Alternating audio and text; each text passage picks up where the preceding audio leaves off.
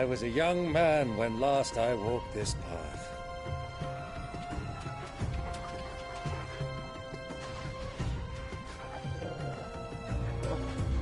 There's an old trading post not far from here. The road to Drake's Fang leads through it. The trading post it is.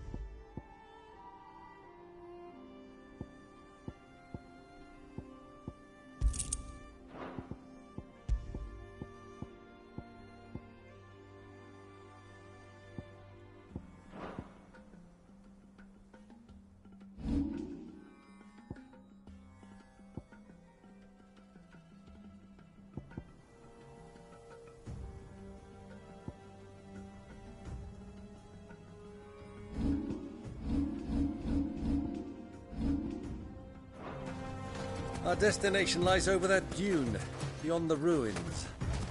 Mark them well, Clive. It's all too easy to lose one's bearings in the sands.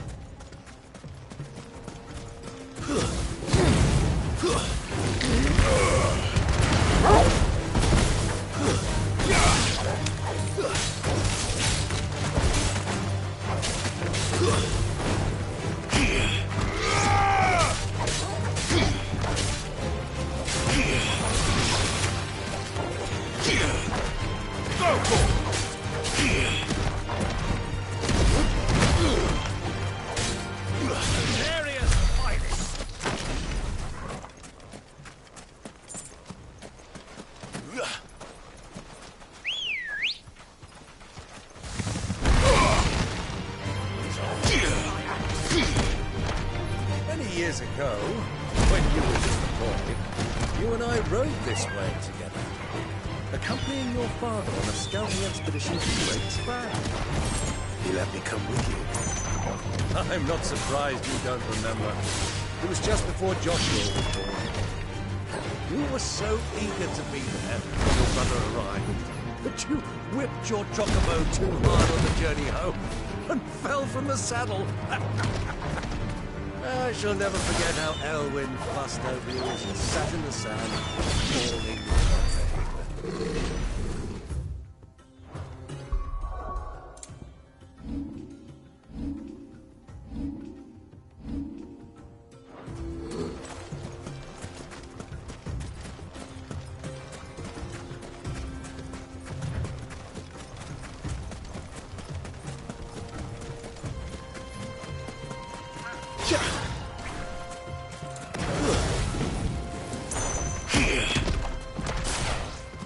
Ugh!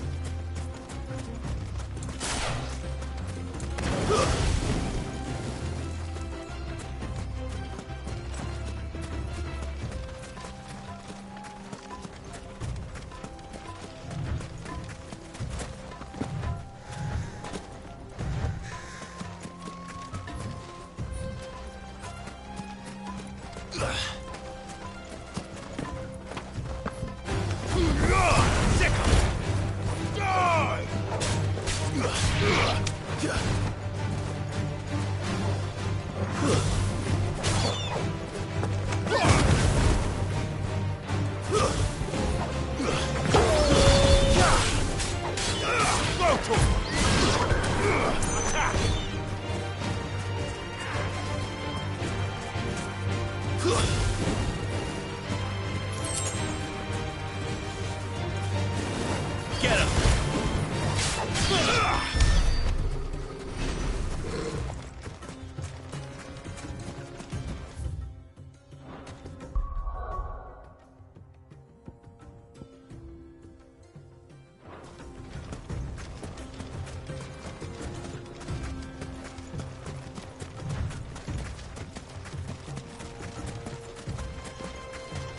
Who do you think those soldiers were? So, Lord Cook has finally made his move.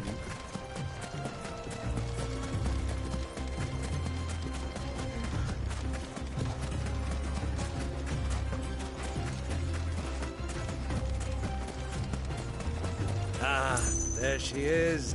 The good old Dalamil Inn. Do you know, this heat has given me quite a thirst. Quick drink before we press on?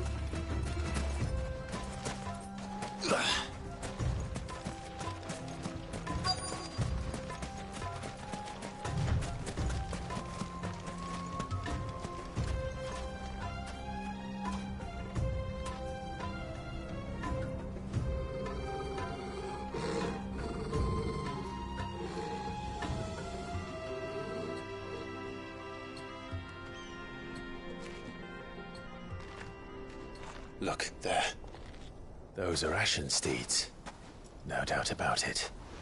And such a long ride from Stonehere. Our Waluda friends must be soothing their saddle sores in the inn. Shall we join them?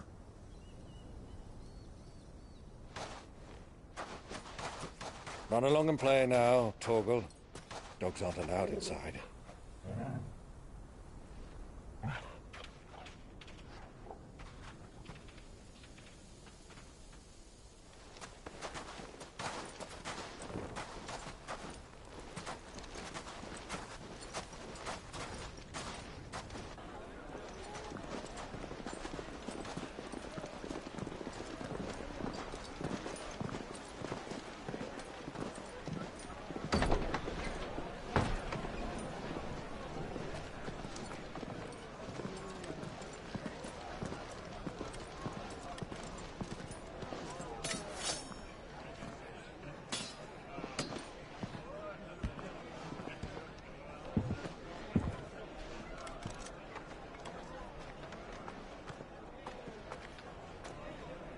Good day to you. Eating? Sorry about my pal. He only talks when his mouth's full. What do you recommend? Well, if you're after something light, we do a fine chocobo soup with lentils and honey. 2 bowls of that, then. An ale. Right you are. Hey, girl! Coming! Your pal? Would you rather be my squire?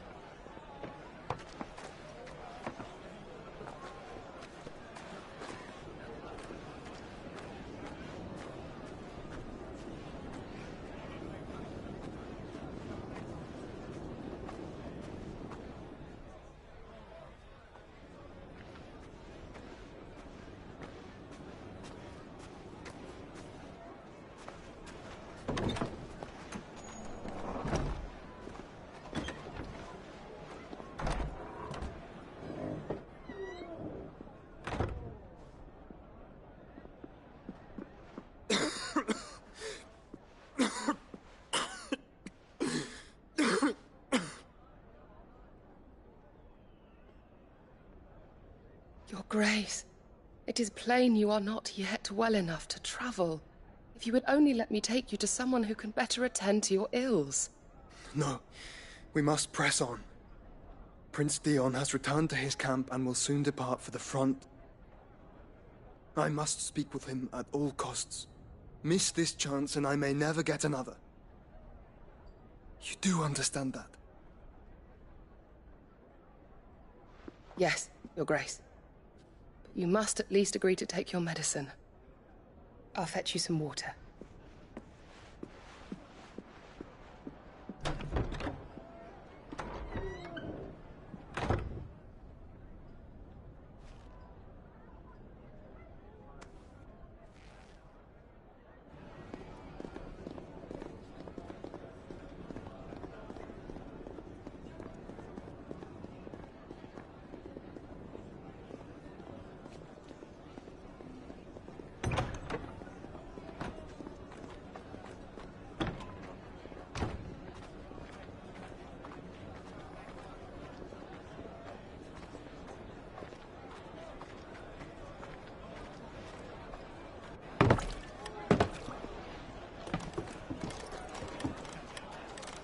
Keep watch, they tell us.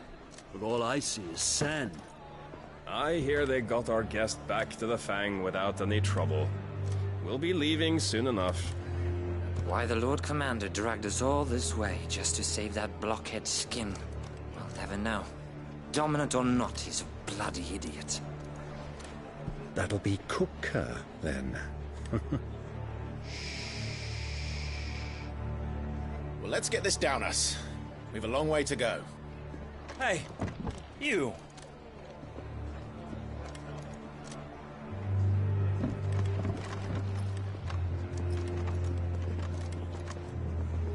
Uncle? Sorry.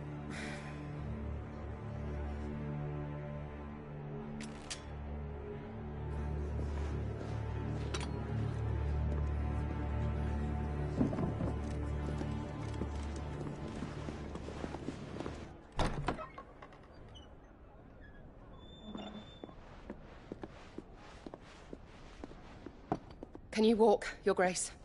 What's wrong? I fear trouble may be brewing downstairs.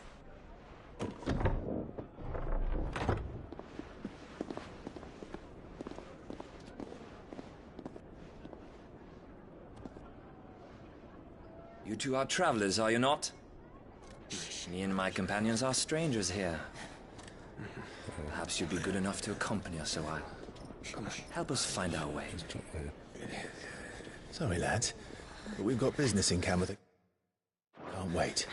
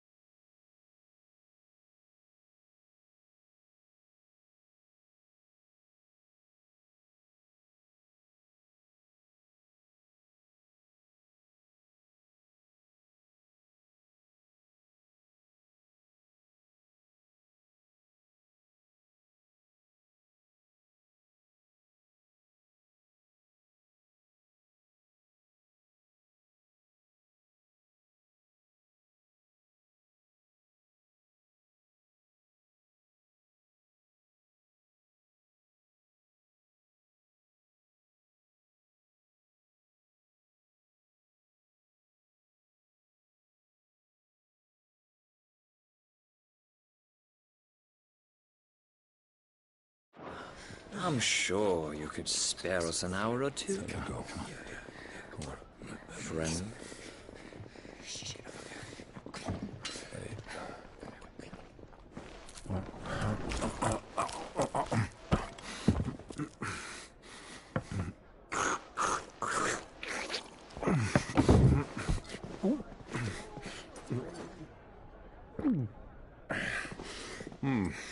I'm afraid we don't have a moment to lose. Friend.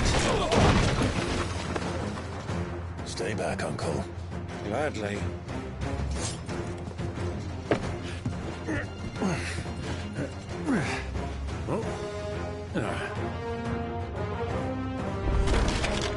It's the outlaw. Take him.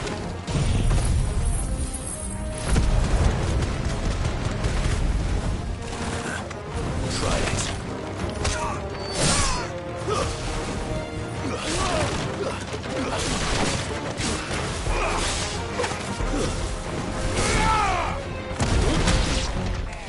Bravo, my boy! Just like that!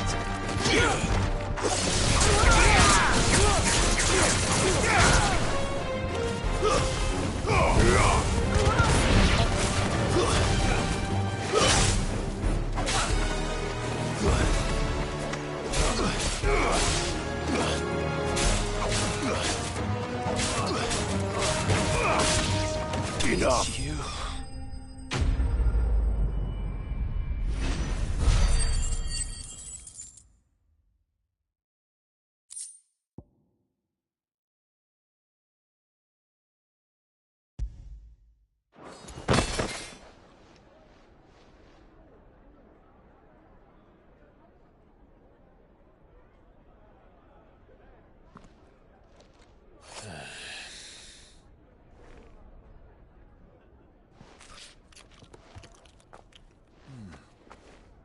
For your trouble.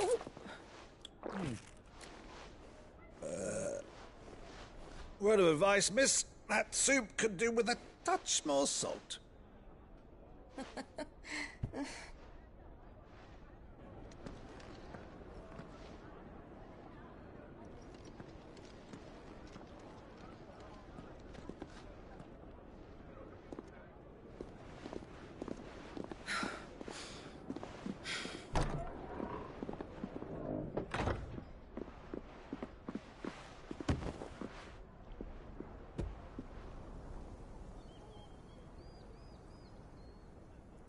Now's our chance.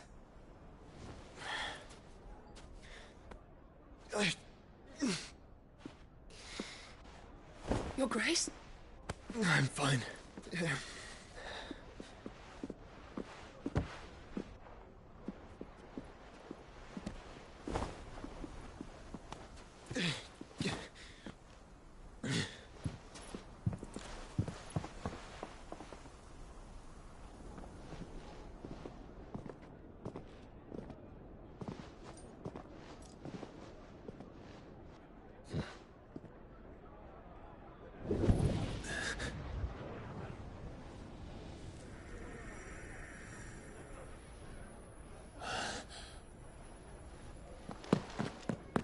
Clive?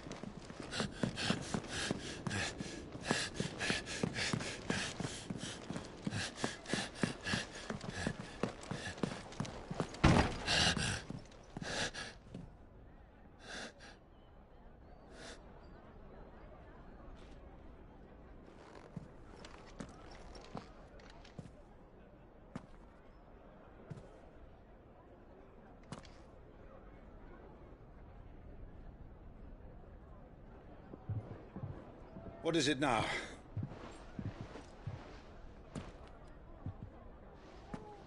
It's nothing. Let's go.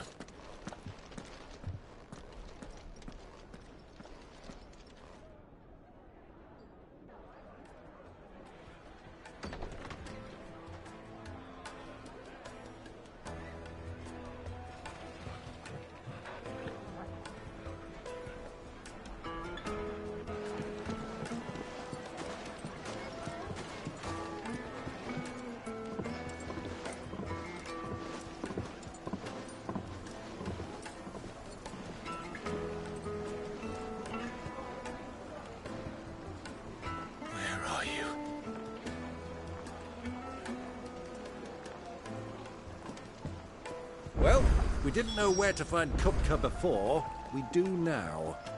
The Royalists said it themselves. Their guest is in the Fang. We should press on before any more of their friends turn up.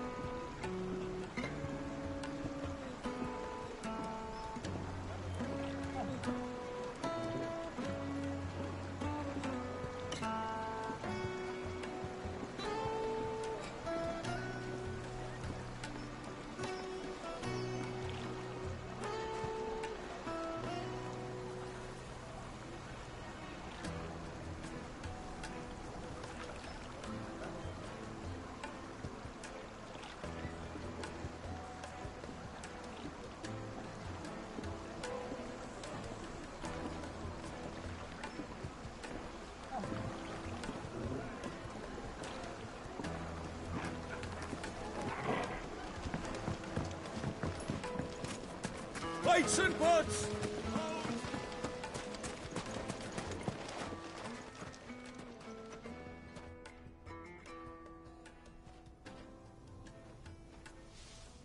Ah, they've closed the road. And it's the only way from here to the Fang. It would seem Lord Kupka is not accepting visitors at present.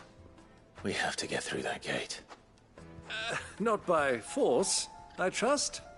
We've attracted quite enough unwanted attention already. By guile, then. Perhaps the Desert Hare can offer us her aid. Rosina Dalamil, woman of mystery. But how will we find her? We know naught of her but her name. And that she was working with Sid. Sid's other collaborators have all been people of means. The wealthiest and most successful members of their communities. I'll wager this Rosina Dalamil is the same. That would certainly help to narrow the search. We need only inquire as to who is in charge of the town. And that's exactly what I mean to do. Looks like we won't be getting back to Drake's Fang anytime soon. Well, it's not like we've got a reason to. Whatever this emergency is, they've shut... Anything I can interest you in? Go with Gilbert. Crystal delivery's over. Get back to your home.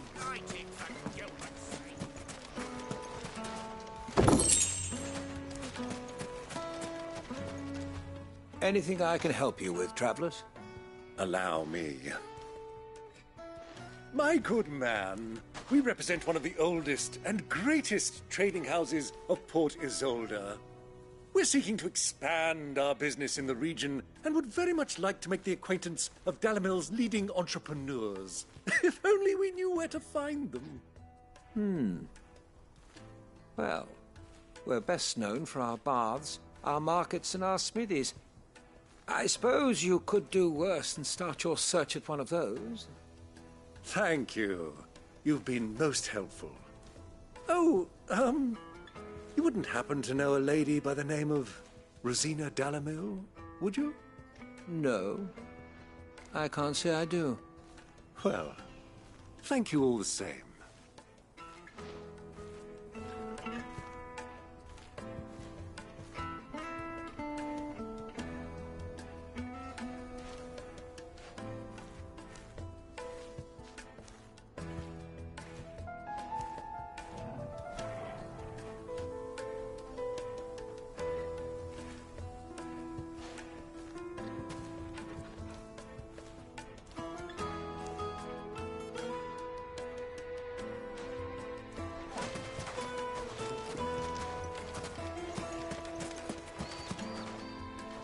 What do you want? Can't you see I'm busy? I won't keep you long. I'm looking for someone. A woman by the name of Rosina Dalamil. Do you know her? Never heard of her. Is that all? One more question. If I wanted to find the richest trader in town, where would you recommend that I look? Well, that's easy. The Briar's Kiss. Won't find a finer smithy this side of the strait. The owner's only a young sprig, but he's got all the right ideas. The Briar's Kiss, you say? Thank you. I doubt this young sprig is the person we're looking for. You said Sid's contact was likely to be an influential sort. Influence comes with age and experience, believe you me.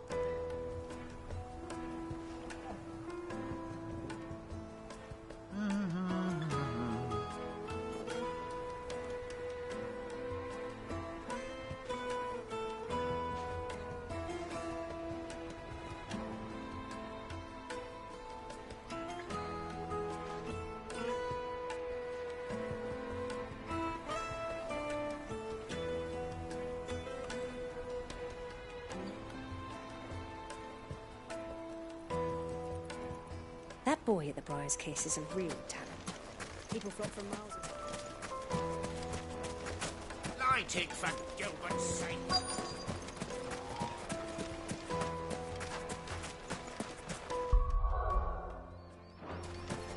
Mummy, I want to play with the crystal.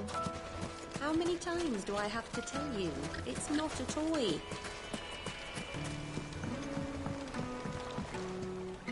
Can I help you?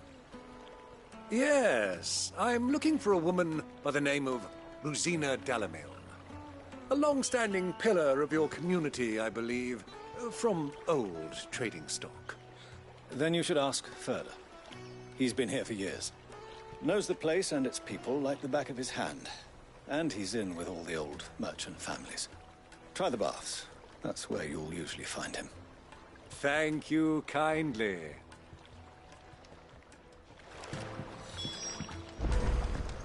Well, it sounds like we have our man. Perhaps. Let's go and find out exactly what this Further knows. Hanging lanterns, keep the darkness. Silver platters, just... Excuse me. Are you Further? I am. Can I help you, travelers? I hope so. You've lived here for some time, is that correct? Do you know Rosina Dalamil? We believe she may be a trader of some renown. And what business do you have with the Desert Hare? She was a close friend of mine. I was hoping she might be able to help me. Very well. Go to the bordello. I'll arrange an introduction.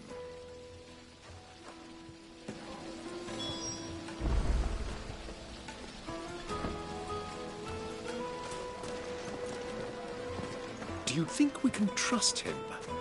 Only as far as I think.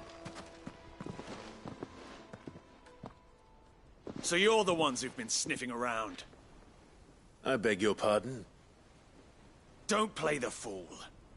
Stick your nose in our business and you're likely to lose it.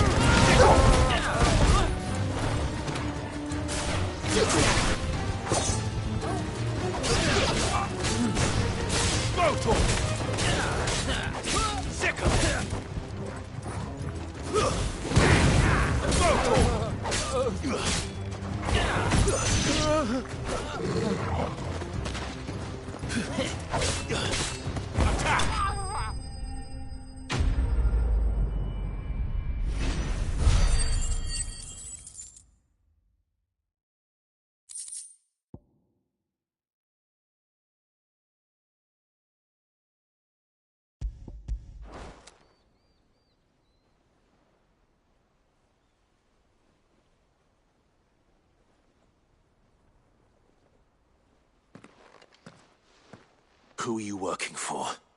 Him or her? Him. The boss. He wanted us to test you. Though one could hardly call that a test. Lord Further? Look what the cat dragged in.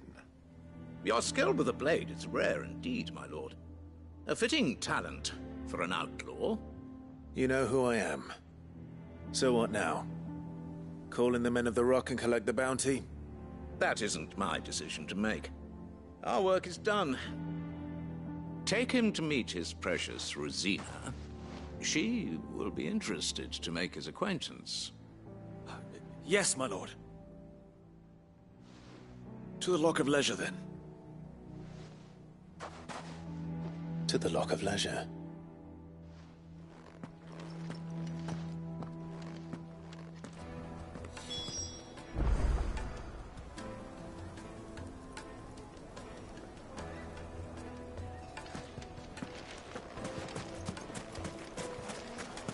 made from the stoutest stoneware. Kneaded to a silken soft... like eating a cloud. Take a sniff, good sir. The finest fab...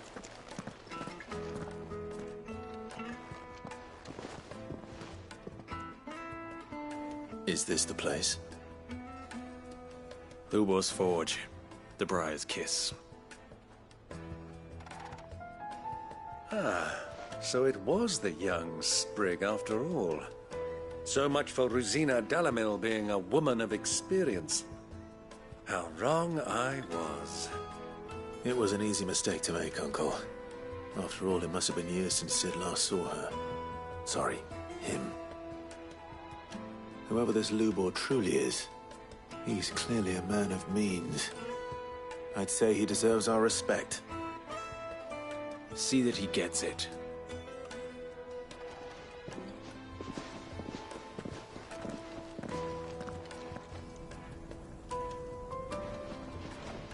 Lubor, Lord Furder told me to bring them to you.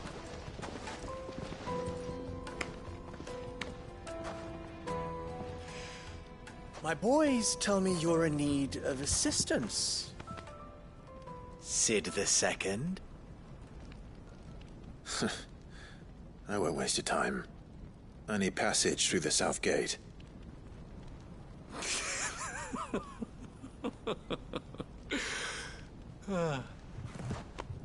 Tell me, what do you think is a merchant's most important commodity?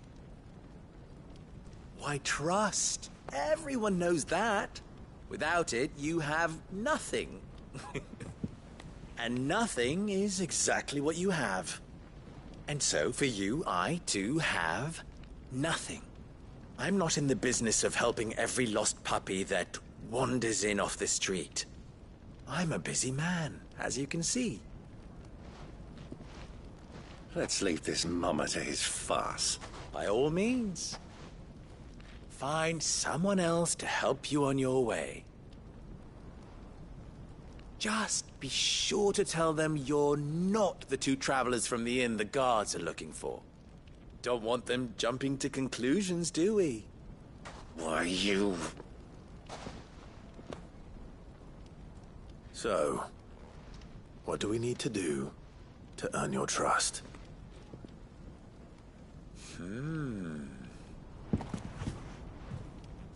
I like this one. Willing to do whatever it takes to get what he wants. Ha! Men like you have a special place in my heart. Why, you ask? Because they get me what I want. Always. Fine. So what do you want? Don't tell me you're going to listen to this swaggering scruff! We might as well hear him out. It's only natural that an ally of Sid's would seek assurances of strangers. Assuming he is an ally, of course. 5 years ago, he would have still been a boy. And yet even then I had more good sense than a man... 5 times my age? But enough of the pleasantries. We were speaking of what I want. I want you to put an end to the trouble in Dalamil.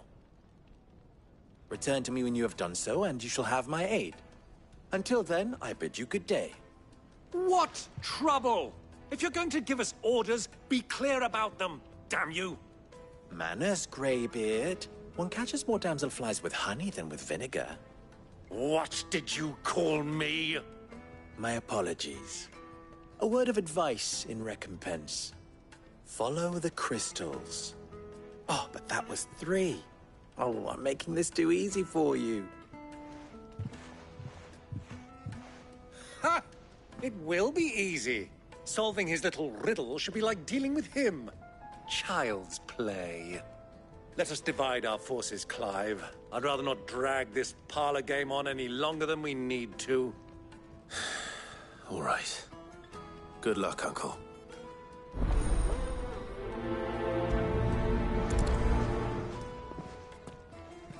I thought we were the only ones causing trouble in Dalamil.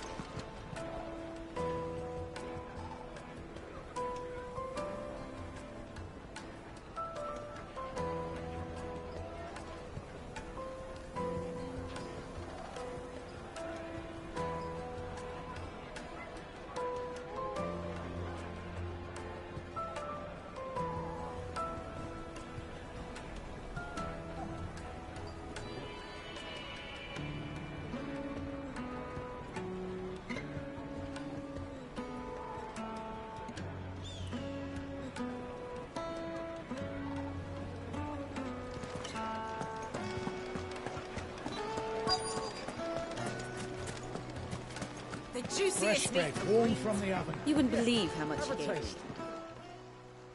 What can I do for you, soldier? Need that sword polishing? I'm not a soldier. Ugh, then be off with you. I serve the men of the Rock and the men of the Rock only. You have an agreement with them? Don't be stupid. I just know which side my bread is buttered. Don't want to be stuck under some pauper when they come knocking. With pockets deeper than Zemeckis and an urge to empty them. No, just leave, will you? Before you scare them off. Do you think they'll be back soon? I need a new dress. Kneaded to a silken softness. The most fragrant herbs and spices.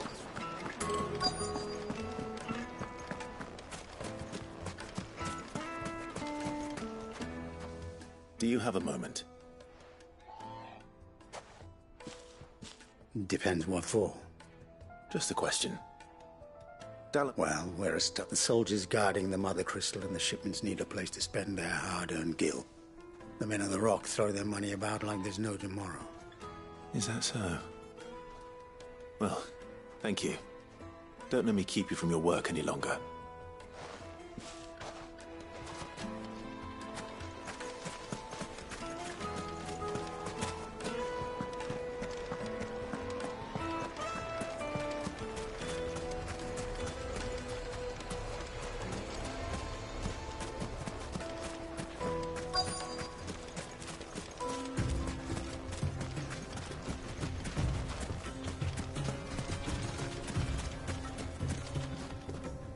Excuse me.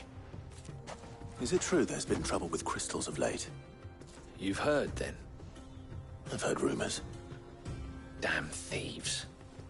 Pilfering the crystals that were meant to fill our cups and light our stoves. Us common folk have hardly had a shard to share between us these last few moons. And it isn't as if we can buy them on the black market, either. Whoever's taking them, they aren't sharing.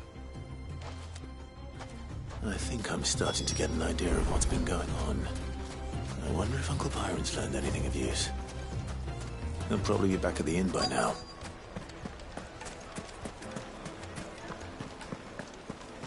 My carpets have pride of place in Castle Dasbog. You too can live like a lord.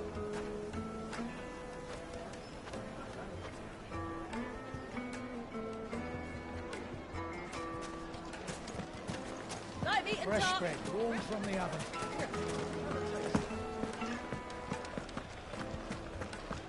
Why is the tavern shut? It's you, the one who broke all our furniture. What do you want? Haven't you caused enough trouble already? I'm looking for my pal. Have you seen him? The gentleman who was with you? Yes, he's upstairs, but... Thank you. I'll go and fetch him.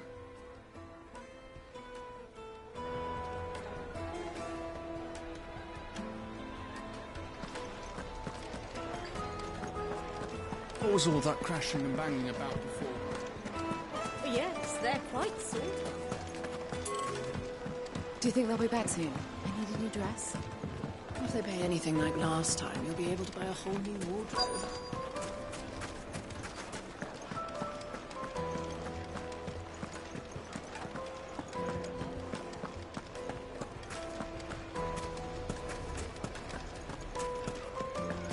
Master Lubor has high expectations of you. Don't disappoint him.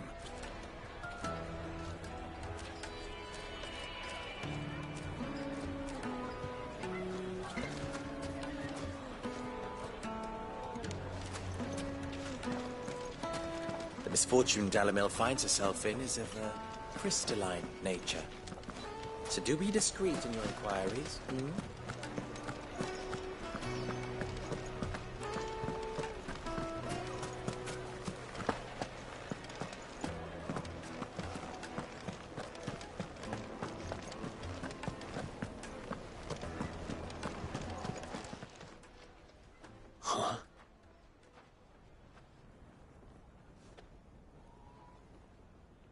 Will this suffice as a deposit?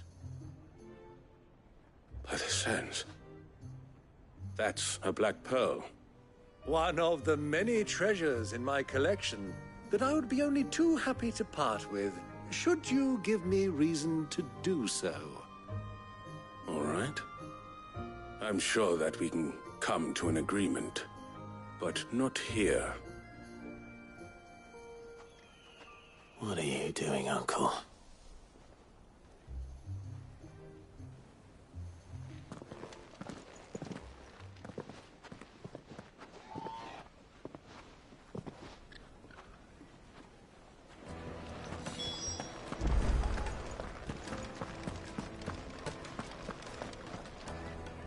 Care to explain why you're giving gifts to Kupka's men? Bait, my boy. One cannot catch one's prey without it. And I do believe I've snagged us quite... I had no luck, of course. It's forbidden to trade in such things. But my uncharacteristic indiscretion just happened to attract the attention of those uniformed ruffians. They took me aside and said they could procure the crystal I sought if I proved I could pay for it. So the pearl was your proof? I thought they'd ask for more. A second-rate specimen like that would only fetch 500,000 or so. A small price to pay for admittance to the underworld. But enough about my little act of subterfuge. What did you discover? That the supply of crystals has dried up of late. And some people seem to think they're being stolen. Meanwhile, members of Kupka's private guard have been spending money all over town. I'll wager those soldiers you've been talking to have been siphoning off crystals meant for elsewhere, and pocketing the profits. I'll wager you're right. We'll meet with them then, just as you arranged, and put an end to the trouble Lubor spoke of. Ha! That preening popinjay thought this would be difficult. It just goes to show, one should never underestimate a Rosfield. We'll soon wipe that smirk off his face. I arranged to meet with the soldiers in a secluded corner of the Velcroy, far from prying eyes. The perfect place for a spot of double dealing. I trust I can count on your support, if things turn sour. Of course.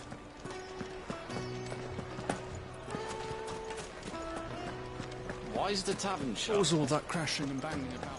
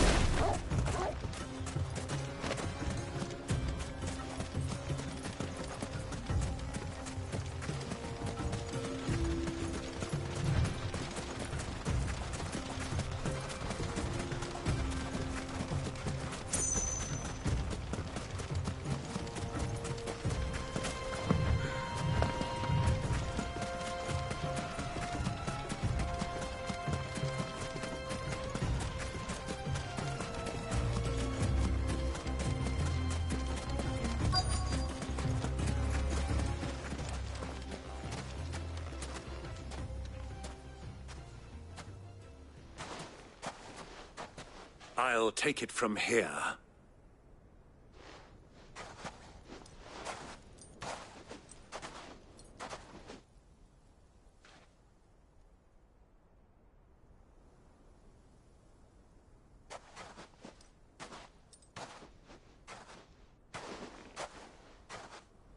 I was beginning to think you weren't coming, my lord. You've brought your contribution? All the silver and stones I could scrape together at such short notice? You brought the whole 500 talents. That was the price we agreed upon, yes? If you've no objections, I'd like to see the crystal. Of course. Right this way, my lord.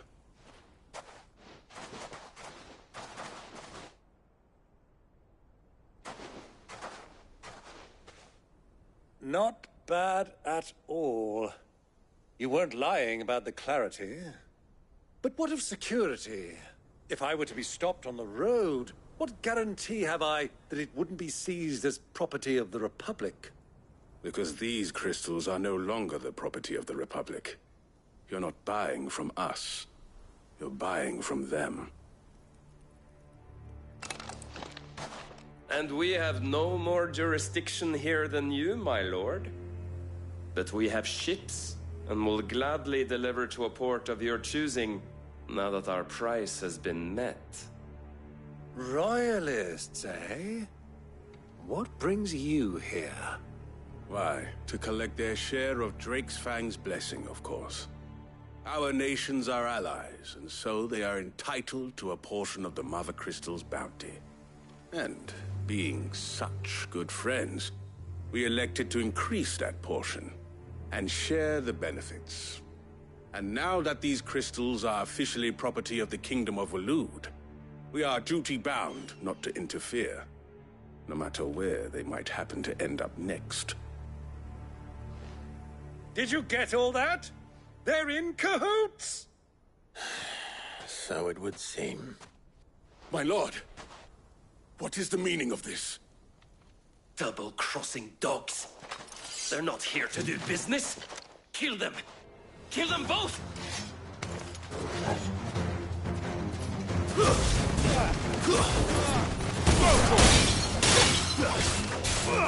This one.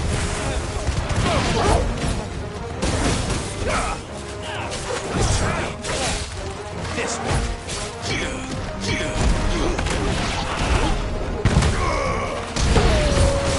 It's not over yet, Uncle. Good. I'm just getting warmed. Soil.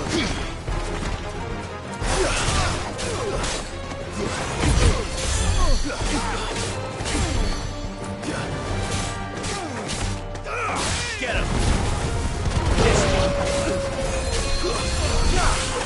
Over here. Get him.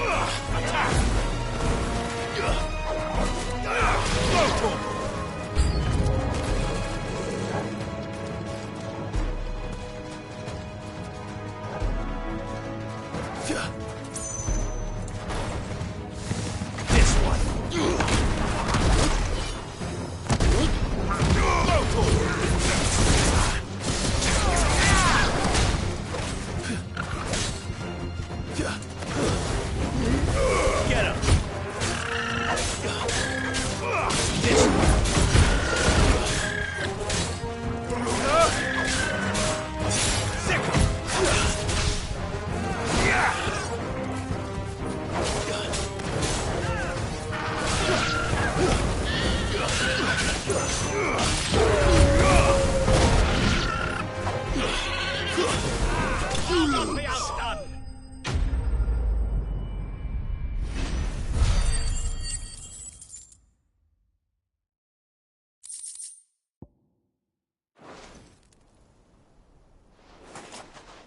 Well, That wasn't too bad. How'd you like my performance, huh? I've often played the villain on the stage. I think I did the role justice. Don't you? Greybeard, you were magnificent. The battle scene was particularly thrilling. Such a shame you didn't have more of an audience, but perhaps that's for the best. How long have you been watching? Long enough to witness your uncle's sordid transaction. I hardly expected one so venerable to degrade himself so thoroughly, buying one's way into the confidence of degenerates. Ingenious. This was the trouble you spoke of. The men of the Rock taking crystals meant for the common folk and conspiring with the Royalists. Well, now it's over. Indeed it is. The people of Dalamil had scarcely any means of redress against Kupka's men, let alone a foreign army. Until you two came along, that is.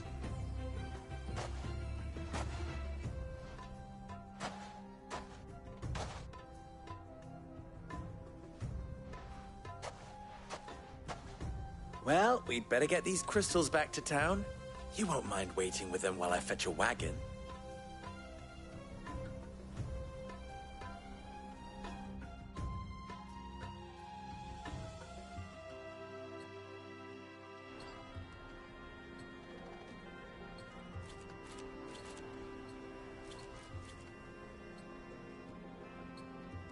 It occurs to me that I still don't know your name.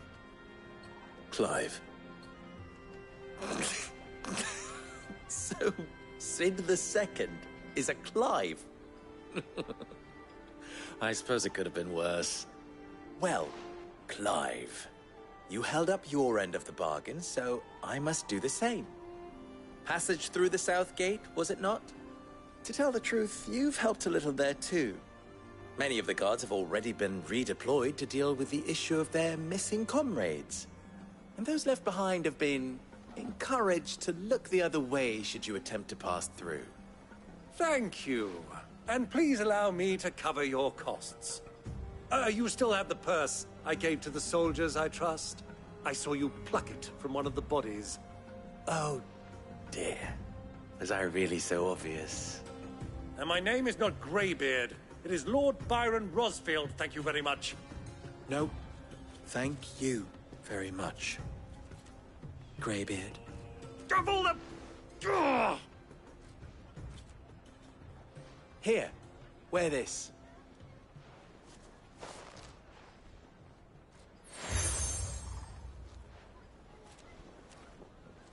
Any friend of mine who sees you with it shall be a friend of yours. Thank you, Lubor.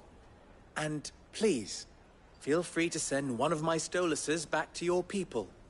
Tell them that Rosina Dalamil is back in bed with Sid.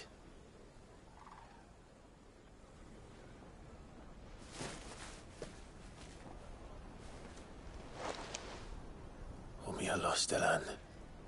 Tuis Achilles.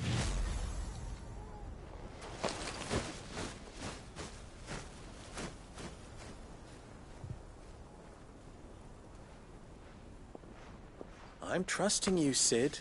Or should I say, Clive. So be sure not to let me down. I have a reputation to uphold.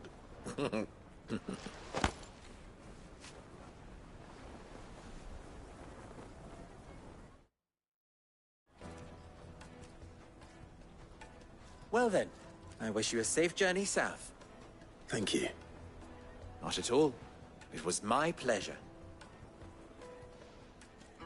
Come on, Uncle. Let's go.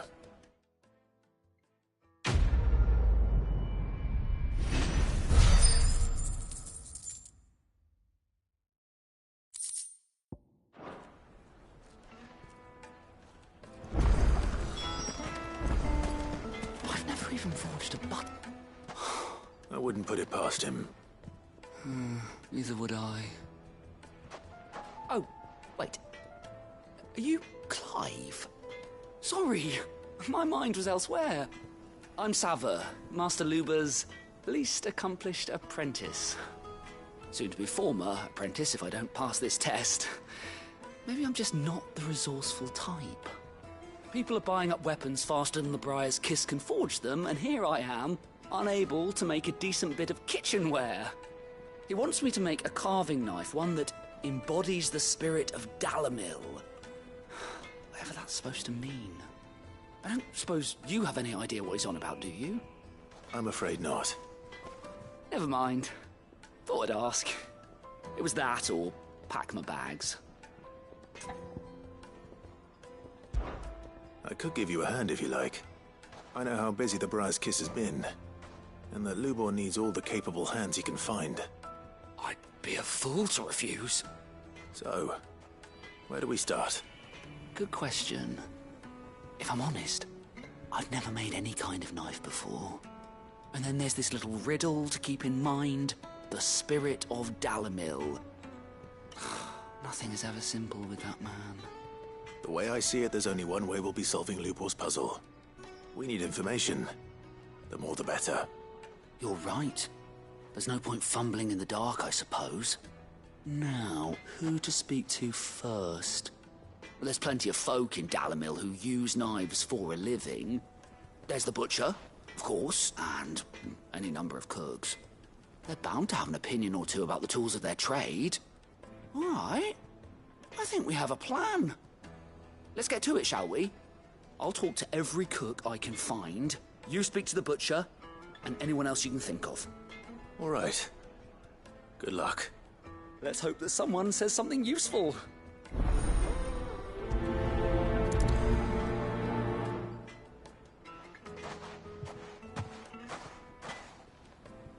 Trust Lubor to take a simple test and turn it into a riddle. I better get to it. The finest fabric! Take a sniff, sir. Needed to a silk.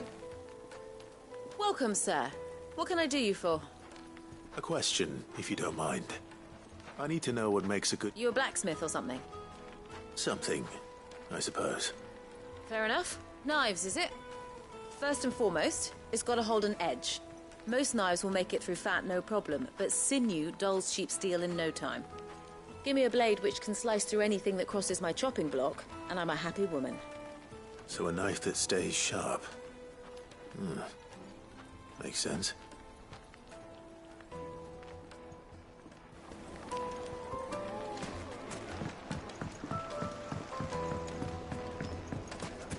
Plates and pots! Everything I've worked for. The baths are, closed for... All those years of toil. Every coin I've ever earned is tied up in this place. Are you all right? The baths are closed. Leave me be. On second thought, perhaps you are just what I need. Might your services be for hire? That depends on the job.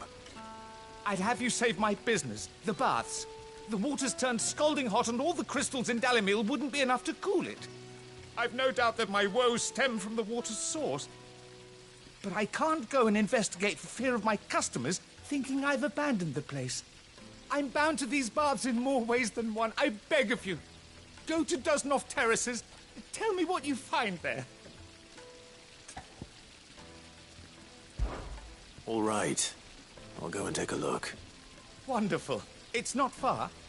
Leave the market by the south gate. The smell of sulphur will guide you the rest of the way. These baths are all that keep me from an ignoble end in a debtor's prison.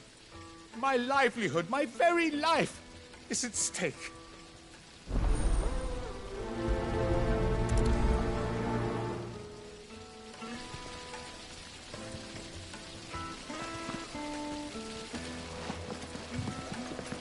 Just look at the details. Wait inside. They've opened the gate. Lubor was true to his word. Well, we can make our way back to the Fang now. What is it? I'm in no mood for chatter. Sorry. Do you mind if I ask your trade? Hunter, why? I have a question. Can you tell me what makes a good carving knife? I assume you use one out in the field. Has to be able to put up with some punishment. Can't be dealing with a brittle blade, not while I'm on the hunt. If your knife snaps every time you use it, you'll be spending coin as fast as you make it. Times are hard enough as it is. Thank you. I won't keep you any longer. All business, eh? Man after my own heart.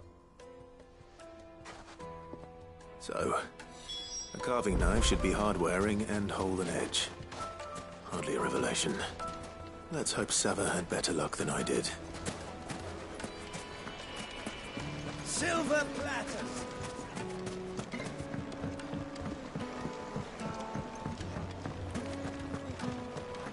Yes, they're quite sort.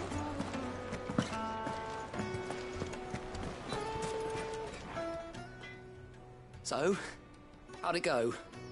You learn anything useful, or should I be looking for a new trade? Only that a blade should be durable and stay sharp. But I don't see how that relates to the spirit of Dalamil. I didn't have much luck either. All the cook said was that he needs his knives to be light. Too heavy and they do his shoulder in. So we're no better off than when we started. Perhaps Lubor didn't mean anything with his Dalamil remark. But that can't be right. I've bandied enough words with the man to know that he chooses them carefully. No. We must be missing something. Something right in front of our noses, most likely. No doubt you're right, but I have to make a start soon. I can't put off making this knife forever. Agreed. Lubor wouldn't like that much. Right. I've been trained to work iron. The cheap stuff, mind. But it's hardy enough if you don't hammer it too thin, and it sharpens up nicely with a bit of effort. Trouble is, it's either durable or it's light. Meaning someone is going to be disappointed. Forge Master Lubor, probably. Is there no one else you can turn to? Someone who knows their metals, perhaps? The other apprentices know better than to help me with my test. But maybe there is someone I could turn to. A merchant, a favourite of Forge Master Lubor's, who sells metals to tradesmen passing through the Valcroy. I bet she'd know a thing or two.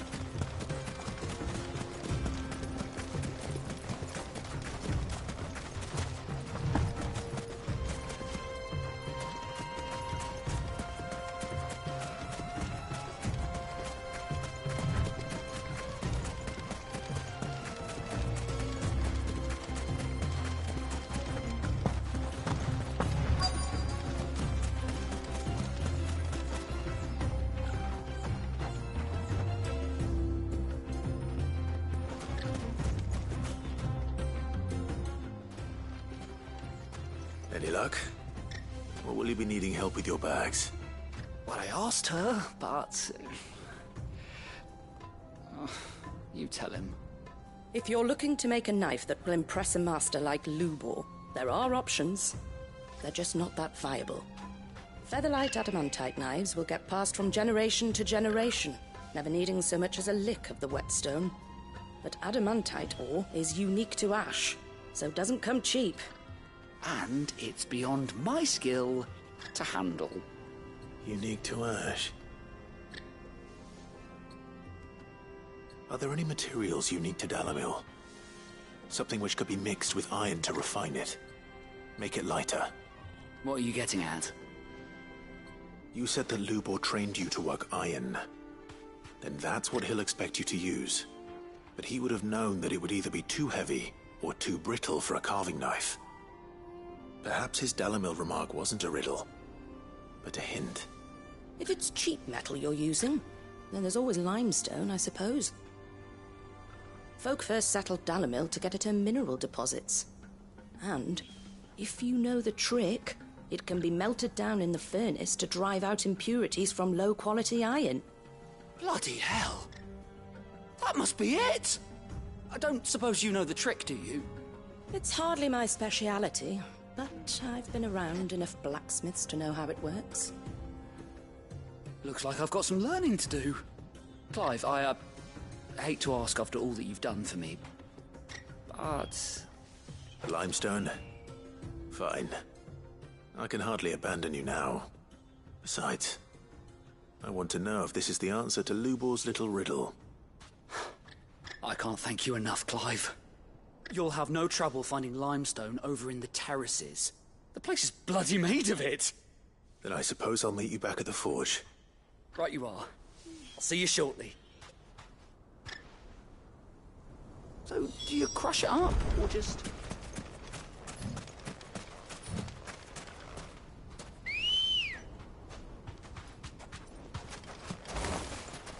Come on.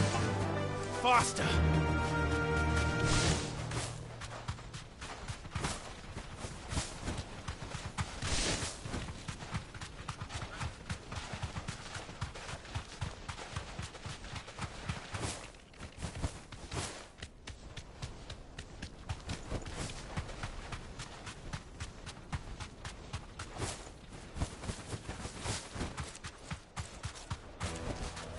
I can walk from here.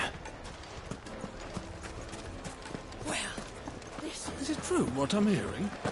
My carpets have brine and paint. The Kneaded juiciest to a meat. silken softness, like eating a cloud with a crust. Made from the stoutest stoneware. Hanging lanterns, keep the darkness from your door. Well, we can make our way back to the Fang now at least. We should get going soon. Do you have water? Ah, I'm not too late. What is it, Lubor? A question that I neglected to ask earlier. Where is it that you're bound? To Drake's Fang. To finish Hugo Kupka. Just as I thought. Then allow me to share a secret. Drake's Fang is currently riddled with royalists. Talmeki and Walud are allies, and as you've seen, their soldiers work hand in glove. But no nation has ever before allowed a foreign army to make a barracks of its holiest of holies. Not by choice, at least. And there's more.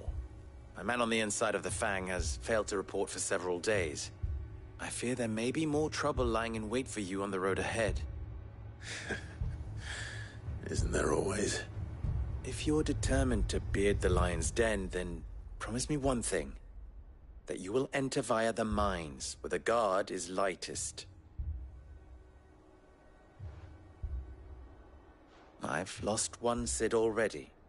If I lose another, people will start to think me careless. I don't plan on dying.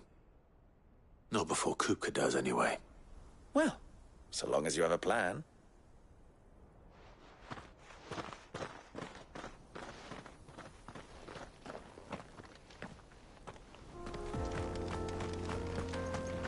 Drake's Fang should be just beyond these springs. Shall we press on?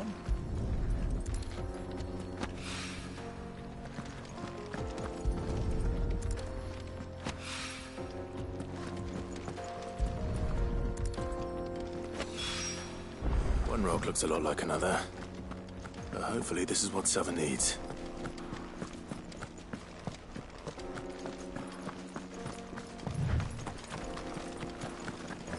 We should get going soon.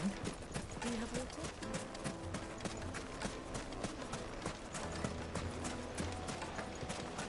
Just look at the detail.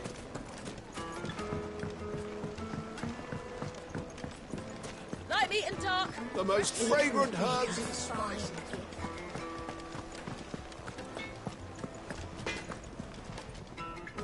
I wasn't sure how much you'd need, but I hope this is enough.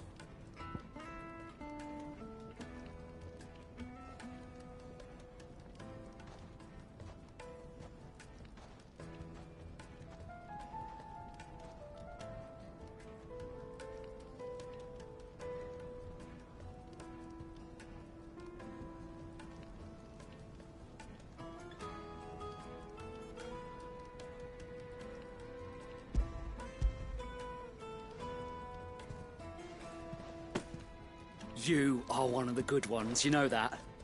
You and that merchant both, she's got quite a gift for teaching that one.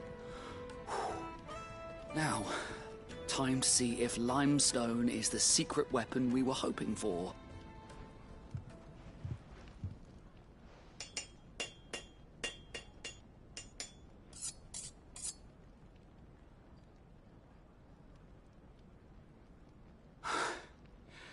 That'll do, I reckon. A knife forged from the very rocks of Dalamil. Her spirit, if you will. It's a fine-looking blade. I only hope Master Lubor agrees. That sounds like my cue. And just as well. I was getting tired of waiting. I'm sorry, Forge Master Lubor. Let's take a look then, shall we? First things first, Sava, do you think this is a carving knife worthy of the fine people of Dalamil? I'd like to think so. But what do you think? What do I think indeed? It's sharp-ish, but it won't last long with hard use. And it's heavy, heavier than it should be. You might not think it just to hold it for a moment, but sell that to a cook and you'll never hear the end of it. It looks like someone paid a visit to the terraces. The limestone was a step in the right direction, granted, but one that still leaves you short of the mark. And I was so certain I had it all worked out. I don't know who you found to teach you that little trick, but it certainly shows initiative. Next question. How much do you think I would charge if I'd made this? Well, if it took you even a fraction of the time it took me, I would say you could demand a heavy purse. And who would be able to pay that? The butcher? The hunter? The cooks over at the inn? Dalamil is home to humble traders, not wealthy lords and ladies. Rule number 1 in any business, Sava. Know your customers. Yes, Forge Master. This is just about passable. But only just. I'd say you're worth keeping around a little longer. Starting tomorrow, you'll have an anvil of your own. I will. Thank you. I was wondering, what would you do if you were asked to forge a carving knife? I'd do what I always do. Ask who it's for. If it was for the butcher, I'd make sure it holds an edge. For the hunter, I'd make it as tough as Titan. For the cook, light as a feather. And for the nobleman, I'd make it cost an absolute fortune. There goes a master, all right. It looks like congratulations are in order. I couldn't have done it without you. So much for the Forge Master's riddle, though, eh? The spirit of Dalamil had nothing to do with limestone or anything much at all. Meaning, I had you run around for no good reason. You've passed your test. That's all that matters. You'll have a forge of your own in no time. And when I do, I'll craft you the finest carving knife you have ever seen.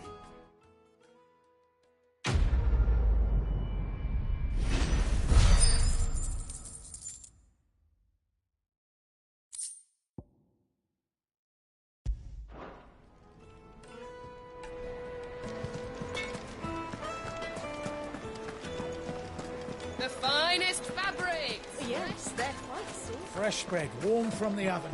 Here, have a taste. Plates and pots! Silver platters! Sweet incense! What candle? Finally, we'll be able to get what's owed us. We should get going soon.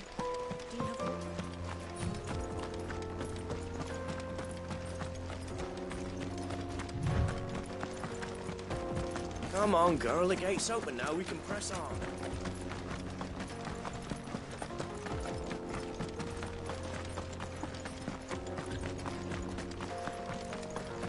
What the hell those things?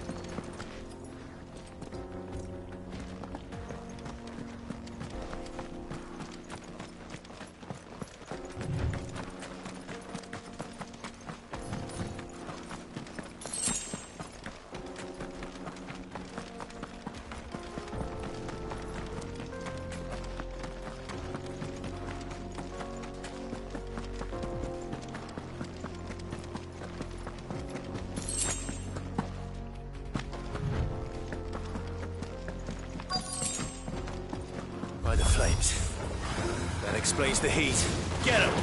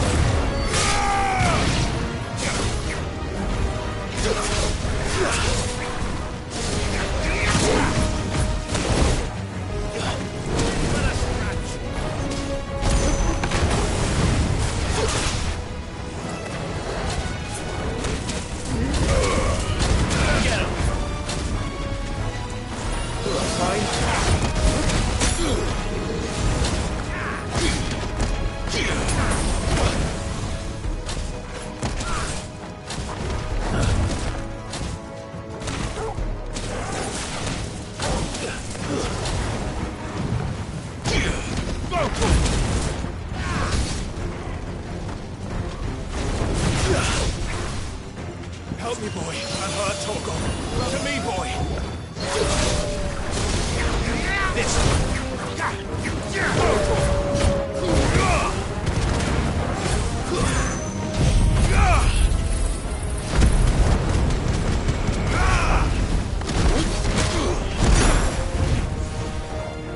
To me, boy.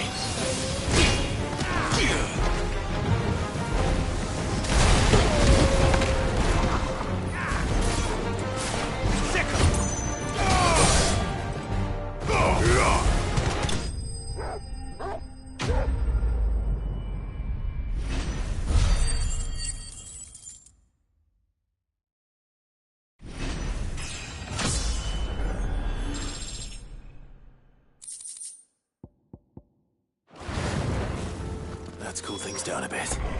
Let's hope it's enough to keep the baths from boiling.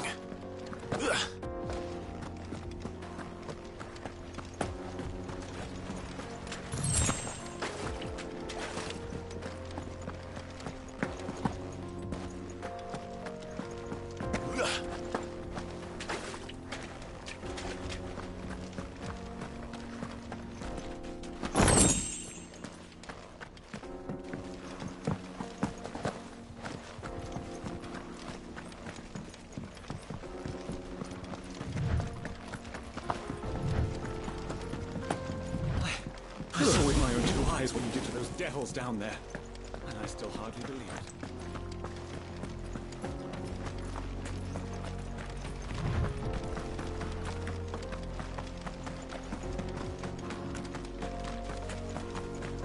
Get that damned wagon fixed!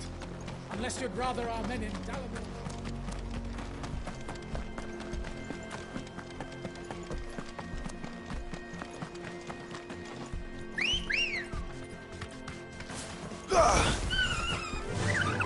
Fly, Ambrosia.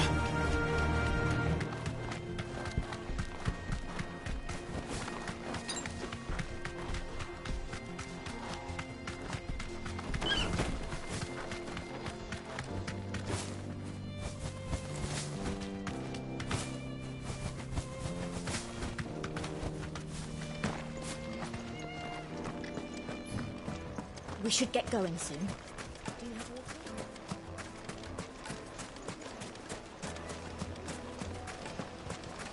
There he is. The man. I was hoping we'd be seeing you again. The baths. I'm glad to hear it. Now, tell me this. What did you find at the terraces? What threatened to make me a pauper? Not what I expected, that's for certain.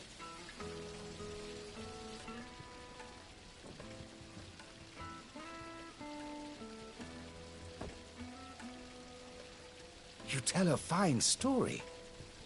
That's not to say I don't believe you, though. Creatures made of flame, eh? That's something new to worry about. But I burdened you with my worries enough already.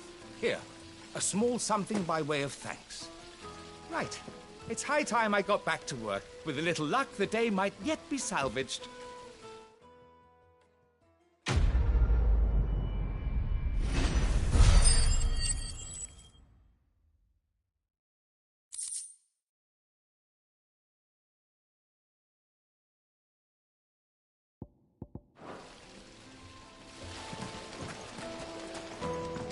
Hanging lanterns, keep the darkness. Finally, we'll be able to get what's owed us. Are you looking for something in particular?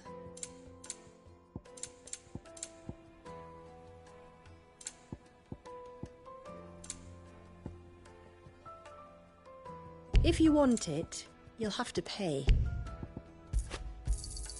An excellent choice. Fare you well.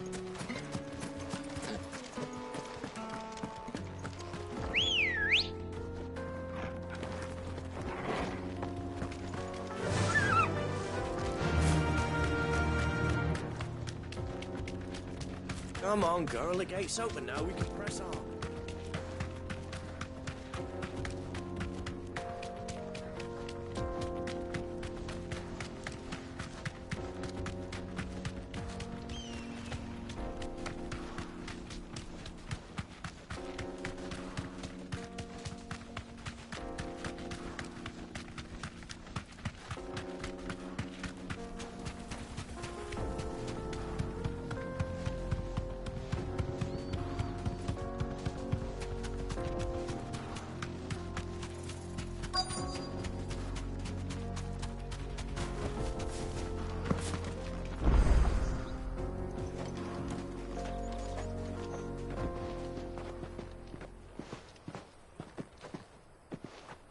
There it is. Drake's Fang.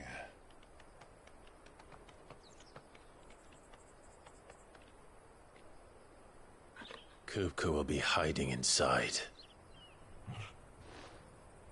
Along with goodness knows how many guards, all on highest alert. You'll need to keep your wits about you if you're to reach him. So be careful. I will, Uncle.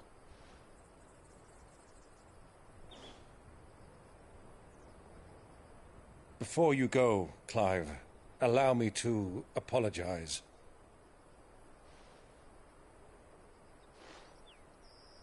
After what befell at Phoenix Gate and the crisis that followed in its wake, I fled. I retreated to my counting house and danced attendance upon the vicereine in the hope it would bring me favor. I betrayed my nation to save my skin, like the coward I am. And I'm sorry. Uncle, please. It's not too late, Clive. Rosaria is yours by right, and there are those that would help you to take it back. Had I the courage of my brother, I might already have done so. But that ship has sailed. You, however... No. Forgive me, but I cannot. I fight to build a new world now. A better world. Where men can live and die on their own terms. I was raised in a nation that strove to improve the plight of bearers.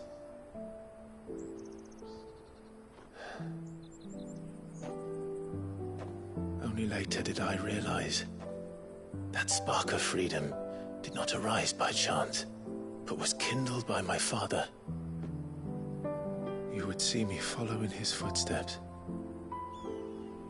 And that is exactly what I mean to do. Not by ruling Rosaria, but by extending his ideals to the whole of the twins. Though every soul in the realm may judge my actions heresy, I am certain my cause is just. You really are just like him, you know?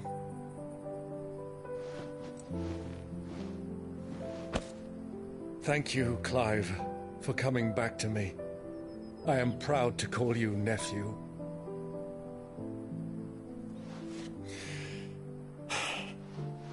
Well then, this is where we must part ways. Wish me luck in convincing my Canvarian friend to share his considerable talents. I mean to plunder his coffers and prove myself worthy of a place in your merry band. Till then, my boy. Till then, go safely, Uncle. And you, nephew. We have much to catch up on, you and I. I shall expect you to regale me with the tales of all your adventures when next we meet. You can regale me too, Torgal.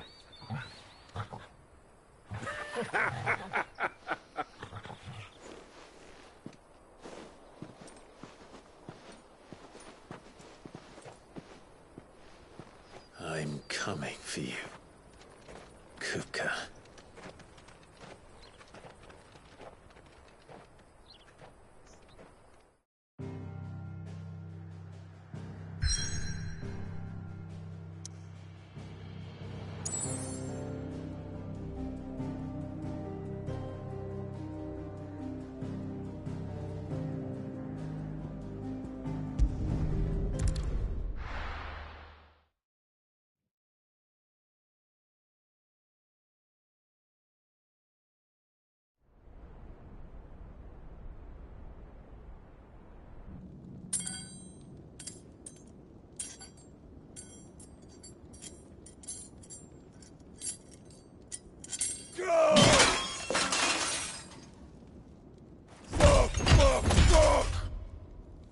What have they start?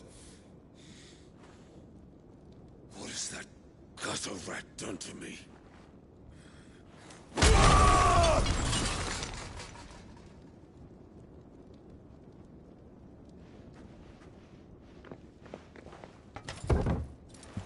Out of my sight, wench!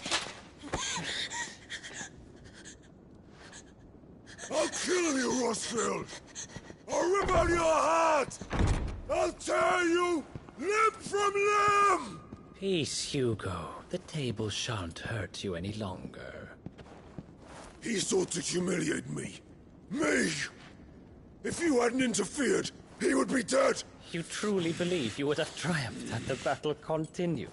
Titan would have ground him into dust! And how would he have done that without his head? Shut up! You weren't strong enough, and you call yourself a dominant. Or rather, you did. You mock me, Harbert.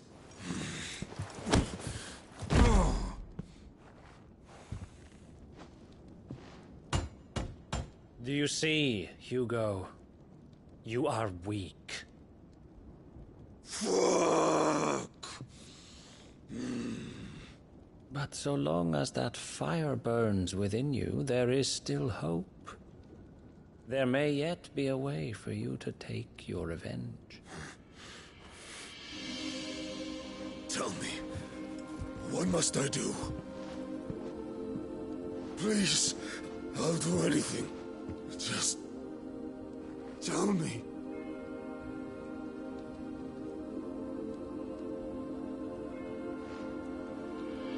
The heart.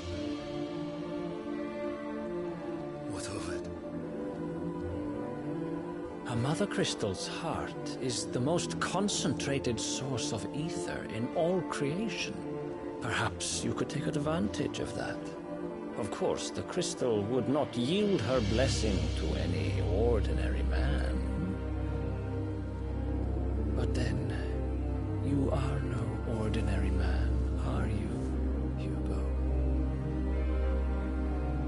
Clive Rossfield stole your power, but others have suffered a similar fate, and still managed to find the strength to conjure their icon.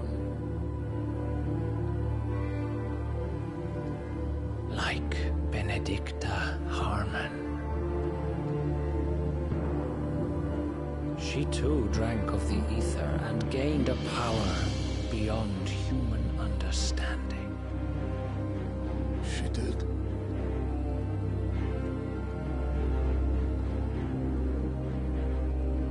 Benedicta. Benedict.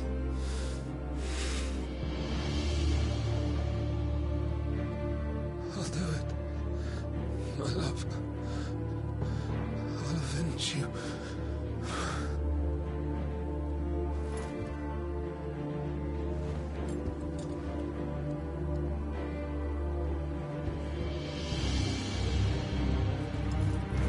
Run along now, Hugo. You need only follow the light.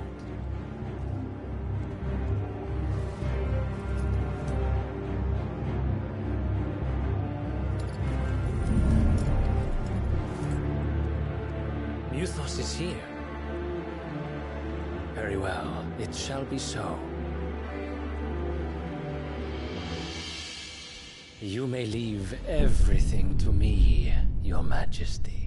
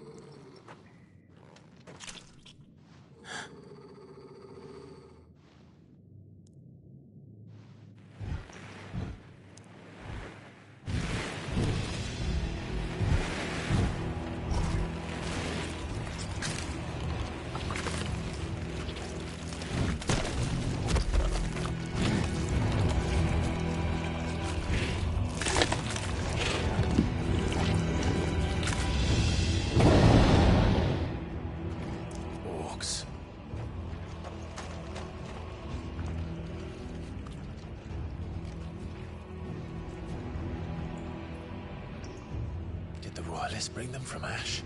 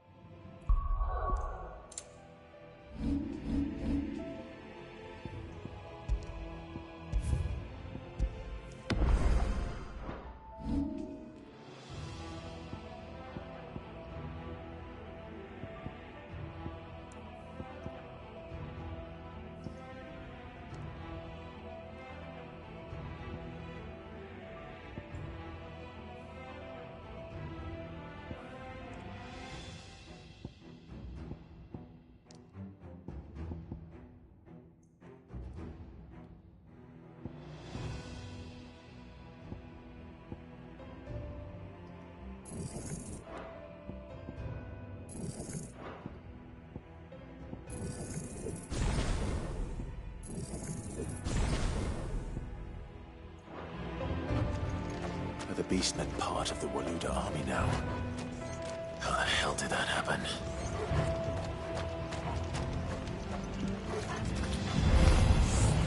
They spotted us. Didn't mean to rush. Over here!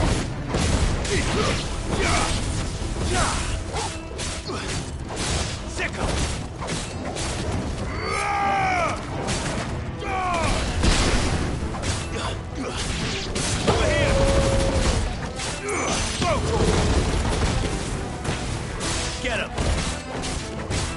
Go to him! Over here! This one!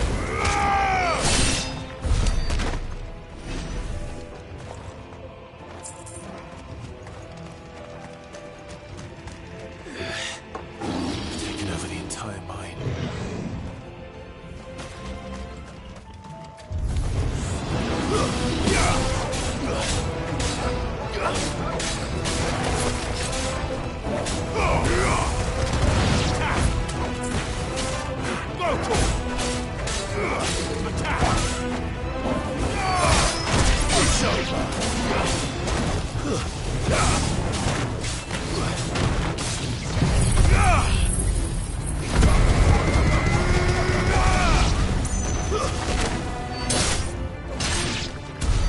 So much for the men of the Rock. Dhalmekia's finest.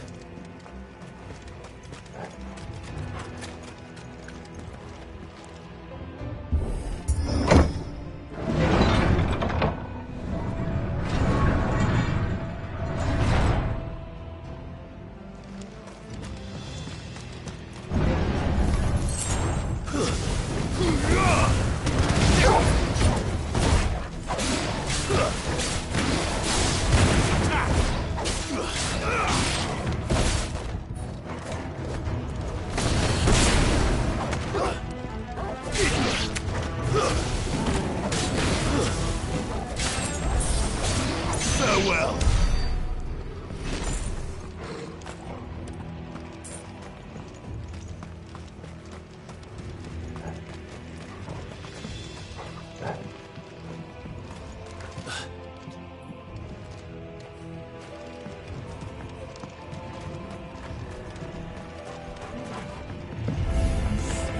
Animals.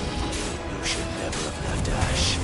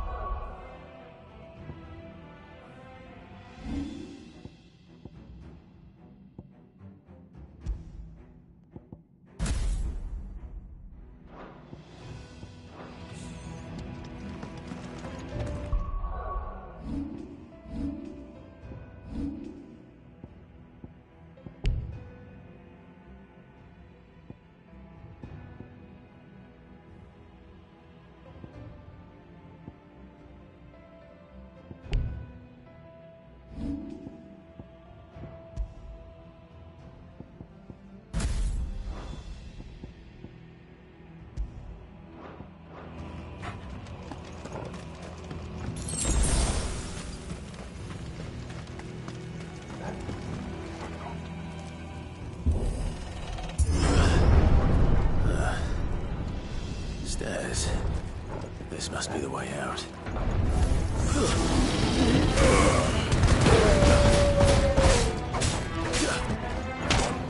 Enough! Go to him! Get him! Go to him! Stay down!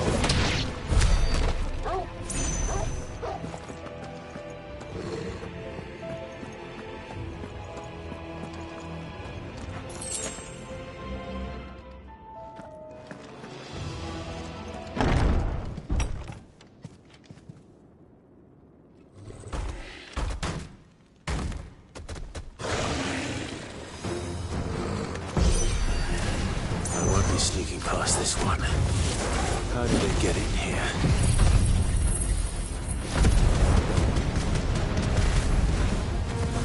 Get him!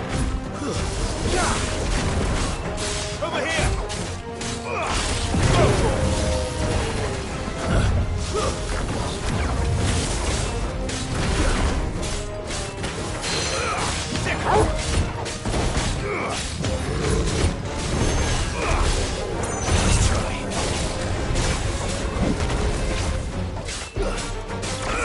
Over here! This one! Go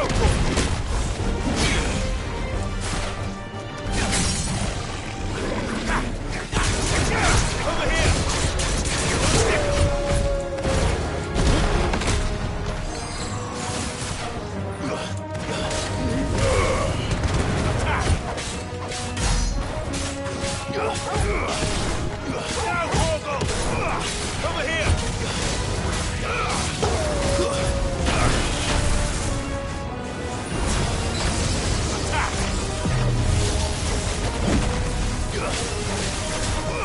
Get him!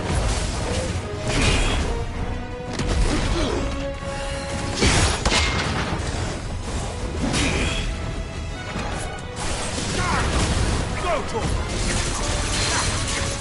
This one! Go to him!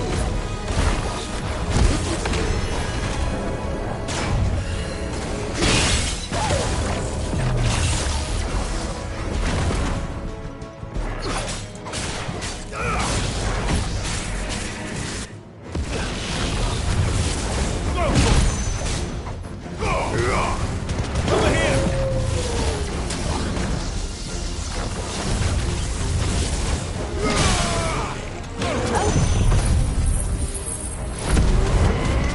To me, boy!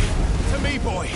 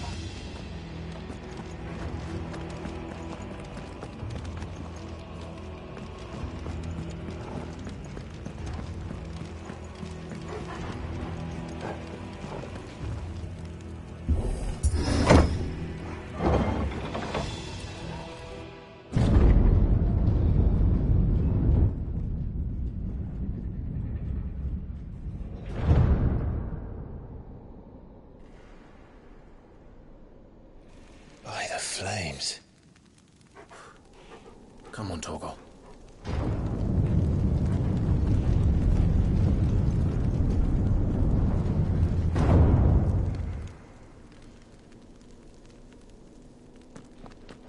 Kupka never did do things by halves. As if taking the Mother Crystal for his own wasn't enough. He had to build his castle in it.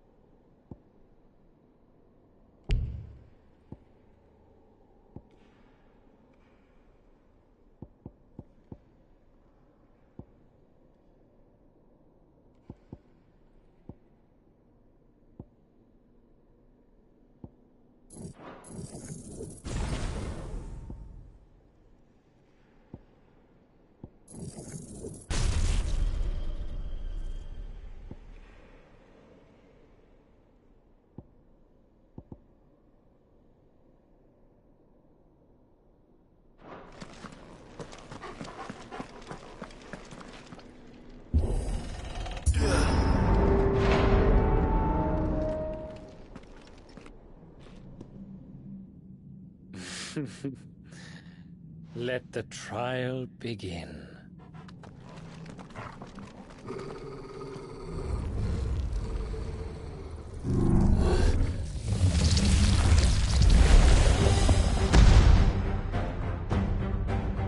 What the hell? With me, Tor.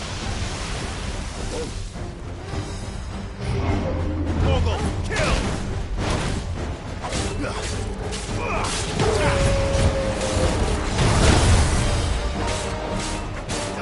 Get him!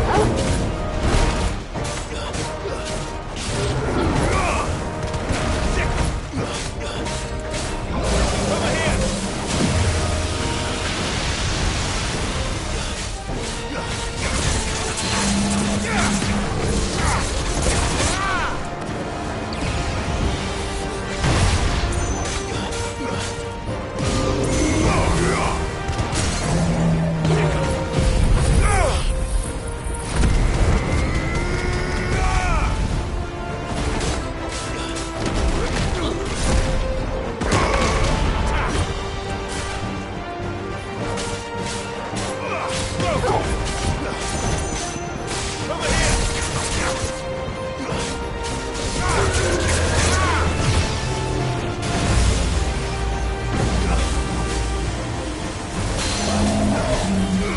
This one.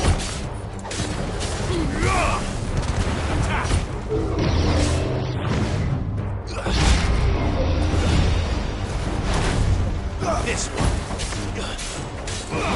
Over here. Get him. This one.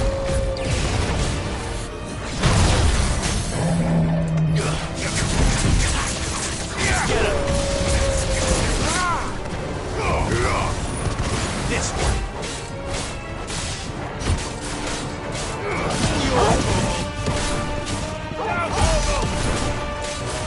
This one.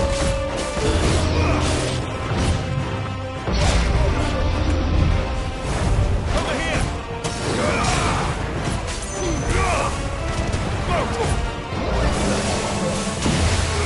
This one.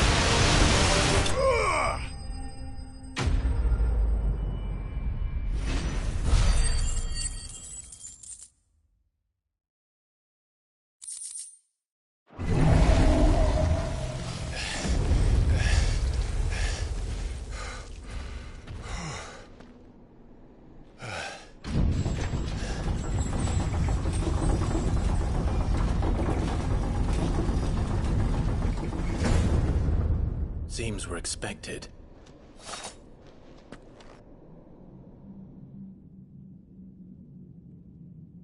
So this is the power of Muthos.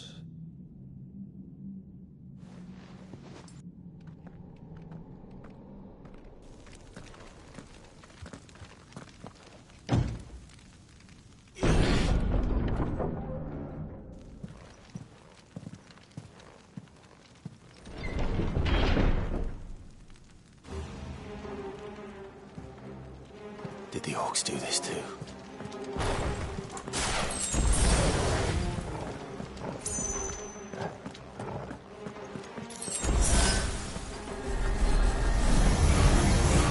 More of them.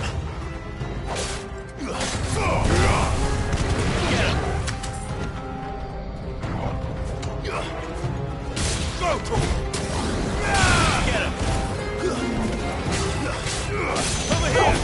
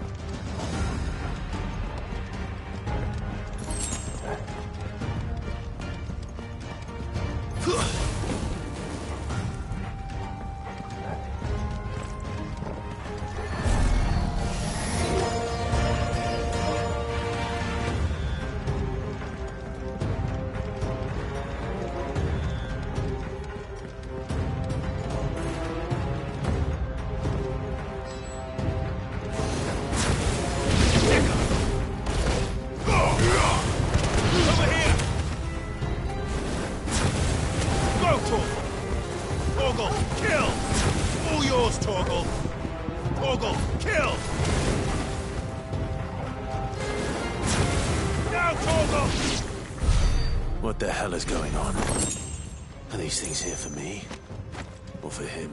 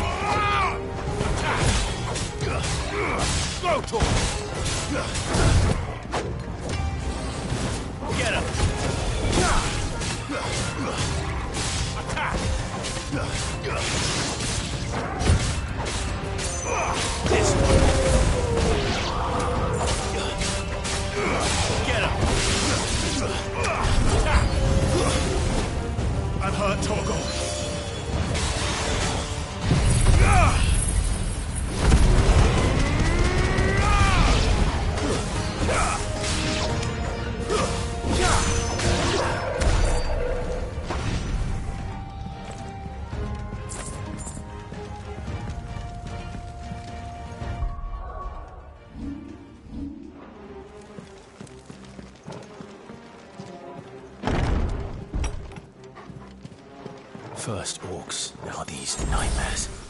Is this your doing, Ultima?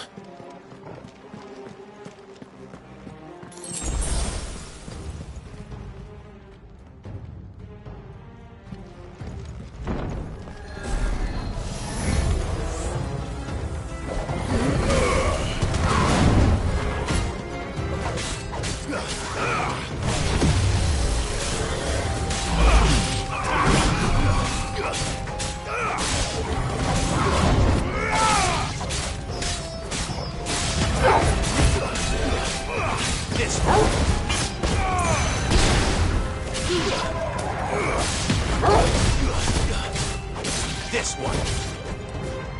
Get him.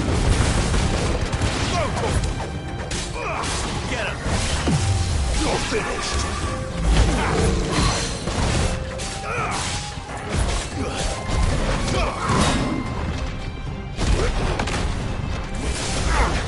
Get him.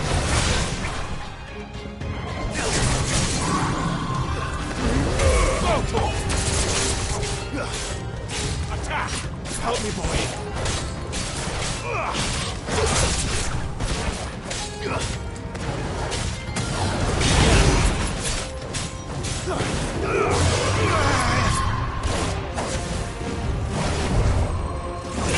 This one.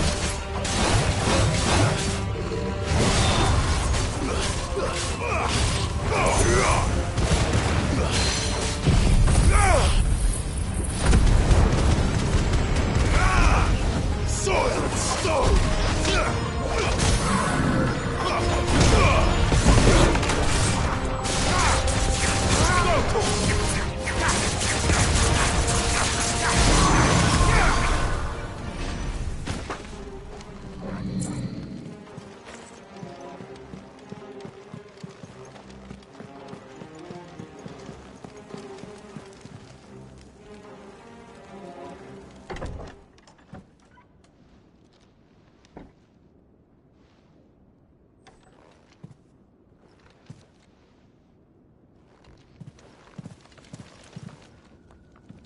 You've been busy, Kupka.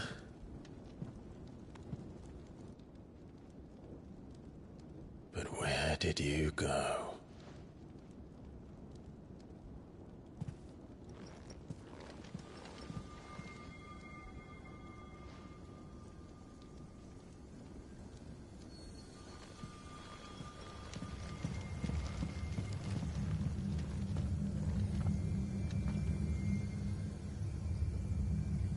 The heart.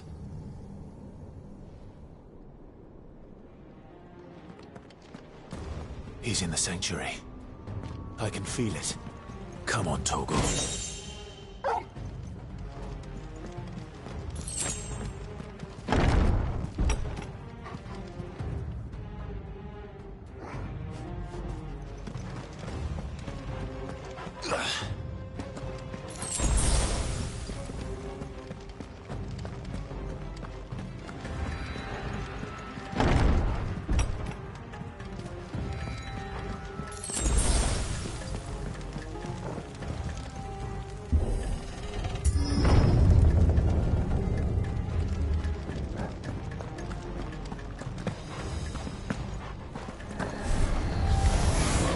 Just what I needed.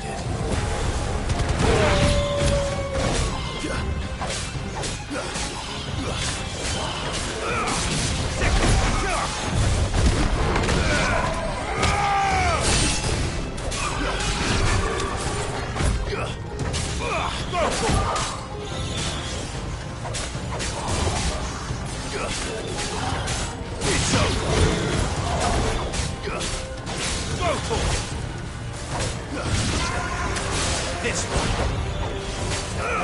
Over here.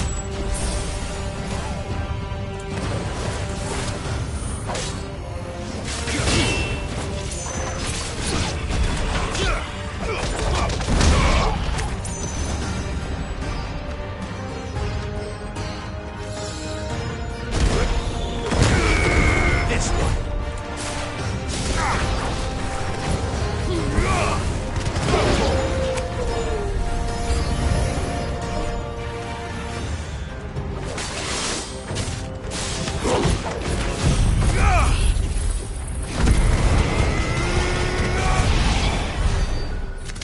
That better be the last of them.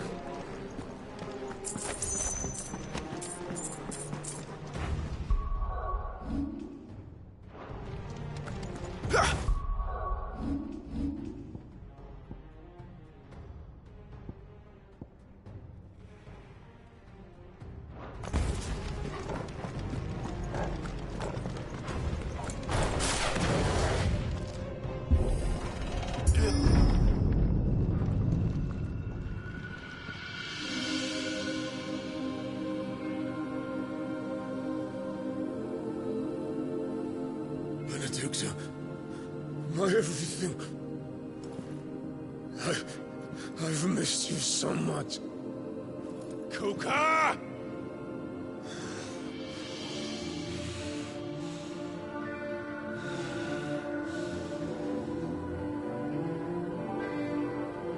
I swear to you, my love,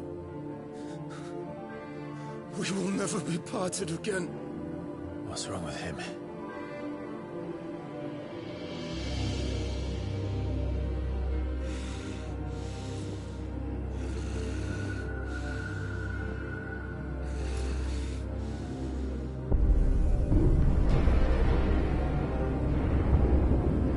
You got away from her!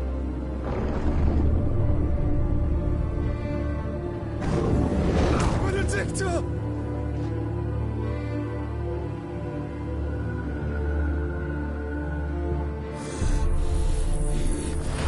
I'll kill you, Roswell!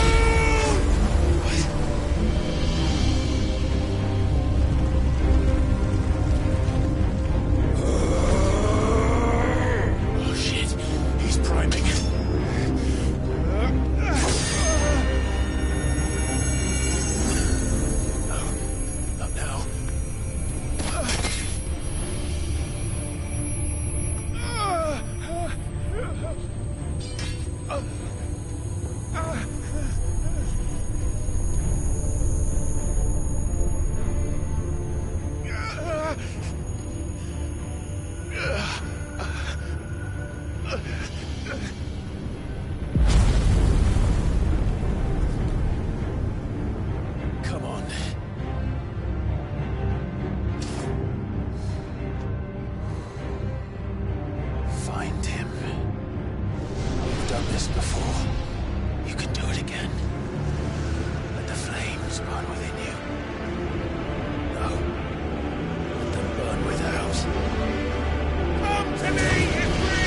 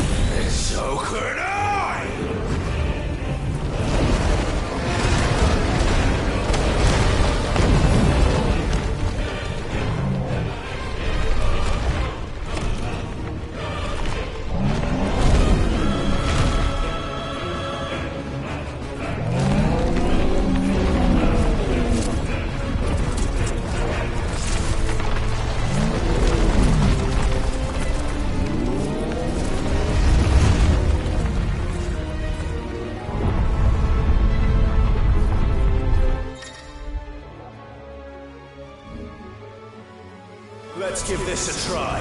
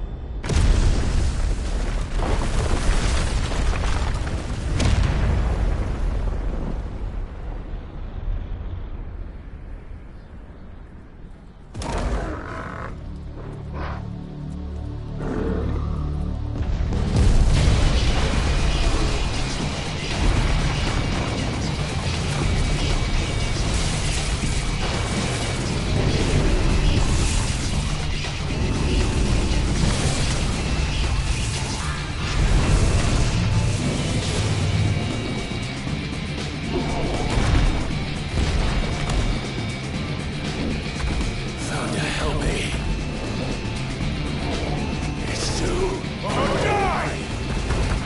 I'm coming, Kuka!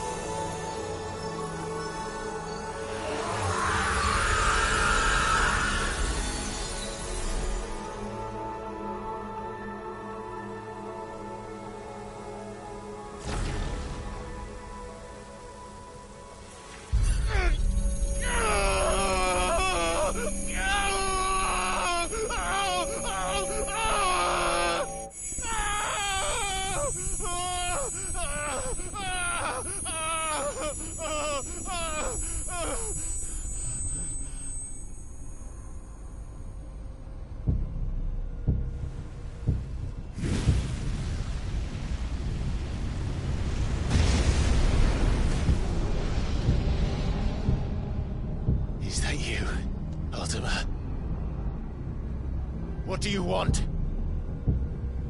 Your soul is tainted with worthless human will, yet your thirst for power remains undiminished. With every sip you take, you grow in strength, and soon you shall achieve perfection. I don't know what you're talking about. You will accept us, Mythos. It is inevitable. You were created for this purpose, and you shall serve it. Never!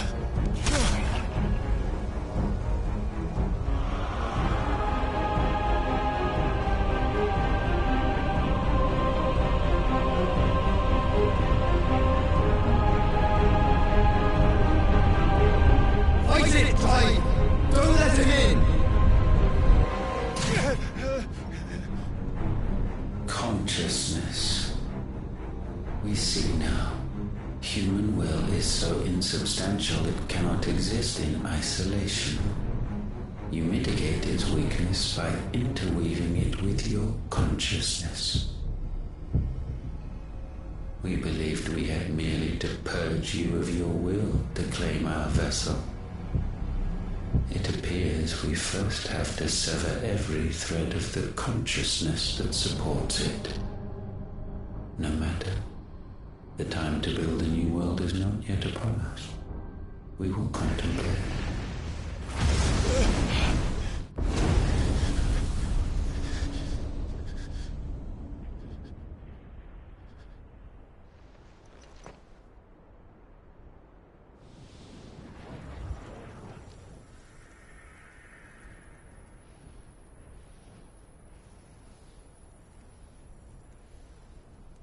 Thank you, Joshua.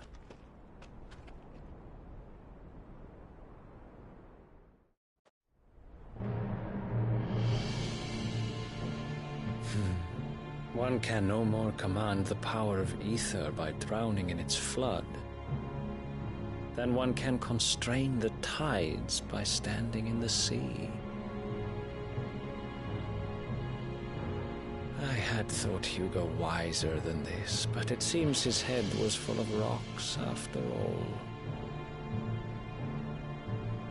Titan was strong. Your Majesty. But Mythos is stronger. For 5 years, that man lived only for revenge.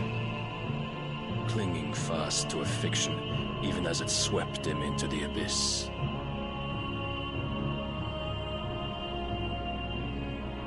One cannot change one's nature through force of will alone. Only the Almighty can do that.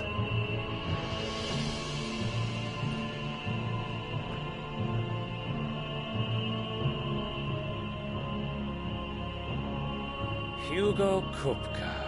The man who gave his life for a woman's head.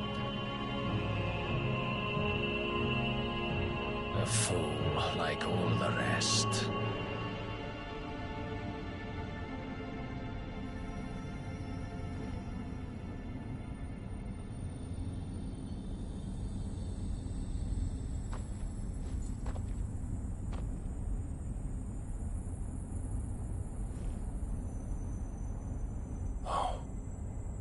The death of a mother crystal should be so beautiful.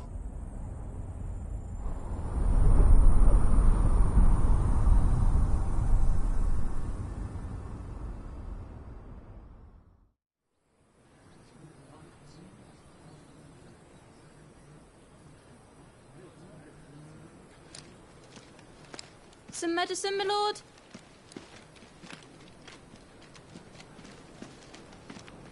I have salves, potions, anything you need. Stop bothering me, urchin, or you'll feel the back of my hand.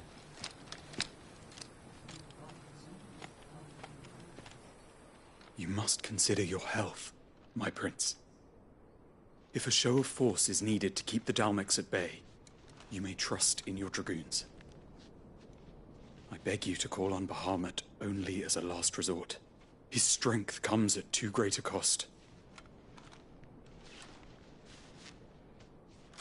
The Empire agreed to an armistice with the Republic, and yet the Emperor still plots its ruin. For now, the Dalmex suspect nothing, and as long as I can hold their gaze, war need not be inevitable.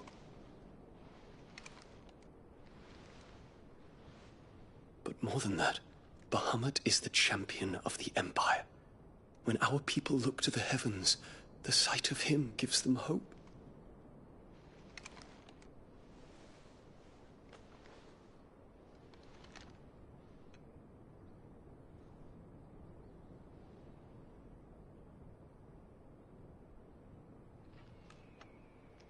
Forgive me, Terence. Would that you were my master. But alas. I will always be your loyal servant.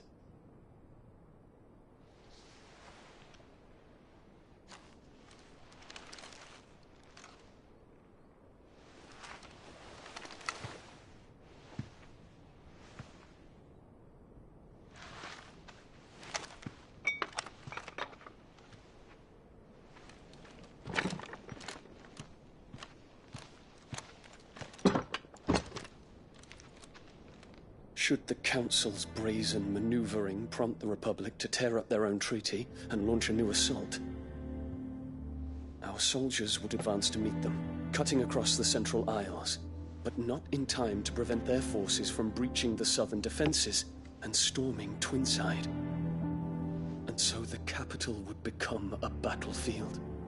Thousands of innocents would die. I cannot allow that to happen. There is one small mercy, at least. You will not be forced to do battle with Titan.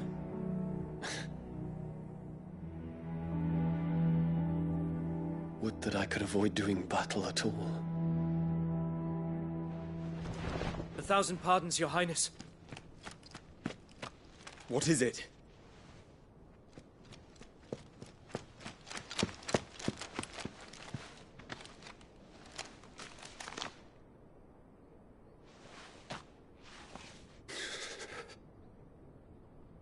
Olivier has been made Emperor. What is the meaning of this? My father's orders. What were they? Quickly! Yes, Your Highness. His Radiance requests that Your Highness maintain position here and... Ah!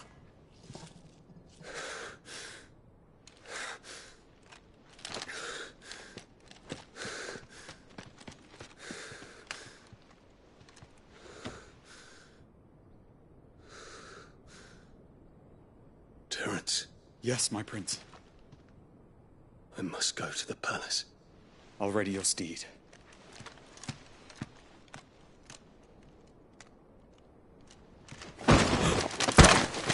What is it now?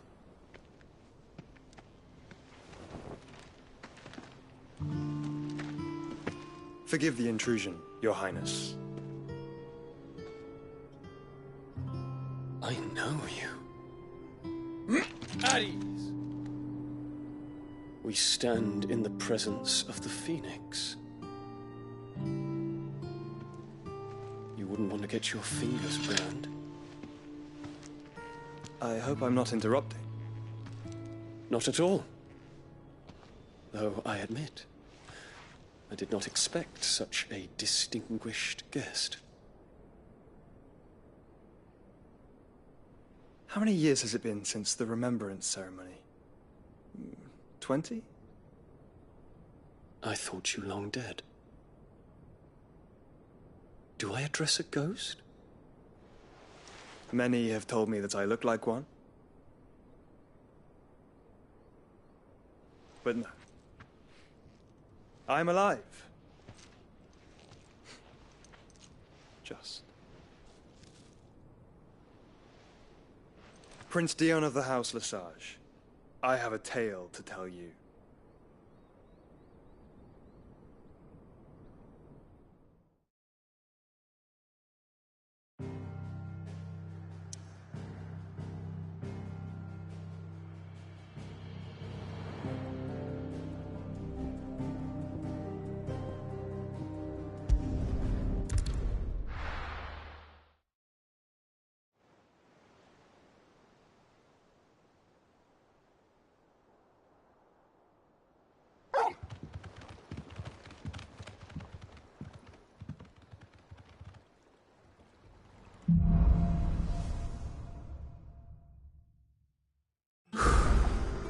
I'd better give Otto the good news.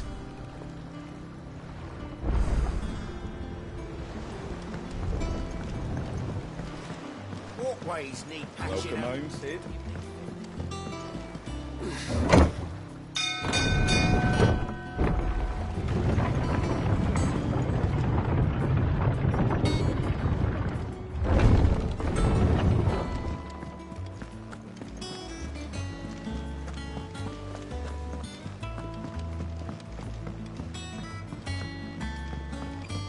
We're seeing troops amassing at every border cross.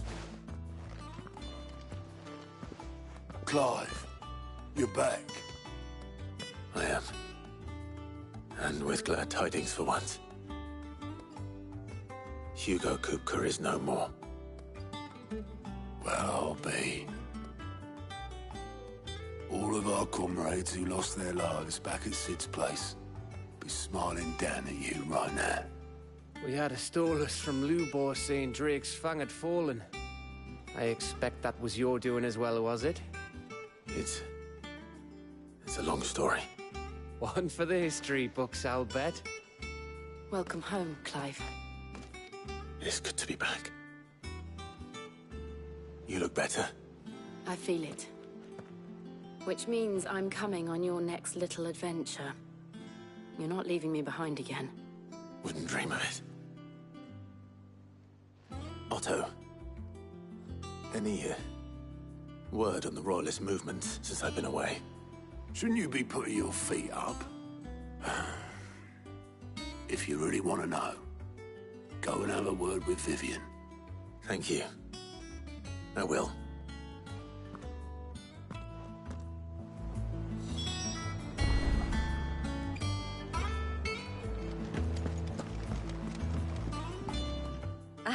The conquering hero returns. And with hardly a scratch on him. I may have picked up one or two.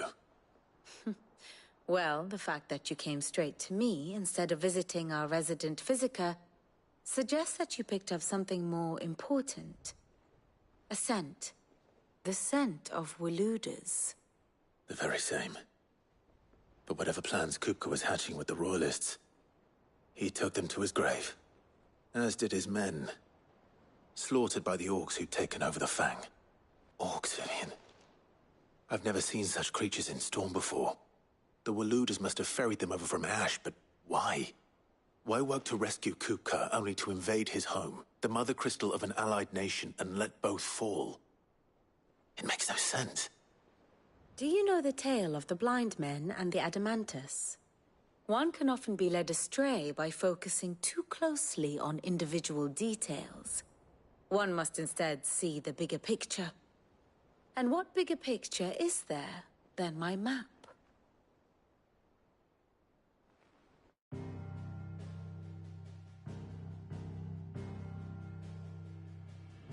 The Kingdom of Waloed claims dominion over all of Ash.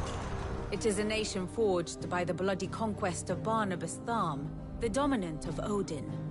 The Canvarian War of Independence in 849. The Battle of the Twin Realms in 865. The Battle of Belinus Tor in 873. Wheresoever his armies fought, Odin was found where the fighting was fiercest.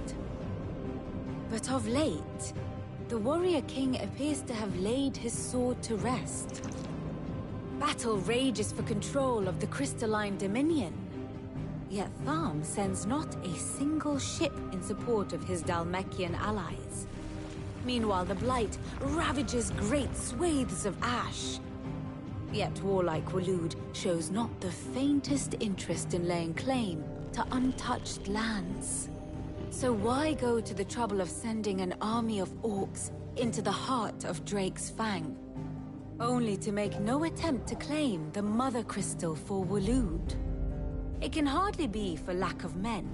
Tharm's armies rival any in the Twins. No. We have not seen the last of the Waluda standard. Odin will ride again. It is but a question of when. And on that day, who will be trampled underfoot?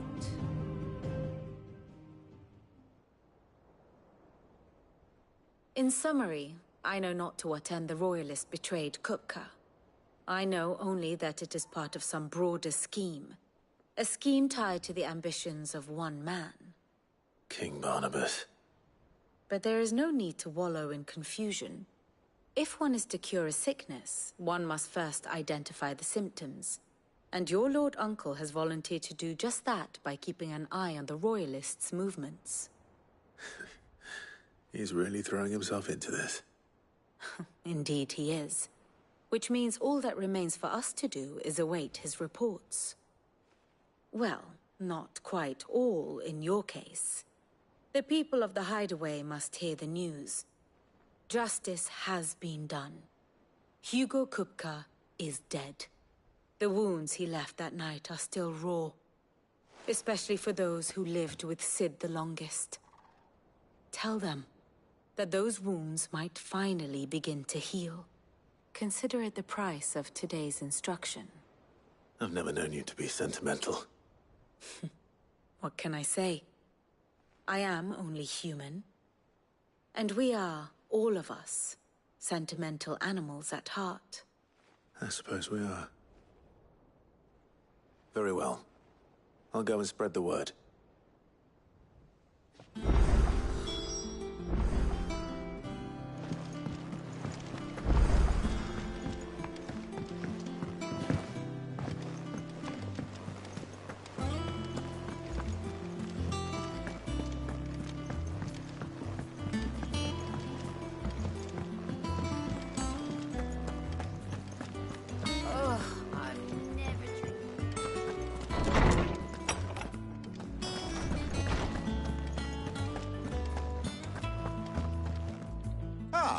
Clive, have you come seeking the gift of knowledge?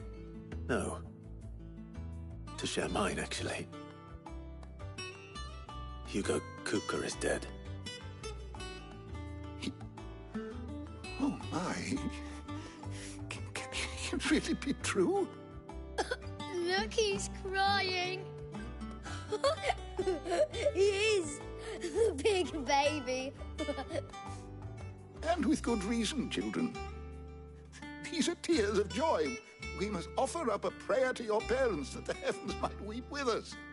There shall be no lessons today, only thanksgiving and merrymaking. Go, put away your things. All right. Brilliant.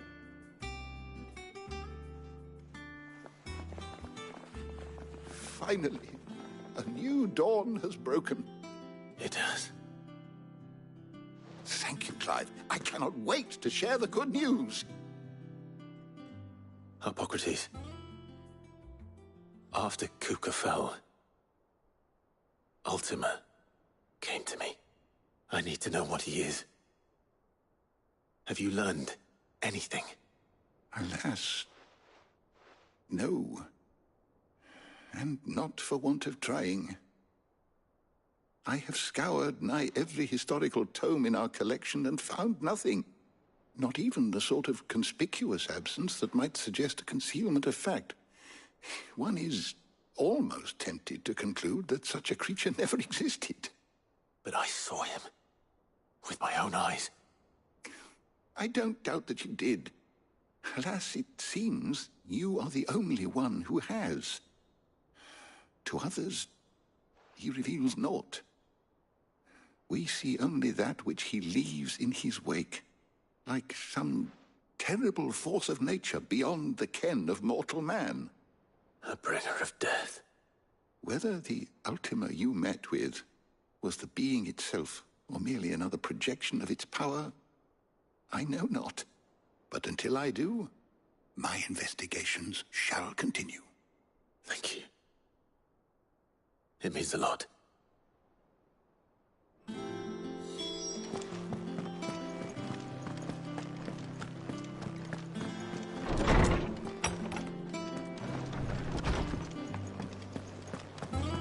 Thanks to Sid. Well, someone looks pleased with himself. It's true what I'm hearing, then. Nothing escapes you, Lady Karen. It's true. Kupka is dead. No more looking over our shoulders, then. Good. I'm starting to get a crick in my neck. Don't let it go to your head, though.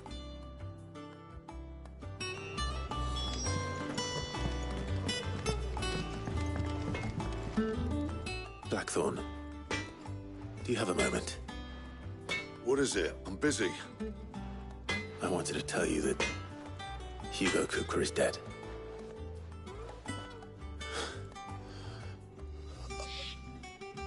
I can't tell you how long I've been waiting to hear those words. This is it then. A new beginning under a new Sid. I'll try to live up to the name.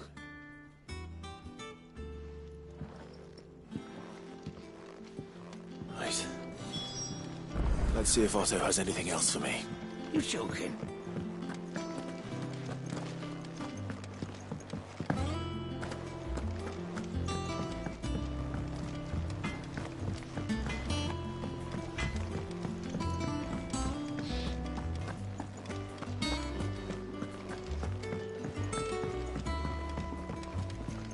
I'm telling you, it's true. I heard it from Otto's own lips. Hugo Kupka is dead.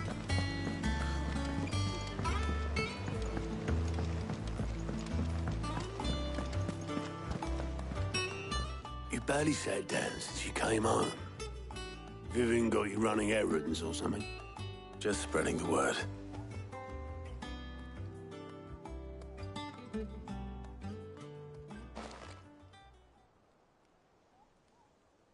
So, the Professor's got a soft side, has she? I'd never have guessed.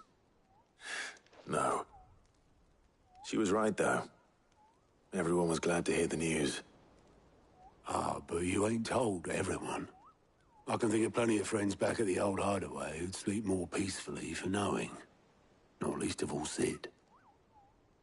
You should tell him. You're right. I should.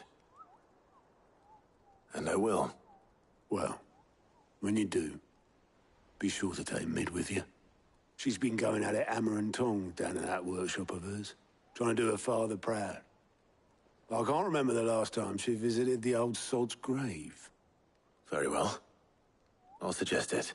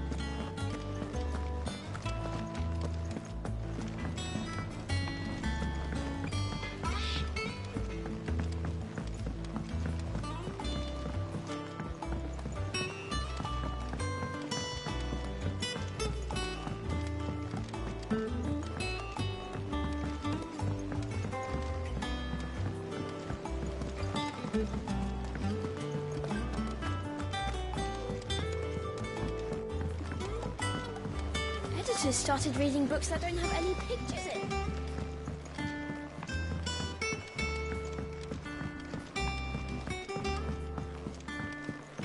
If I don't come up with something soon. All right, Clive? What do you want? I'm going to visit Sid, and I thought you might like to come with me.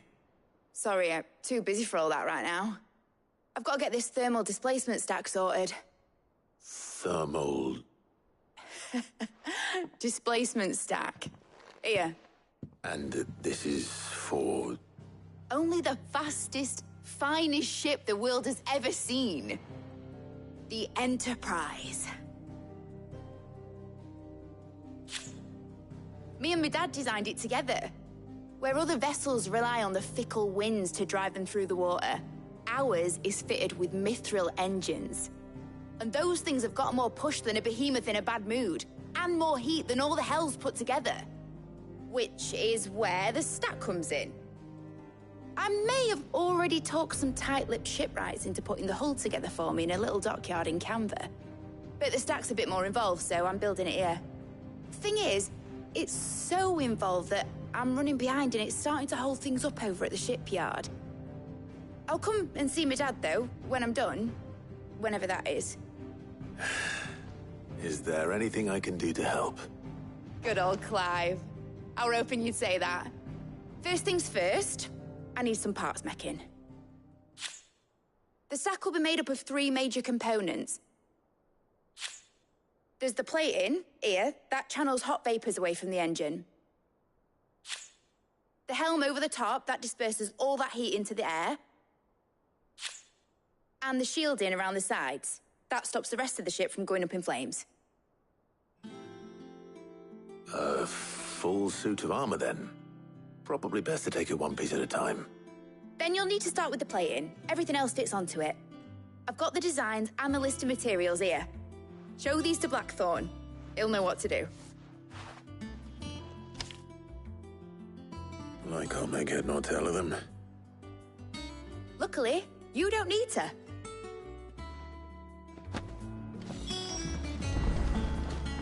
The engine plating's basically just a very efficient conductor. Create a thermal gradient across I think mid might need some help.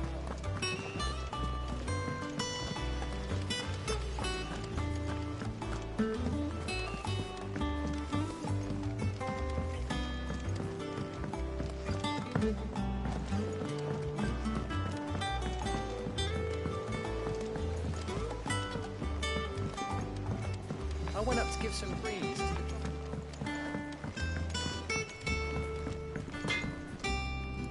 Blackthorn, can I ask a favor?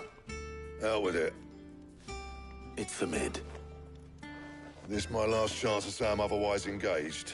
Spare myself the arseache. Go on then. What is it this time? She said you would know. Here.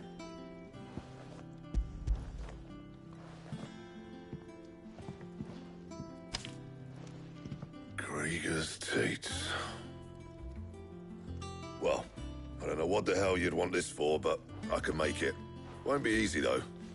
And I'll need help. Get Gavin-Otto in here, will you? All right.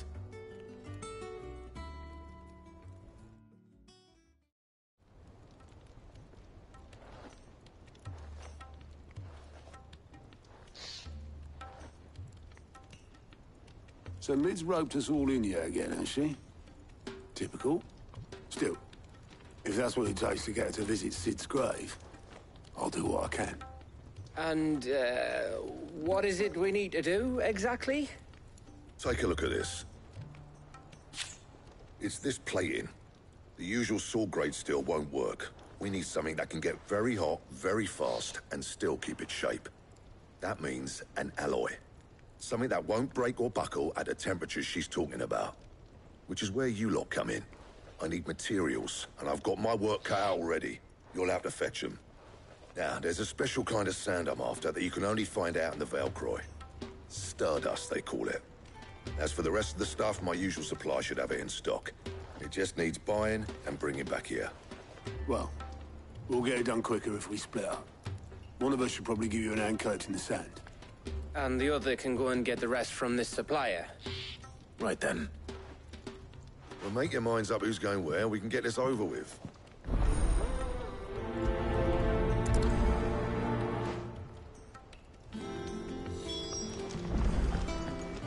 He cracked the crystal too. You're joking. You going after the Stardust then, are you? Which one of these 2 lucky souls is going with you?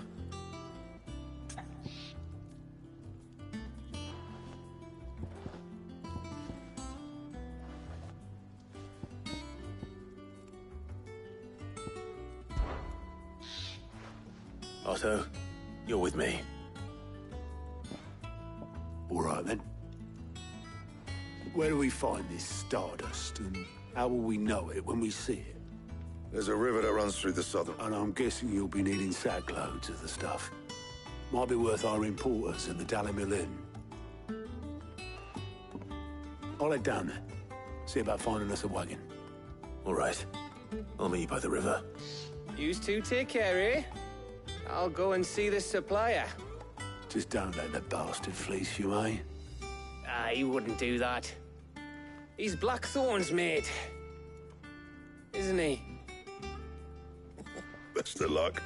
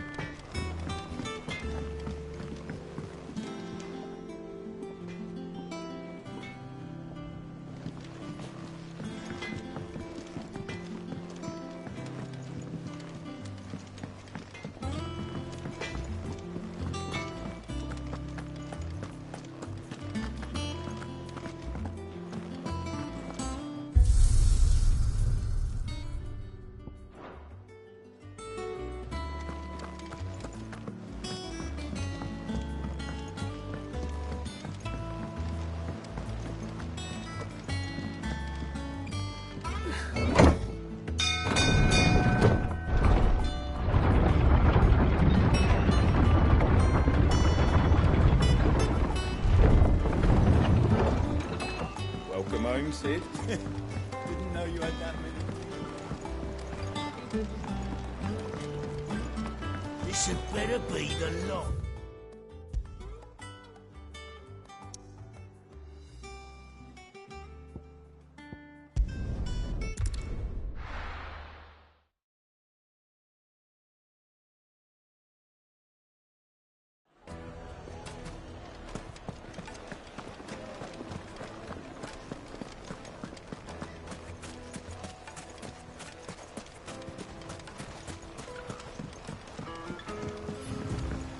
Looks like I found the river.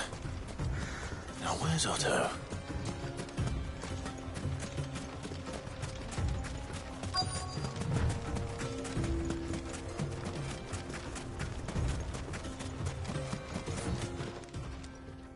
Otto. Oh, Clive. I had a quick scout about, and I reckon this area's our best bet. Seems Blackthorn's the only one who thinks smithing with his stardust stuff's a good idea. It's just lying here, waiting for any old fool to fill his boots. But unlike any old fool, you thought to bring a wagon. Well spotted. Now get filling.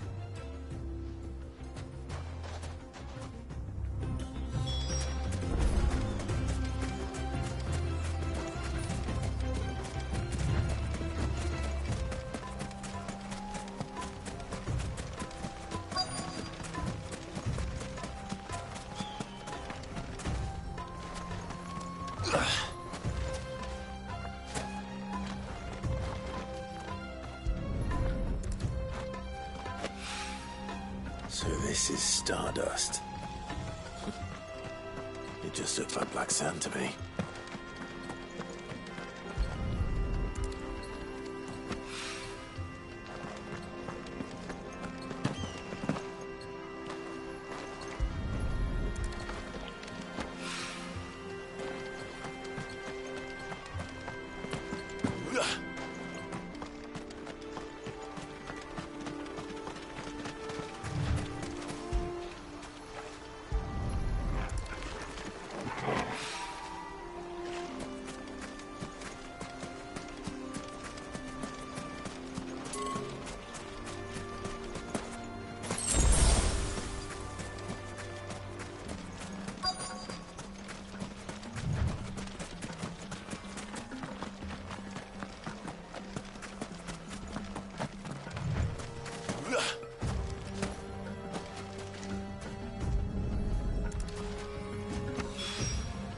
That should be enough for now.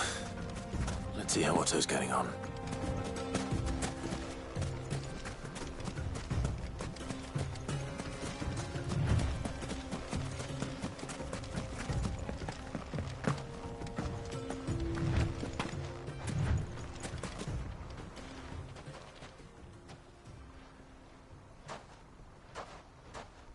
How much did you get? Enough. I hope.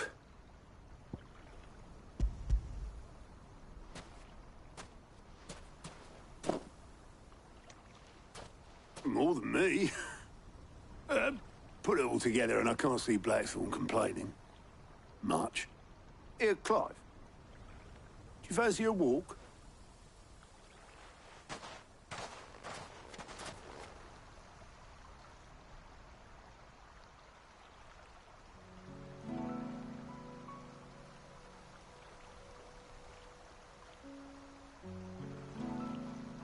Sid will be proud. Of what? Of you, you idiot. The way you've carried on what he started. When we first met, I had you down as a spoilt little puppy who enjoyed nothing more than biting the hand that fed you. But 5 years on, you're the one doing the feeding. So thanks for proving me wrong. You weren't wrong. But I changed. Thanks to Sid. And thanks to you. When I suggested taking on his name, you were the first to back me. And if you hadn't, no one else would have. I couldn't have done any of this without you, Otto. Don't give over. You're making me blush. All I did was choose hope over despair. I gave you a chance, yes, but you're the one who took it. You took a rabble of homeless, hopeless outcasts and put them back on their feet. Gave them something worth fighting for, just like the old Sid did.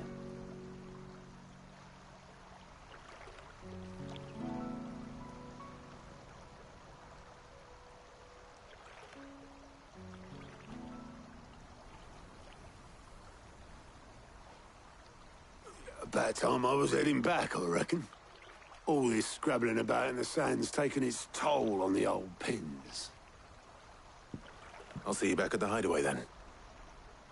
You can take a well-earned rest when you get there. Oh, I plan to. Believe you me. But I'll make sure Blackthorn gets his precious black sand before I put my feet up. He'll only moan otherwise.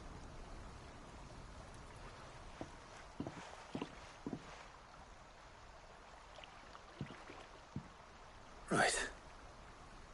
Ready to go home, boy?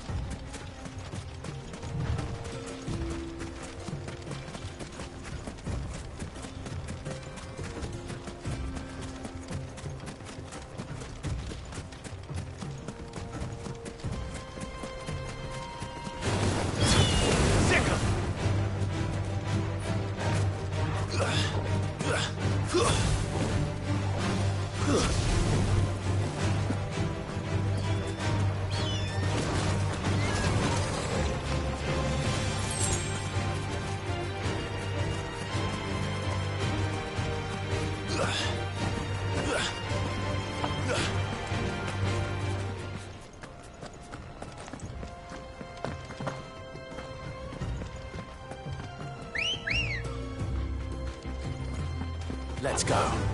Fly, Ambrosia.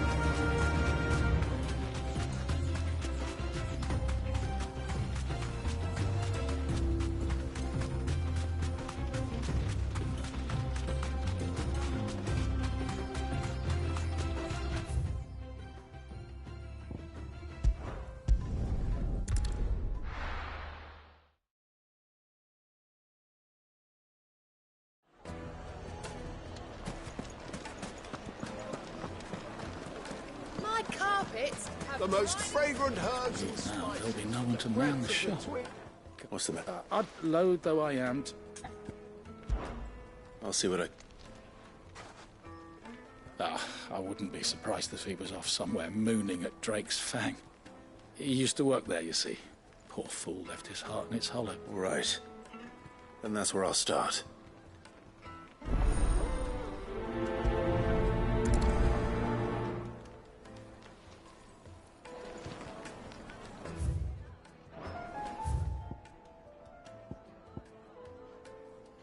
meat and dark, fresh from the grill.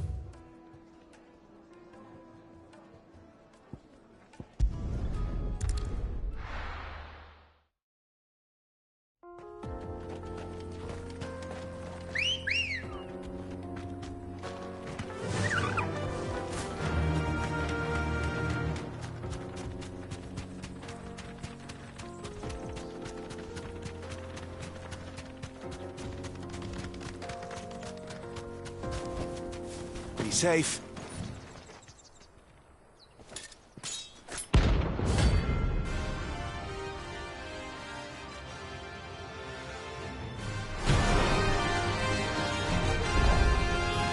My blade yet hungers, seeking wise. Come, let us feast on your flesh. Your feasting days are over.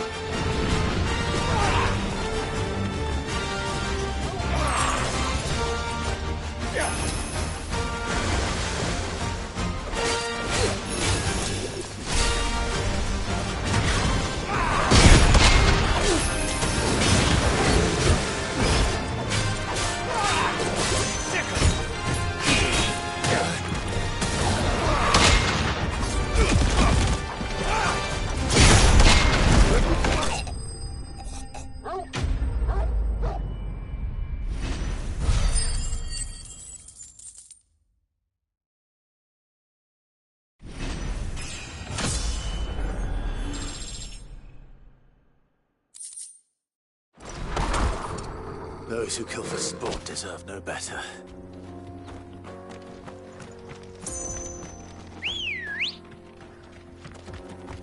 Let's go. Run like the wind.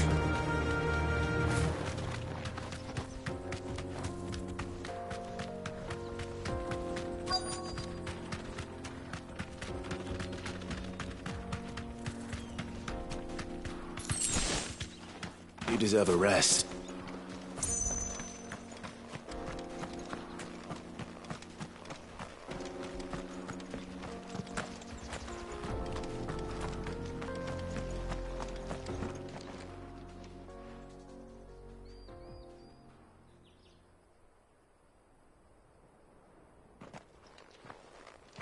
Excuse me.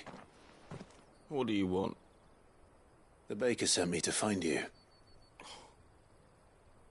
I am a sorry, selfish sod, aren't I? I'm certainly not a baker. Master must have ruled the day he took me in. Time was the sight of the Fang used to calm my nerves. I take it you missed the Mother Crystal. I hated her, but she was all I knew. Worked her mines for years. And when she shattered, part of me shattered with her. I had to trade my pickaxe for a rolling pin. But I'm no good at baking. Every loaf I touch collapses. My bread's as hollow as I am. She was the only thing that could fill the hole inside me. Oh, I loved her, damn it. But now she's gone. She's never coming back. What am I supposed to do? I ask her. How does a shell of a man learn to live again?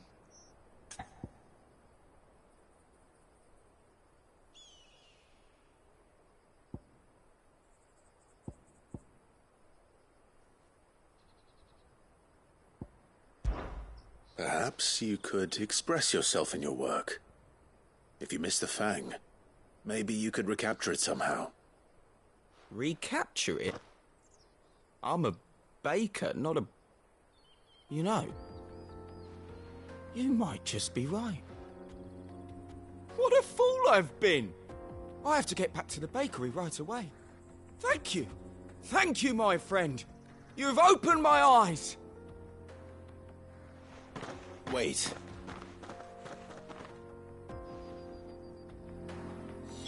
Suppose you won't be needing an escort then.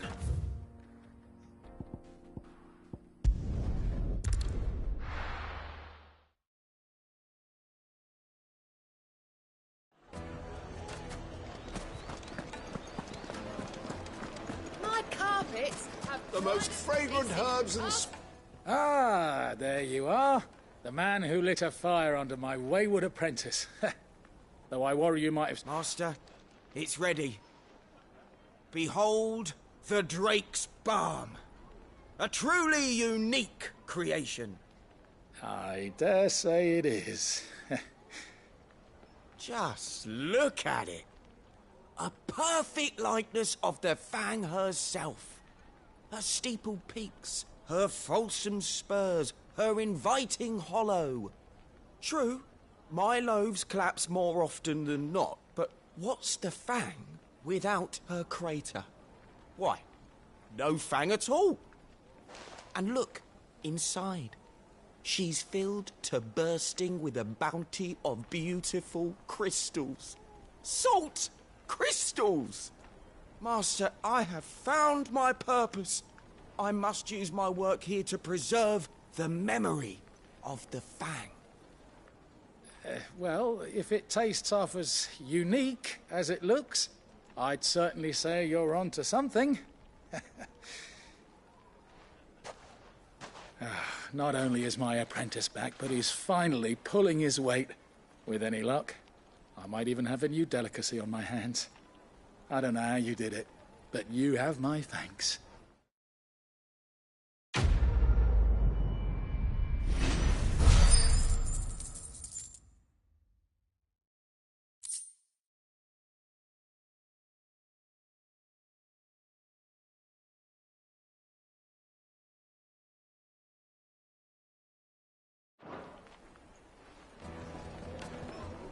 Now, Dusan, I know you're keen, but do you have to use the good salt? Leave some for the rest of us. Sorry, Master. I'll go and get some more later.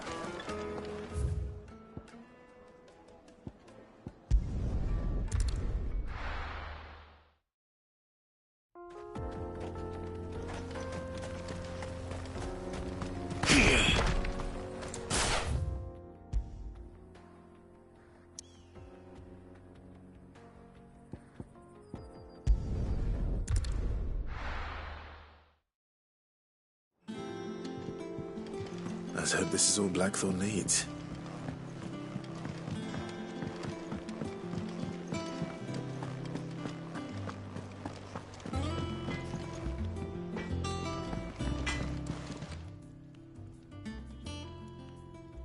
Blackthorn, got everything you need? Yeah. Yeah, I do. Cheers for the stardust. Should be enough to be getting on with. Nice to get out and about for once. Let's do it again sometime, eh? I'll make a start on putting this thermal plating together then. It'll take some time, mind. So if you've got other things to be getting on with, I could do without you breathing down my neck. Thank you, Blackthorn. I'll let Mid know construction's underway.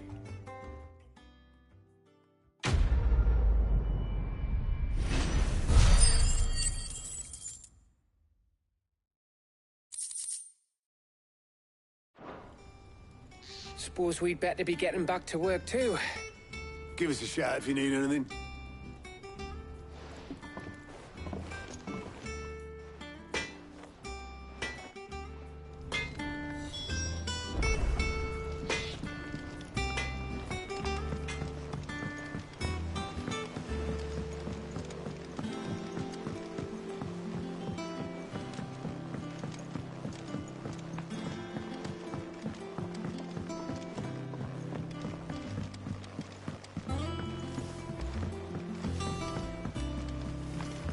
Editors started reading books that don't have any pictures in.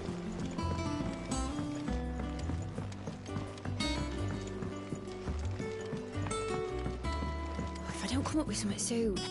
You'll be pleased to hear that Blackthorn started work on the plating. Excellent. 1 down, 2 to go.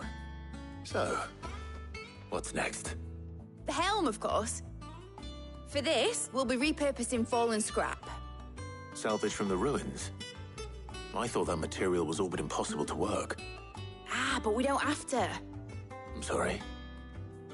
Just so happens there's one particular ruin that's broken into exactly the right shape and size pieces for what we need.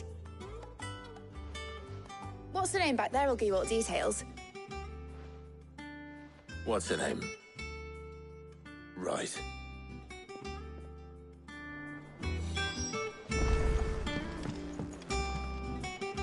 Oh, Sid, is this about the helm? Yes. Mid said I should speak with you. I'll show you the plans then. Here you see the mithril engine, in which mithril is burned to generate heat. That heat is then harnessed to produce motive force. Excess heat is dealt with by means of the thermal displacement stack, which disperses it into the surrounding air. Now, were we to rely on thermal plating alone to achieve this effect, the rate of excess heat buildup would far exceed the displacement coefficient of the plating. In other words, the reactor would overheat and eventually explode. This is where the helm comes in. It connects to the plating, you see, and serves as a sort of thermal sink to absorb all that excess energy. Our experiments have shown that fallen ceramics are remarkably thermophilic. They can withstand and absorb levels of heat far above anything we are able to make today. And not only that, they're also waterproof and immune to rust, making them the perfect material for our protective hood. Why, if sea or rainwater were to enter the reactor proper, it would vaporize instantly. The forces produced would tear the ship from stern to... You can stop there. I understand. Mid said we might be able to use parts of a fallen ruin. Where would I find it? Ah, yes. It's in Lorbert's Pass, near Lostwing. The thing is, well, I probably should have arranged to have the pieces we need brought here sooner. You see, a certain unwanted visitor has taken up residence there. It's no longer a matter of just walking in and taking them. It's, going to be considerably more dangerous than that. I see. Then I suppose I'd better deal with this unwanted visitor for you. Would that help? Oh, very much. Thank you, Sid. I'll gather my team and head there right away.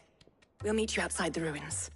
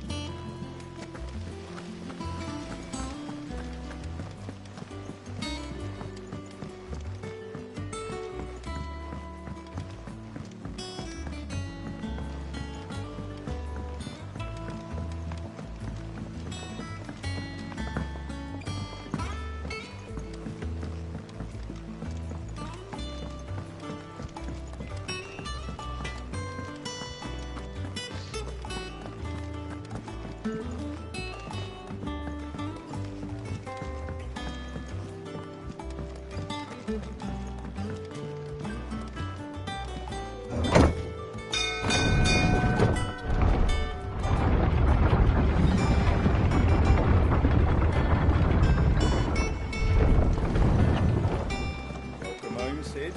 Didn't know you had that many. This had better be the lot.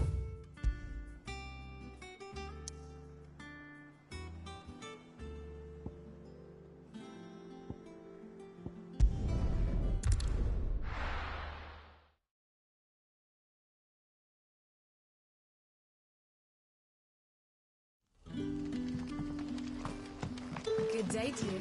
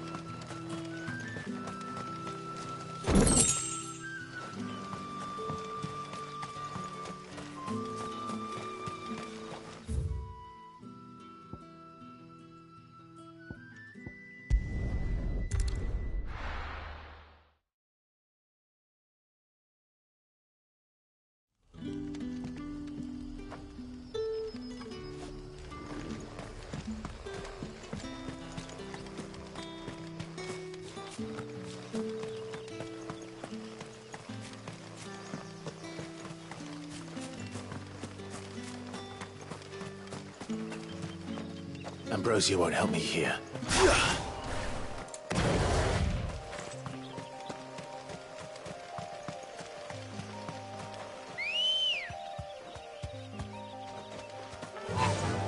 Faster!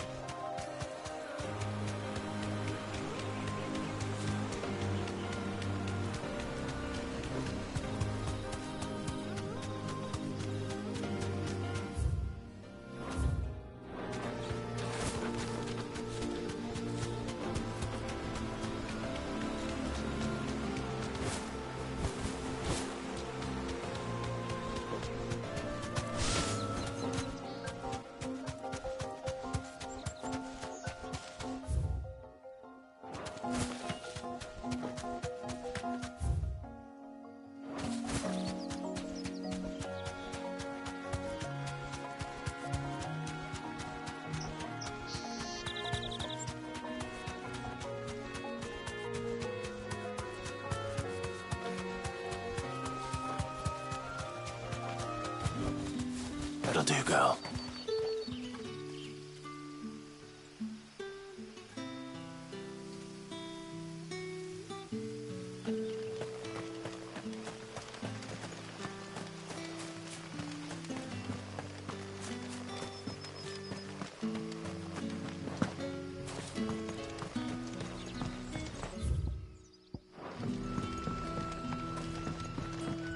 Good day to you.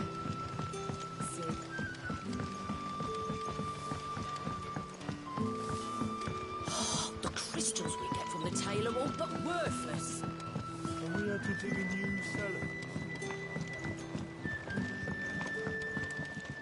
Ah, Clive. Your timing is exquisite, as always. Go on. Very rustling. It give it. Of course. Excellent. You might begin by speaking with... All right.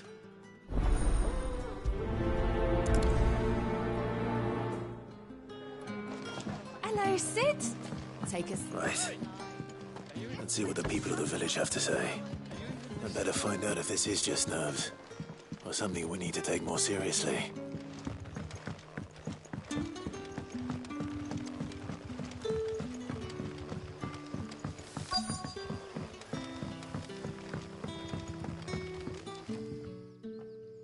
You're right, Sid. There is actually.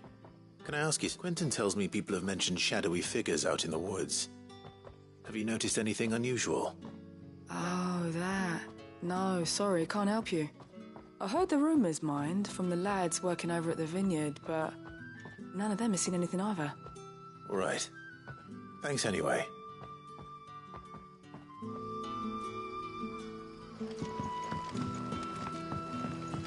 It's all but spent. What do we do now?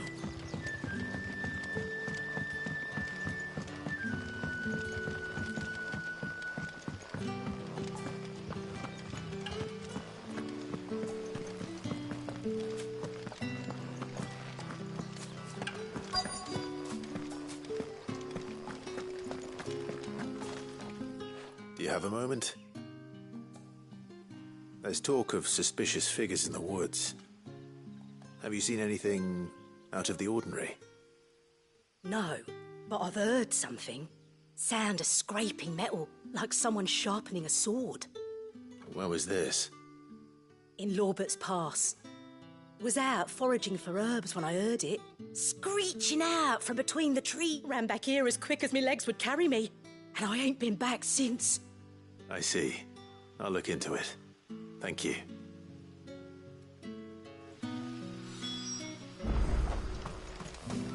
Seems Lorbert's Pass is our best bet then. What do you say, Torgal? Shall we go and investigate?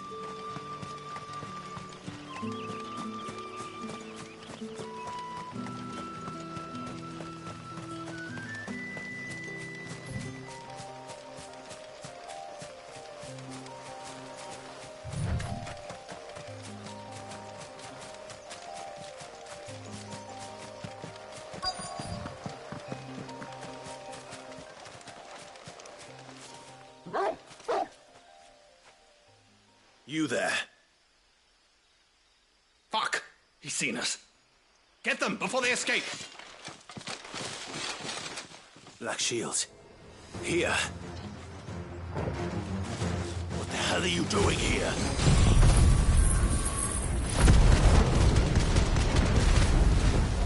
What is it to you? Not that we give a damn. All that matters to us is that you don't leave here alive.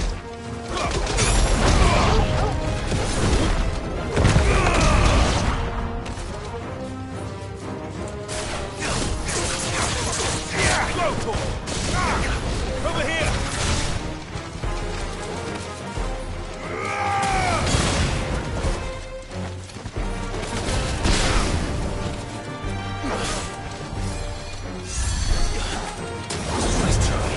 Get him!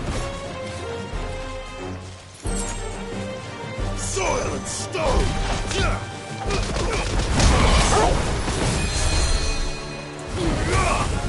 This one.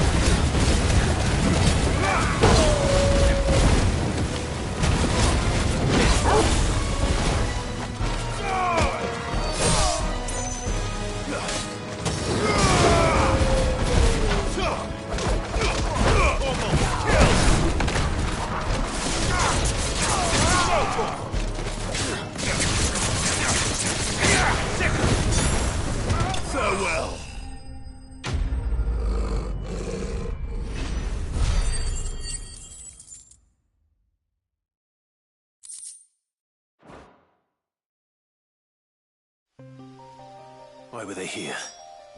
Were they planning an attack on Lostwing? I need to warn Quentin.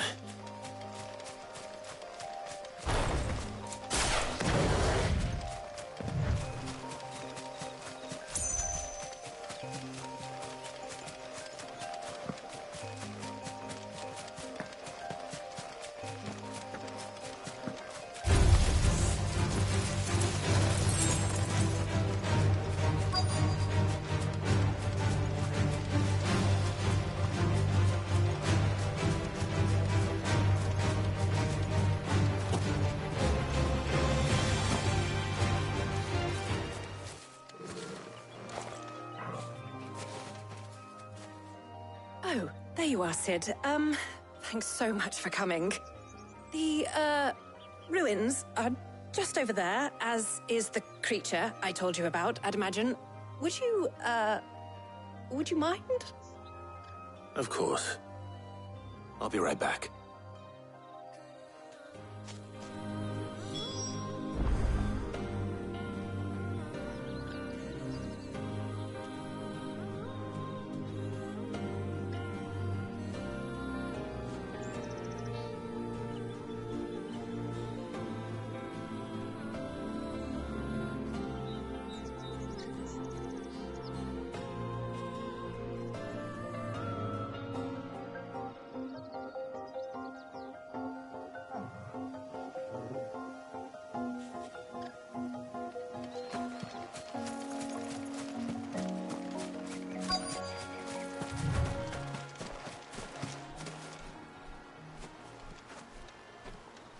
Anybody home?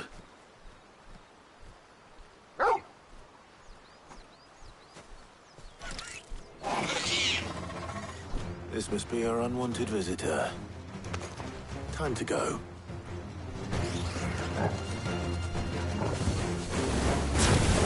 This one.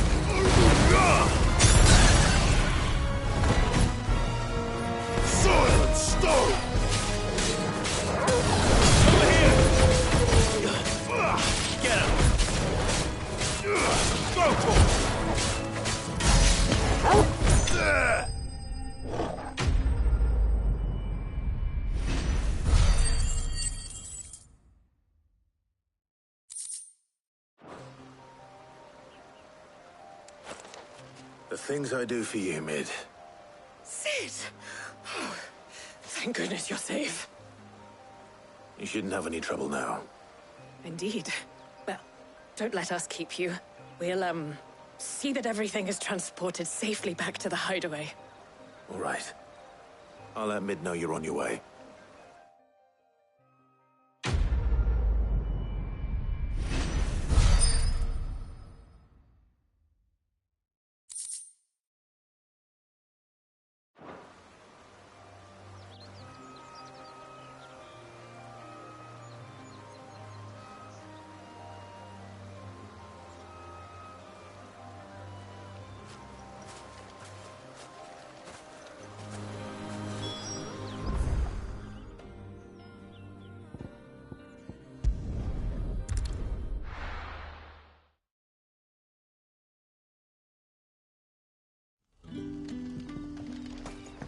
Good day to you.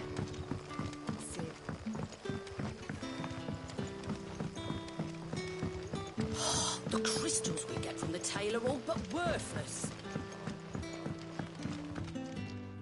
Clive, how goes the hunt for our sinister figures? I found some black shields hiding near Lorbert's Pass. They're gone now. Black Shields. The Empress's former bloodhounds. Though they serve another master now.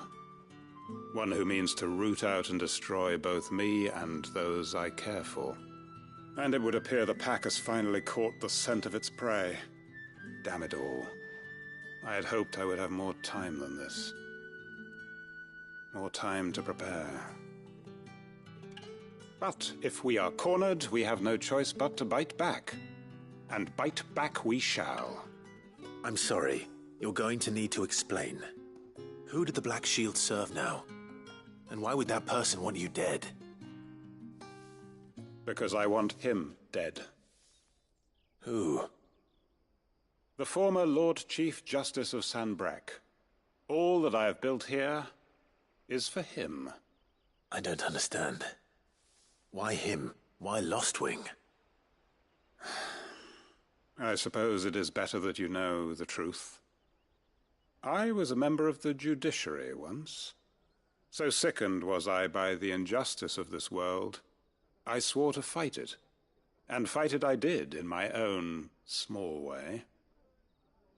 I saw more than a few corrupt officials condemned to the very cells into which they had thrown blameless innocents. Men to whom the law was but a scourge to turn against the powerless. And throughout, it was the Lord Chief Justice who backed me, who was my one true ally in the quest to see justice done. So what changed? I discovered that he hunted bearers for sport. I was a fool to think he shared my hatred of venality and vice. His support for me was no more than a facade, a means of ridding himself of his rivals, a mask to hide the rot beneath. I filed suit against him immediately. His response, however, was rather more visceral. He had my entire family slaughtered, and he faced no punishment whatsoever. I lost everything.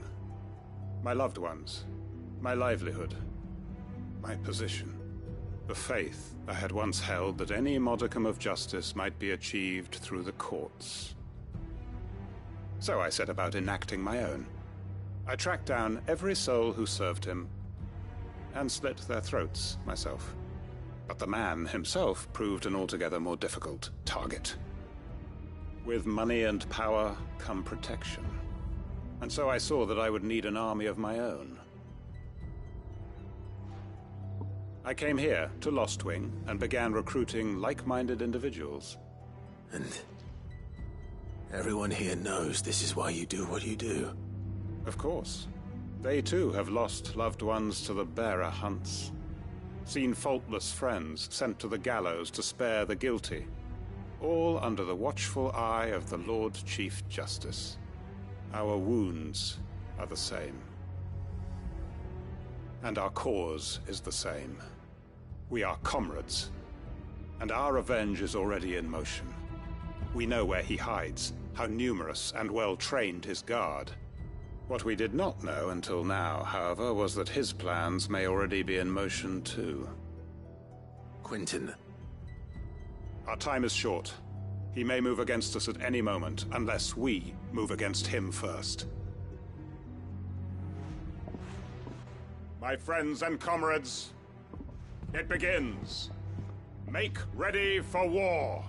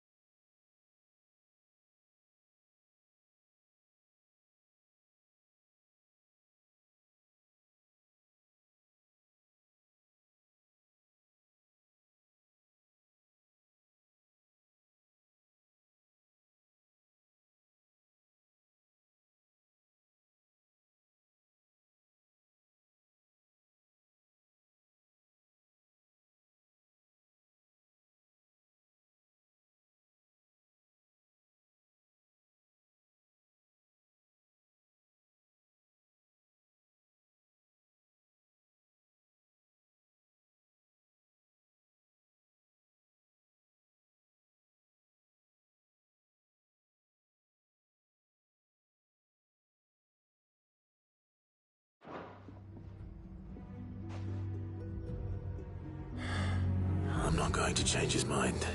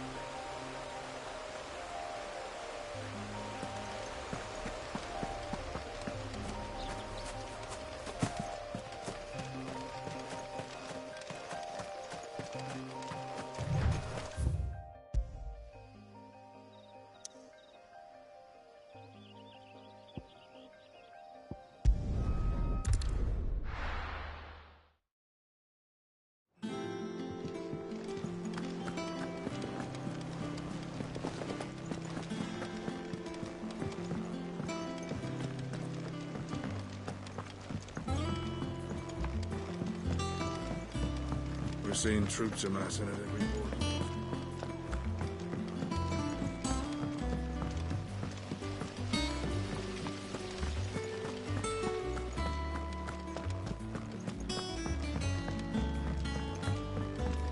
I think Mid might need some help.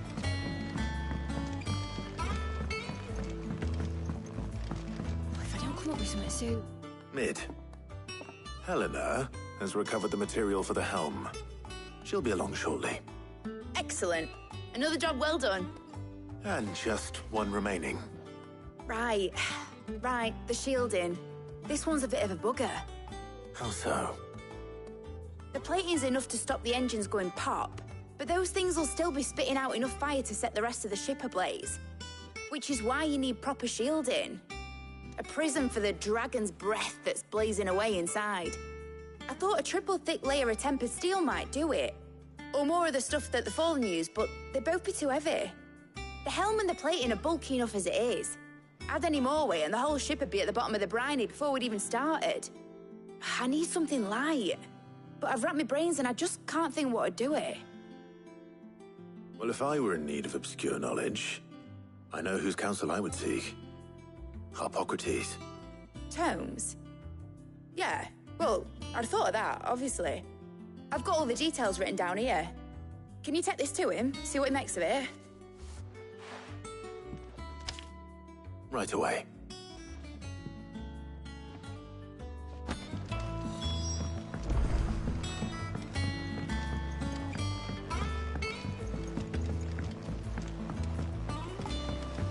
Editors started reading books that don't have any pictures in. It hasn't been.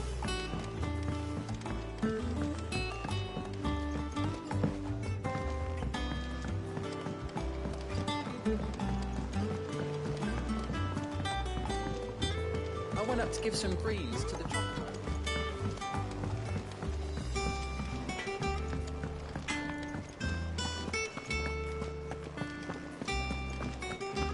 Thanks to Sid.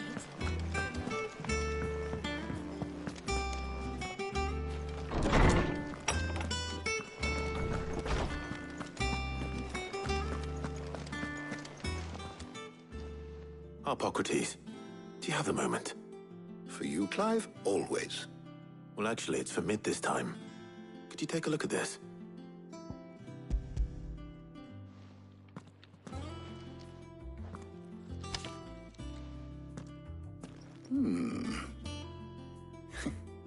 Shielding for a mithril engine. Whatever will that girl think of next? And what are these notes around the edges? She has some specific requirements for the materials. The shielding needs to be able to resist extreme heat on the inside, and yet remain cool enough on the outside not to set the ship alight, while also being light enough not to sink it. As you can imagine, she's struggling to find anything that meets her needs. I see. I wondered if you might know of a solution, or if you might be able to search the records for one. Perhaps it is not a different material she requires, but a different approach. What do you mean? Consider the lake we have made our home. Its blighted waters eat away far more quickly than fresh water or even brine, at timber and steel alike. And yet, we have made a home here from those very materials nonetheless. We have. But Bardolph must varnish every board twice over to keep it from rotting. And Obelisk complains that without a constant supply of pitch. I see. Early Gregorian histories speak of a preparation known as moon dew. It is said to be able to resist even the most ferocious flames. Before the dragoons tamed the worms and wyverns of the realm, nobles would daub their castle walls with it in order to guard against dragon fire. So if we could recreate it... It might be applied to some material or other in order to provide the protection it requires. As to how best to apply it and to what material, perhaps Bardolph and Obelisk might be of assistance. I shall speak to them and see what wisdom they might have to offer. If you would be so kind as to procure the necessary ingredients, I shall discuss the specifics of how it might be most effectively put to use with our two friends. The knowledge of the past may yet prove useful to we of the modern era. Thank you, Hippocrates. And since you're asking others to help you, perhaps I should too.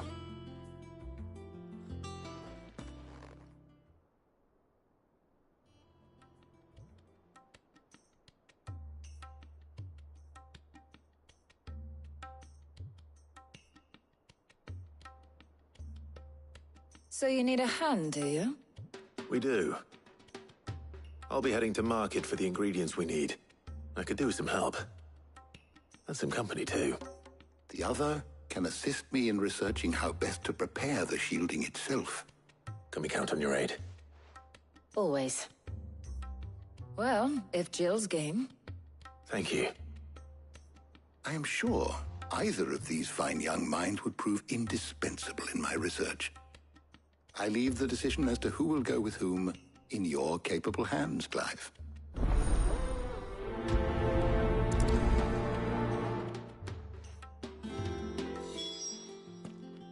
So, Clive, have you made your decision? Who will accompany you on your little excursion?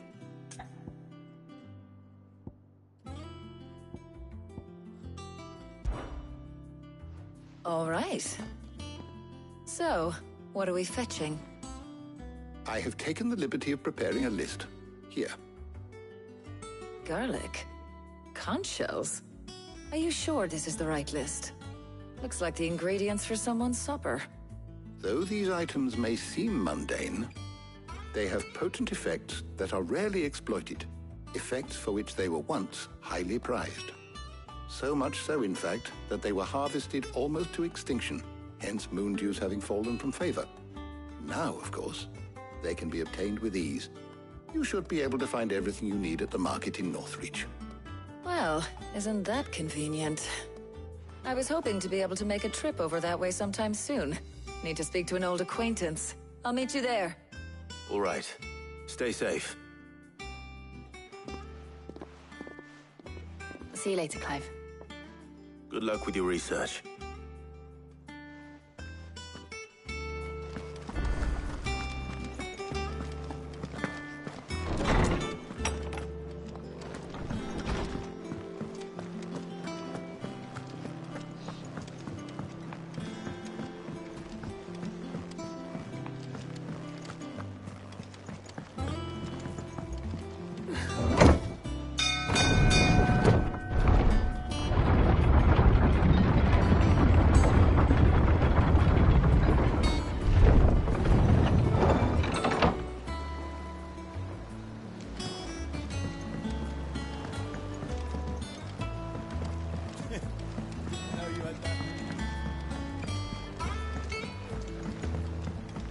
This had better be the look.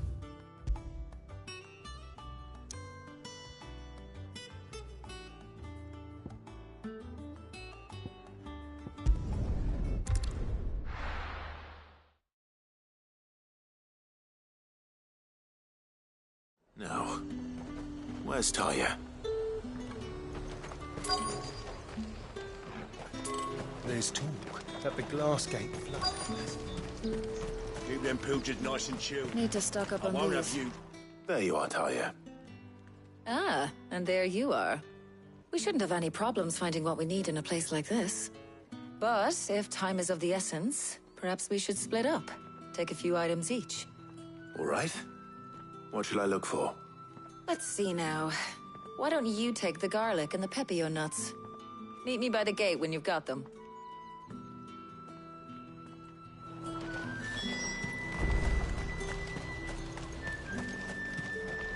What do you want? If that's what you want, thanks for nothing. How the hell is anyone supposed to afford that? What can I interest you in today? Ah, yes. I hope it's to your liking. That should do it. Hopefully Talia's finished too. Fresh cuts! Come and get them. Up! You'll not find a bruised pippin in the... Well, did you find everything? I did. Here.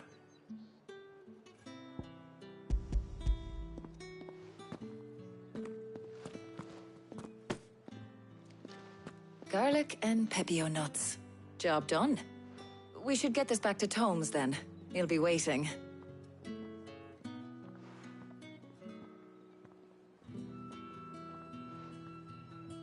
But we're not in too much of a rush, are we? Quick chat.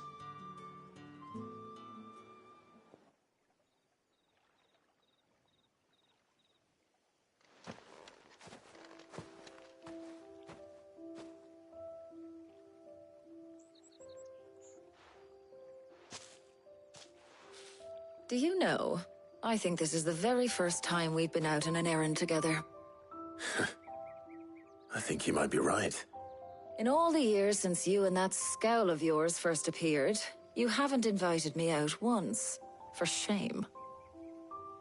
Well, it seemed long overdue. And you did say you had some shopping to do. I was hoping to restock my supplies of herbs and liniment, yes. You and Jill alone burned through them like wildfire. No luck, though. My usual supplier's not here, and I refuse to pay the prices these gougers charge. I'll ask Karen when we get back. What is it? Oh, just memories. I came here with Sid once, shopping for supplies, just like today. And just like today, I came away empty-handed. Sid even said he'd speak to Karen for me when we got back. Has it really been 5 years? I remember it as if it was yesterday. Hold on. Does that mean it's been 5 years since we met? Feels a lot longer. It does. In a good way, of course. Thank you, Taya. For what? For everything. I just want you to know that all you've done for us, all you still do, it's appreciated. Do you think I'd stick around if I thought it wasn't? But in the spirit of sharing and caring, you're appreciated too, by all of us.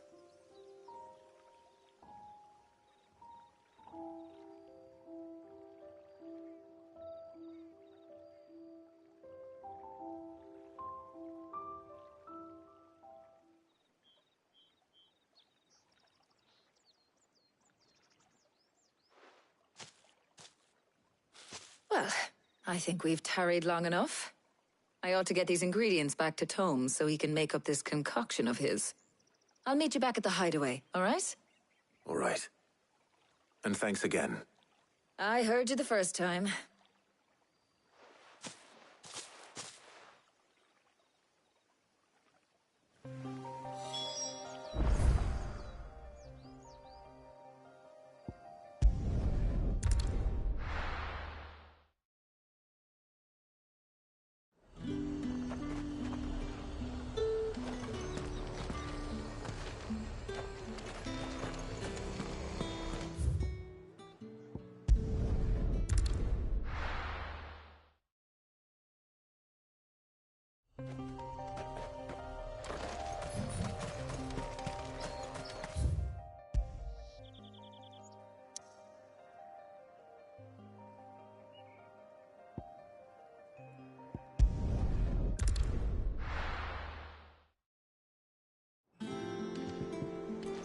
I wonder how Hippocrates is getting on with the moon dew.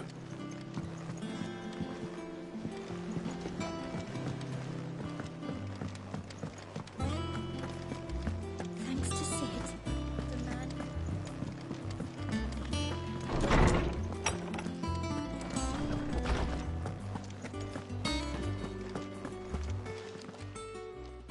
How's work on the shielding progressing, Hippocrates? Well, very well indeed. And thanks in no small part to your kind assistance. I was just explaining to Tarja how we might best go about preparing the moon dew. And now that we have all the ingredients, we may begin. You can count on me. I've mixed more than a few mysterious concoctions in my time. I'm sure you have. What about the shielding itself? Work is underway, under the watchful eyes of Bardolph and Obolus. Apparently, it'll be ready soon. Thank you. All of you. Right then. Jill, would you join me in the infirmary? Many hands make light work and all that. Of course.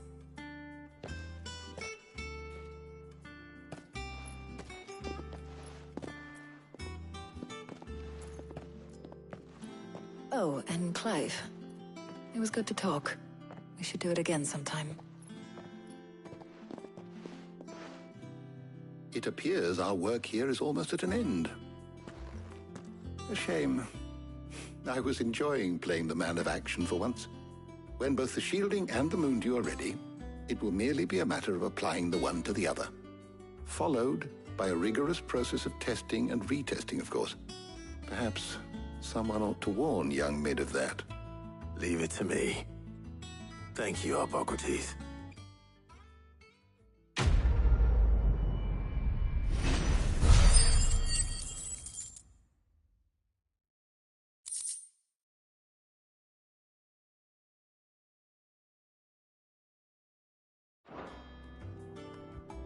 Well, I'd better go and give Mid the good news then.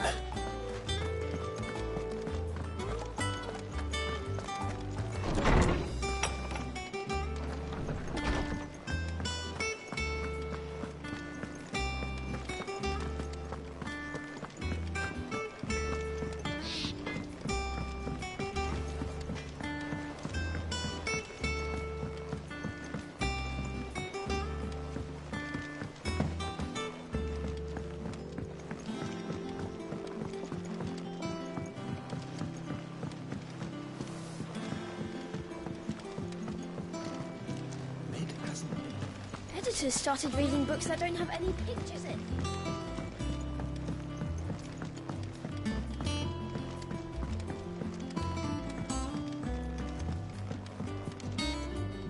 Sorry to keep you waiting, Mid. But you'll be pleased to know that work on the shielding is underway. You found something for it? In a manner of speaking, Hippocrates knew of a substance that's highly resistant to heat. A coating that should provide the protection you need. He's supervising the construction and testing of the shielding as we speak. Brilliant! I knew you wouldn't let me down. Don't thank me. I'm just the errand boy. Right then, better start working out how to bolt all these bits together. To the Black Hammer!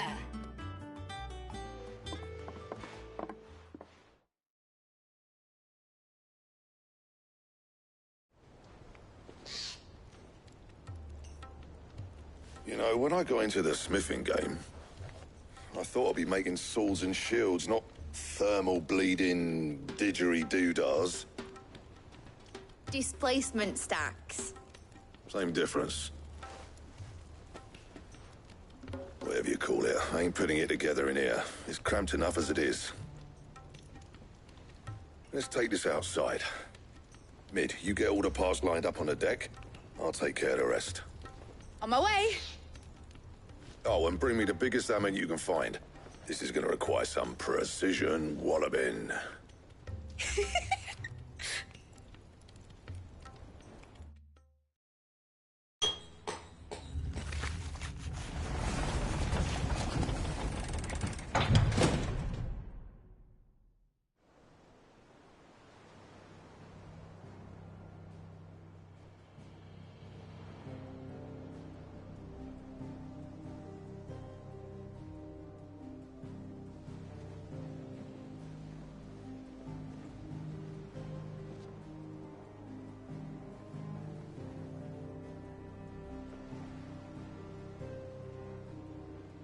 finished! It's finally finished!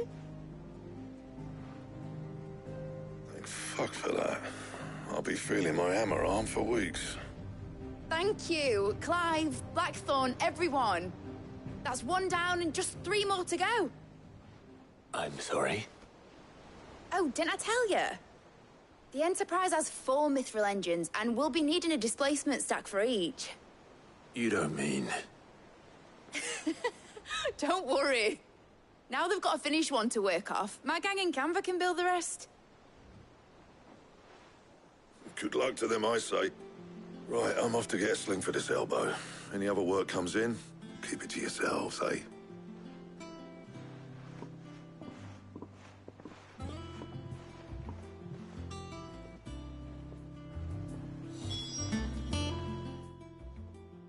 What's the matter? Nothing. Just daydreaming. Thinking about the Enterprise sailing off over the horizon to shores unknown. Searching for a land untouched by the Blight. Just like me and my dad planned. So if the worst came to the worst and every scrap of soil in the Twins turned black, we might still have a chance. That's what she was meant to be. You see, one last chance just in case we needed it. But now she's so close to being finished, I've realized I don't want her to be that. I don't want her to be just a lifeboat for us to cling to if things get desperate. I want people to sail aboard her by choice, not from the lack of it. In a world where we're not just trying to survive, but where we can actually live. I'm working on that. And I'll do everything I can to get you what you want. Don't you always? All right. My mind's made up. As soon as the Enterprise is fit to sail, I'm putting her under your command. Sod our plans, I'm trusting in yours. Are you sure about this? Something tells me it's what my dad would have wanted. He'd be proud of you. You were gonna visit his grave, weren't you? I was. And you can come too now that your little project is finished. Right. There's just one thing I need to finish up first. Won't be a mo. All right. I'll let Otto know you're coming. Meet us in the mess when you're ready. Aye, aye, Captain.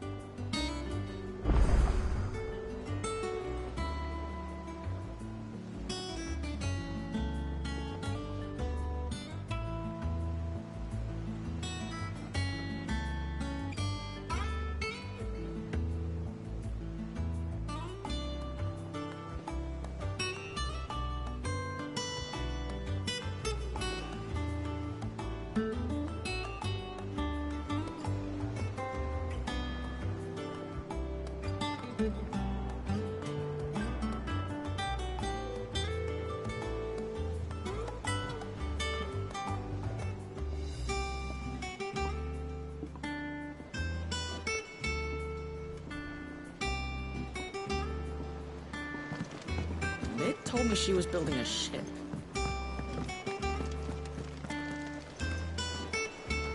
All right, Clive. Asterix. Mid finished sending half the hideaway traipsing across the Twins, has she? I swear, that girl'd do anything to put off visiting her old dad's grave. No excuses now, though, eh? Not quite. She said there was one final thing she had to take care of. I'm sure she'll be finished soon enough. She said that? In those words? She did, yes. Clive? Were you born yesterday or something? There is no thing. She'll probably be halfway to Canva by now. Mid. I might still be able to catch her.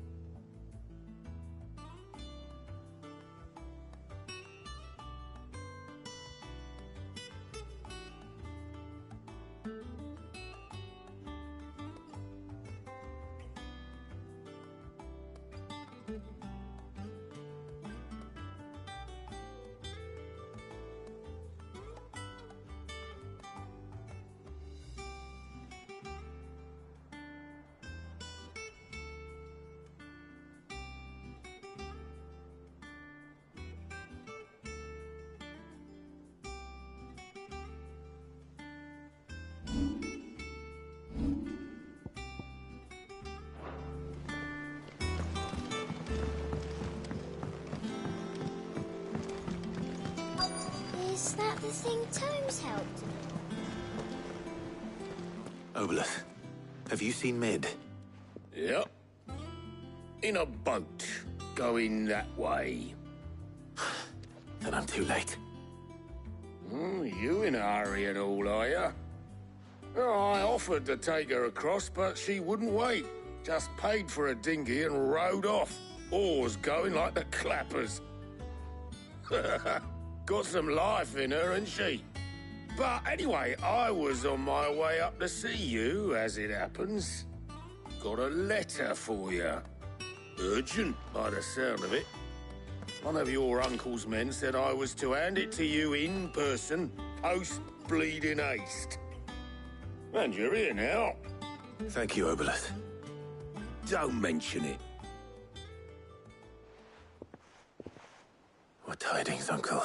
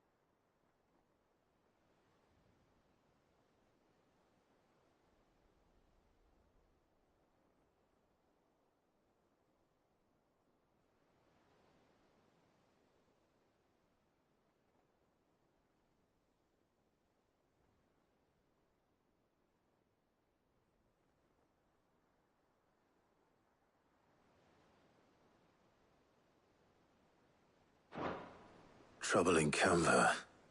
Well, I'll need someone to keep an eye on Mid.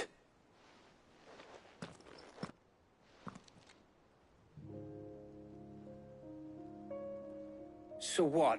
Mid got us to do all the dirty work and then just sailed off into the sunset? It, seems that way. Well, nothing we can do about it now.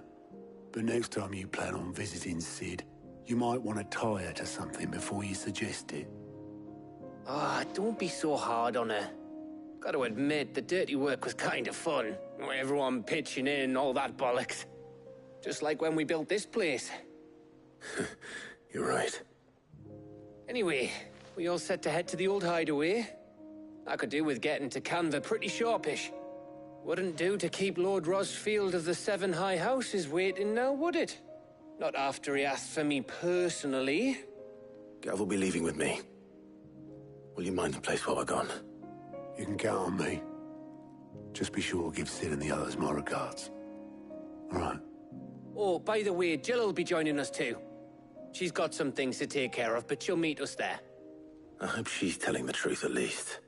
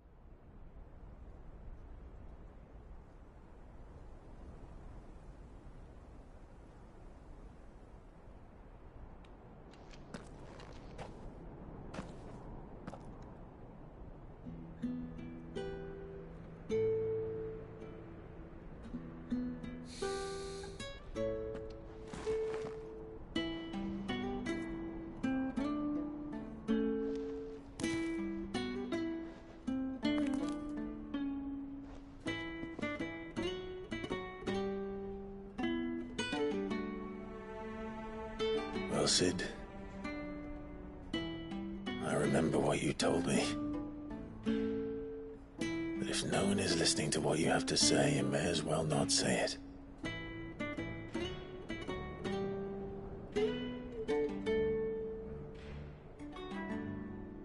But I will say this, old friend. Hugo Kuka is gone. His shadow looms over us no longer. It's a pity the Phoenix can't be in two places at once. If he'd have been with us, maybe he could have done something for the lost. Not even the Phoenix can bring people back from the dead. Life has a beginning and an end. So we must live while we have the chance. And not as slaves to the crystals, but as free men. May we join you?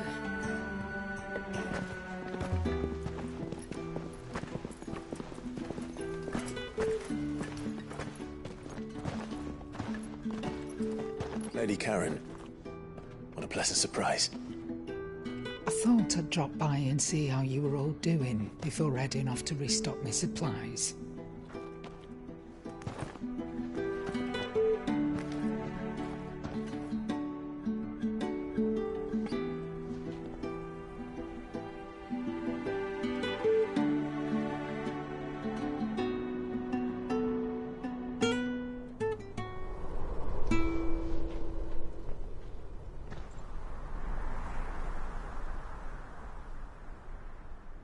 It wasn't the most scenic view back then, but it were never as bad as this. I know. The blight marches on. And soon, there will be no escaping sights like these.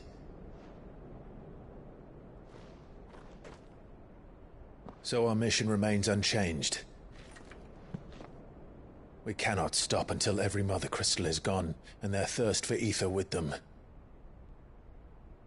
The only one that remains in Storm is Drake's Tail in the Crystalline Dominion. Our next target. We're going to Twinside. It's the capital of the Empire these days. I wouldn't like to think how tightly guarded they've got the place. Not that that'll stop you. But we do well to scout it out before you go charging in. We would indeed. If you're off to the Dominion, you can take this great lump with you. Goods. Oh, I am sorry. Have you forgotten you're the most wanted man in the Twins? I thought you might like to disguise yourselves as the attendants of a travelling trader, assuming you've no better ideas. You wanted to buy yourself some tools, didn't you? Well, now's your chance. You're letting me go? With them? Oh, thanks, man! Stop that! You'll break me bones, you great galoot!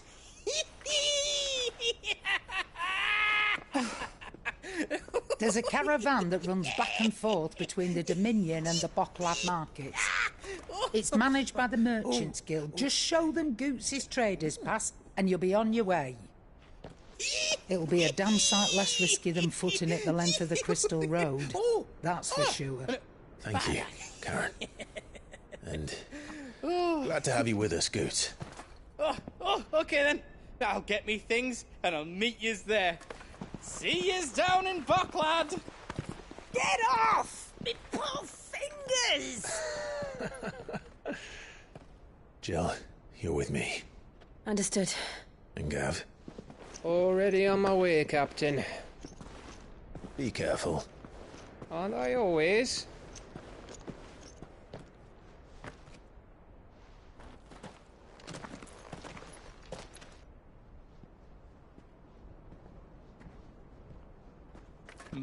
Do you see that, Sid? Your protege's making a proper little outlaw of himself.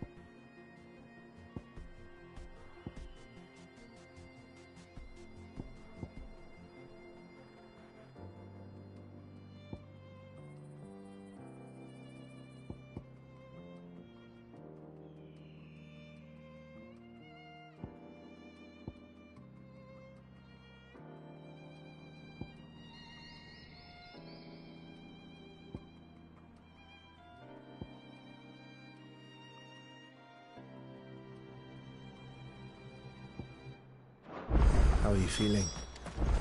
Better. Thanks to Taya. I'm glad to hear it. And Torgal helped too. Didn't you, boy?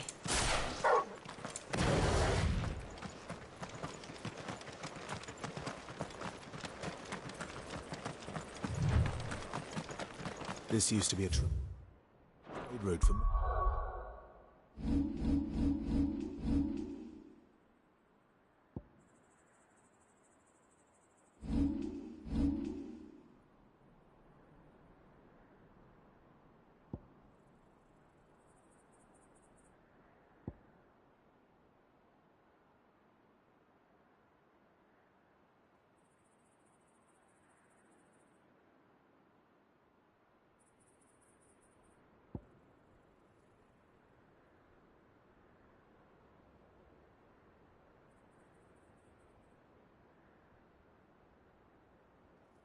Merchants crossing the scars.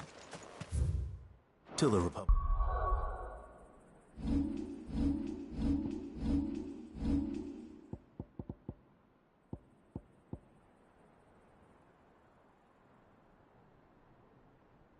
It laid a new road wide enough to let wagons pass, and all official traffic moved there. Leaving this one for those living outside the law. Indeed. I doubt we'll be the only outlaws on the trail today.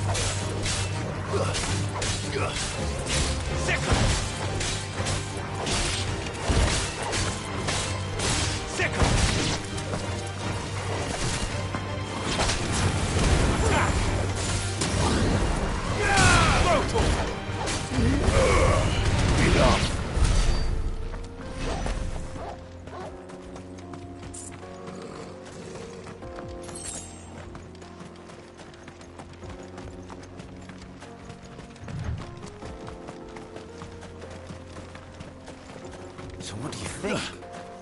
That we'd be lucky to make it out alive? Really? It's as bad as that? Oh, aye. There's trouble up ahead. And too much of it for us to handle. I take it there's danger on the road. Oh, what about this fearsome-looking fellow? You think he'd be equal to the task? Well, no doubt. Assuming he's willing to hear us out. Well met, friend. My brother and I have been tasked with finding a merchant's missing cart.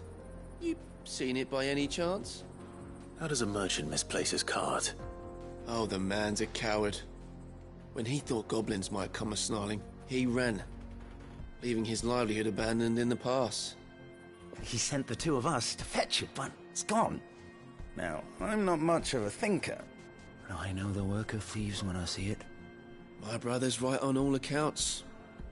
And by my estimation, the bastards are lying in wait just down the road.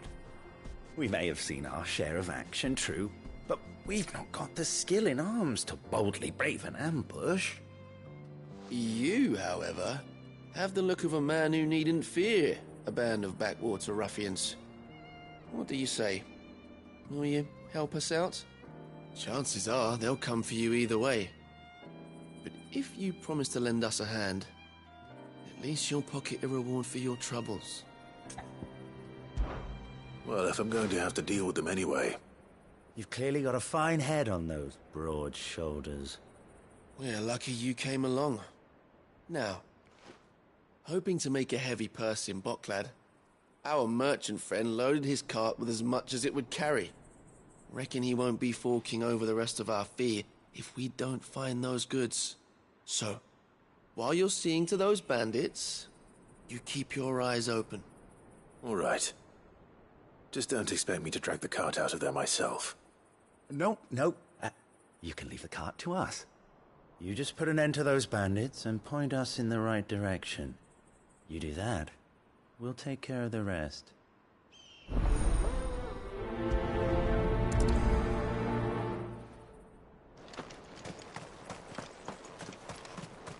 I'm not sure I trust those two. But if there are bandits lying in wait, I should probably take it. Look lively, you lot. We've got guests. These must be our bandits. And if you ever want to see it again.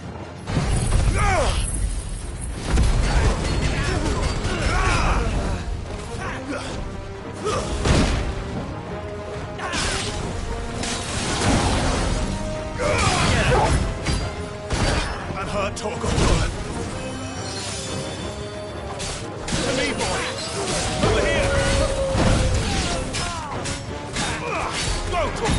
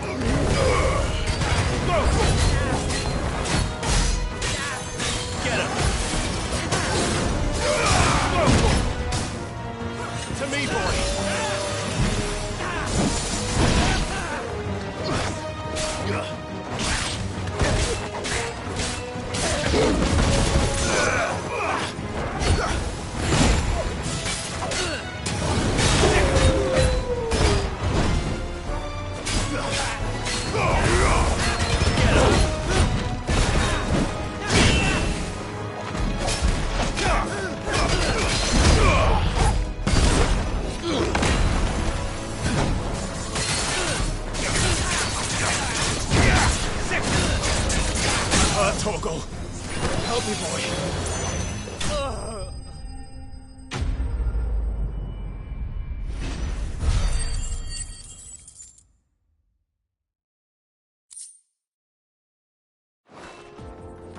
That's them dealt with.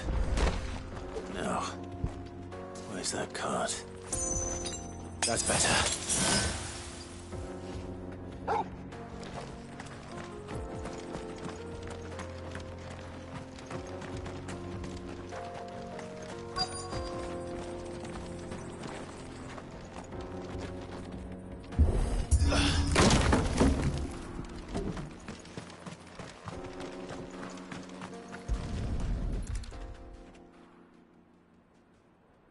Getting all of this out of here will be a nightmare. Seems we found ourselves the right man for the job, wouldn't you say? Found the cart and didn't leave a single bastard breathing. Our merchant friend will be delighted. And how exactly will he be getting his goods out of here? You leave that to us. After all, it'd be wrong to make such a fine warrior haul cabbages to market. You've done your part. And that's all you need to worry about. Here.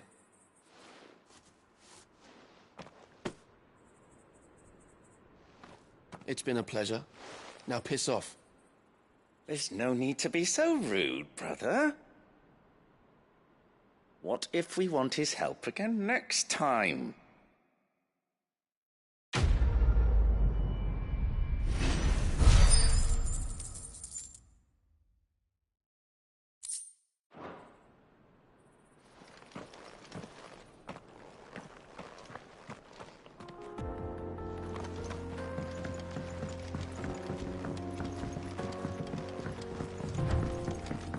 I see the Dalnecs lag behind Rosaria when it comes to bridge building. The fallen ruin should hold, at least. The path continues on the other side.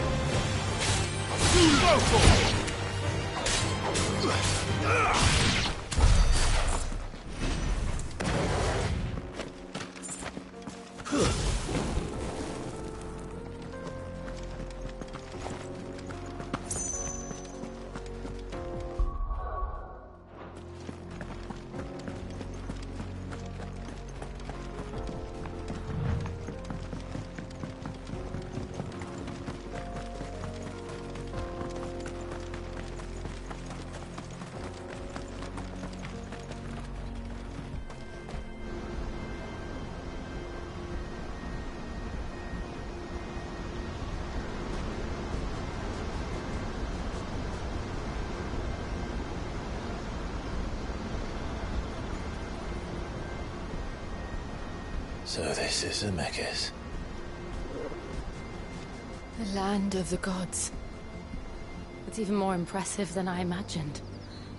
I remember being captivated by the story as a child. Long, long ago, man was overcome by avarice and challenged the gods in a bid to win their power. The final battle took place here, at these falls. Or so the legend goes. If anyone ever manages to plumb those depths, perhaps we'll learn if there's any truth to the tale. That the gods emerged victorious and punished man for his defiance by visiting upon him 2 curses. Dominance and bearers. To tell the truth, I always thought it strange that the dominant and their icons were deemed a curse.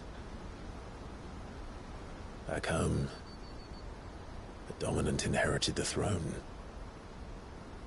They were admired and exalted, not spurned. Whenever I got to that part of the story, I always assumed there must be something I'd misunderstood. You had a lot of storybooks, didn't you? In your room, I mean. When we were young. The old legends were always my favorites. Epic battles between gods and men. Father encouraged me to read as much as I could. He thought it good for my education. You really were a boy like any other, weren't you?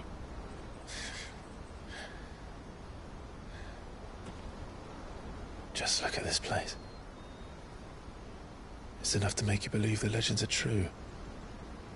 I know.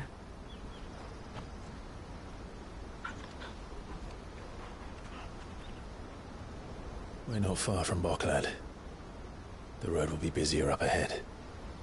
And we'll have to keep our wits about us.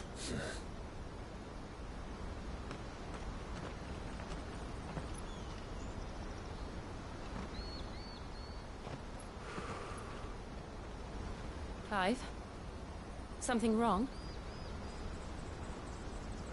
Nothing. It's nothing.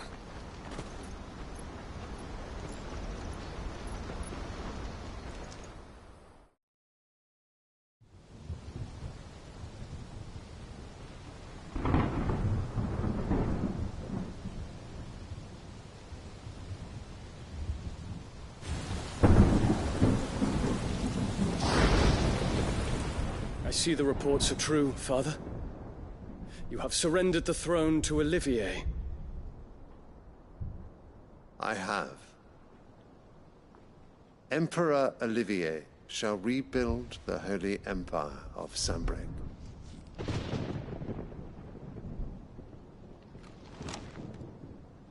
How is he to rule an empire? He is but a boy. I shall advise him until he comes of age. Father, please. Or for as long as I am able. The empire we seek to build needs young blood to rule it, and I can think of none better suited to the task.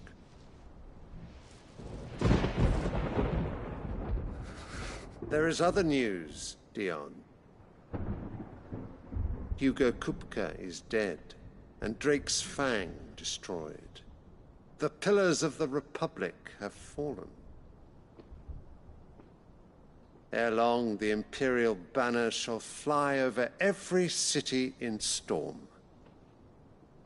And then, Valisthea. All shall bow before their Emperor. Father, these are the words of a tyrant. They are the words of a god. The Emperor whom I gladly serve.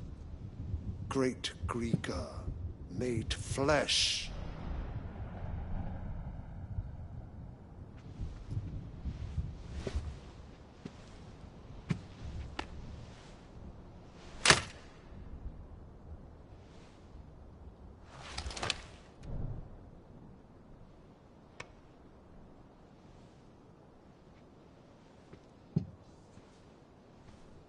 Return to your camp, Dion, and ready your forces.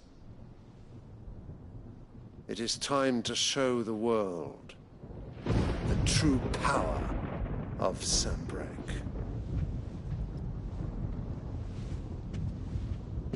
Father. I find you much changed.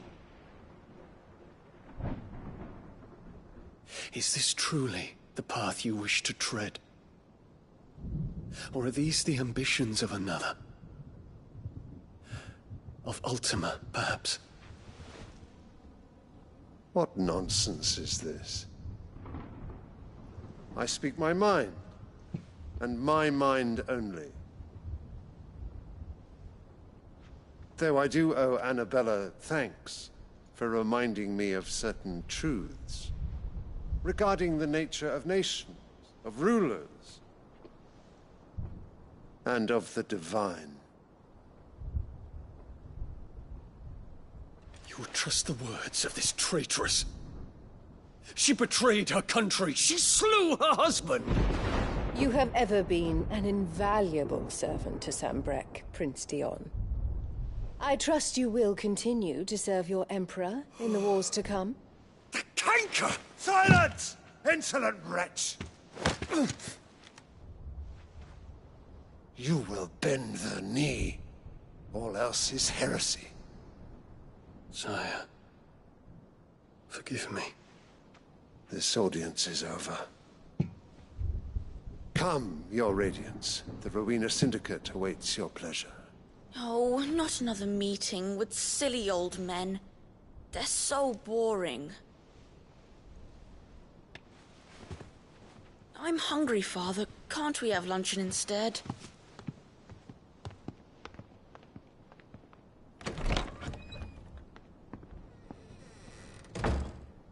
Does it pain you that you will not inherit your father's throne? I have suffered worse.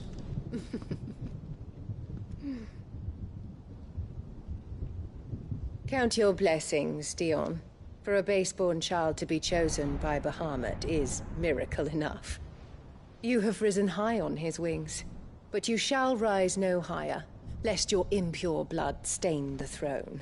What do you know of my blood?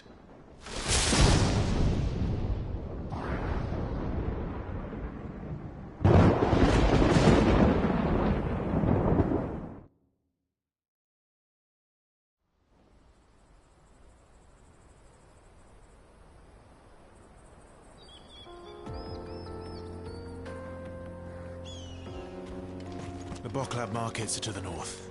We just need to hug the coast.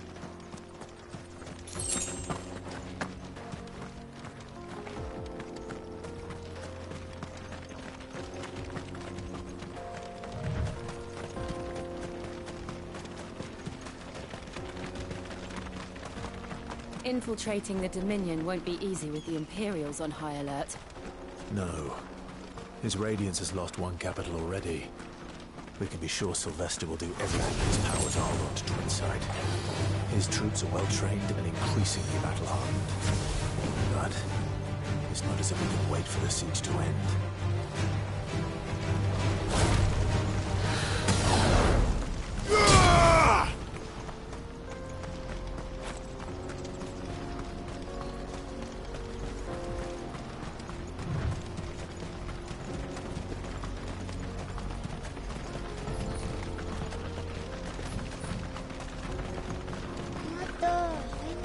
Refugees.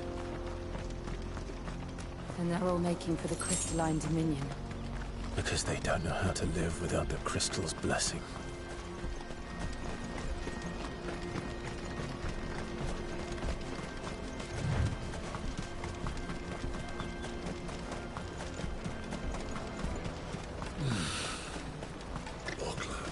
There are no crystals here. This is where we're supposed to meet Goots, isn't it? That's right. He said he'd wait for us here after replenishing his supplies. I dare say he'll have finished by now. Let me carry your goods. I'm cheap. Peaches and pears.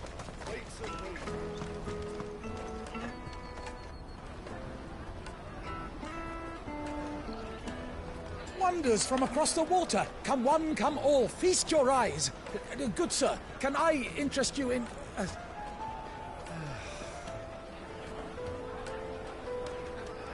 How much? For a measly crust of bread? You won't find any cheaper. Not nowadays. But you're more than welcome to look.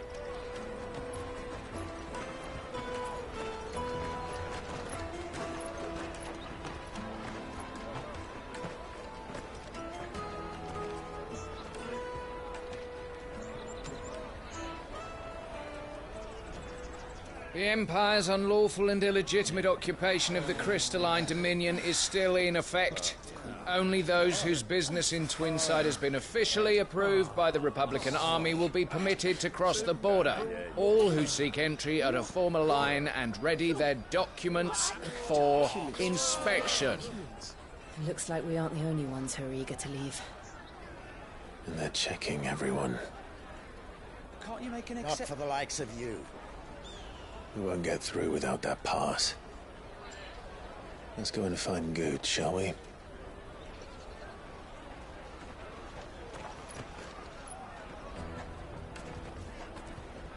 He must be around here somewhere.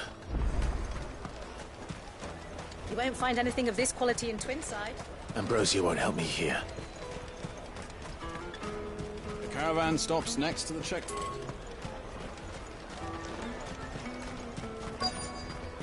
Juicy pears! Slake your thirst without a crystal. Ah, Good. There you are. Clive, I'm so sorry. Don't tell Nan, will you? Slow down, Good. Just tell us what happened. It's me trader's pass. It's gone. We cannot ride the caravan without it. We won't even be able to get through the flipping checkpoint. Do you remember when you last saw it? It was in my pocket a minute ago. Then a bairn bumped into me and... Yeah. You don't think that they might have nicked it, do you? It wouldn't surprise me. A busy market like this is prime territory for pickpockets. So, to get the pass back, we need to find this child. Where would we even start? I know where! I've got a pal in Bocklad who might be able to help us. No one knows more about what goes on round here than she does. Where do we find her? She's the owner of the Crimson Caravans, up that way. Sign's got a red chocobo on it. No time like the present. You two go on ahead. I'm gonna check the rest of my stuff, make sure naught else is missing. All right. We'll meet you there. Let's keep an eye out for this red chocobo, then. And the other on our purses. Without a crystal. Jug of snake spit for the road?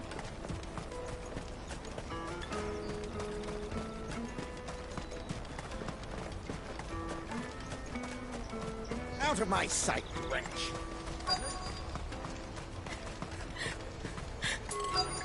You won't find a finer array this side of the strait.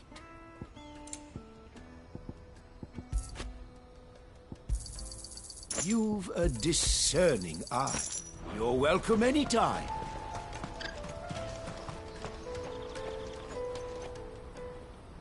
Looking to hire a coach? It's 10 million for a two-birder to the Crystalline Dominion. Take it or leave it. Oh, we're not here for that. Then I bid you good day. Oh, wait! Don't go, El. He's me mate. As I live and breathe. Goots, what are you doing back in Bocklad?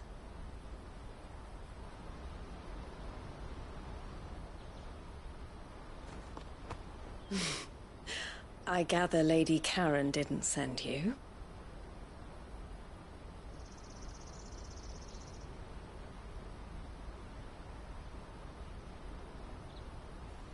So what trouble have you got yourself into this time? It's me trader's pass. It got stolen. By a little bairn. Of all the... You're the size of a marble. Honestly. Ugh. Goots told us that you know the markets well. Might you have an idea which little bairn could have done this? We don't intend to punish them. We just need our pass back. Then, we can be on our way. I see. So neither of you has a trader's pass either. Not that anyone would take you for traders, but I suppose that's why you came to me, correct? Now, I can't say for sure who took your pass, but I suspect I know why they did it. Let me explain.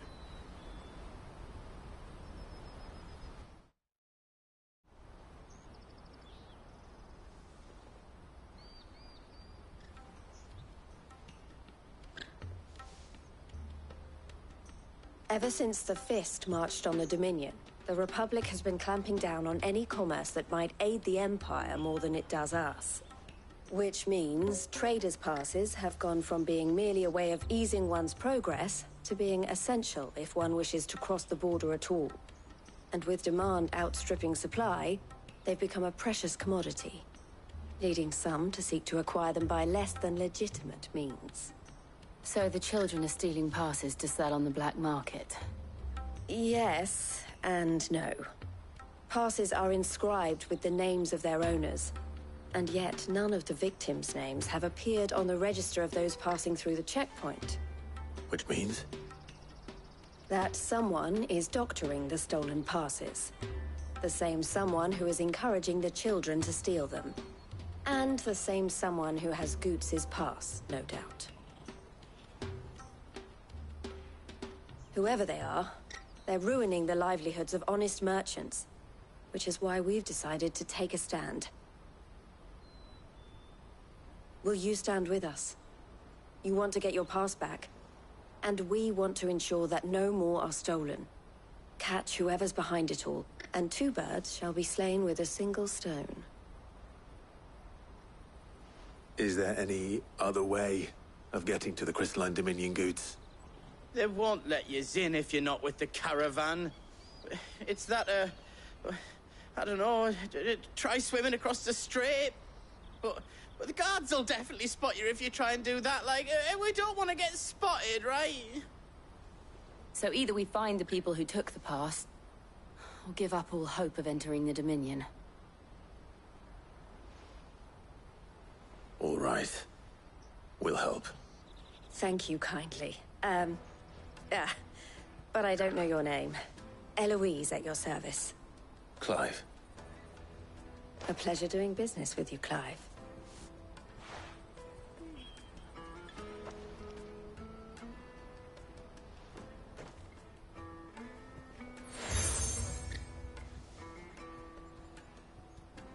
The proprietor of the furniture makers by the coach stop is spearheading the search. Wear that, and he will know you for a friend. I suggest that you speak with him first. The furniture makers. Understood.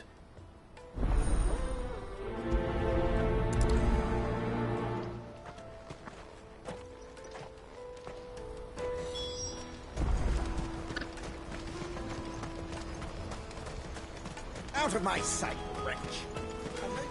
Peaches and pears.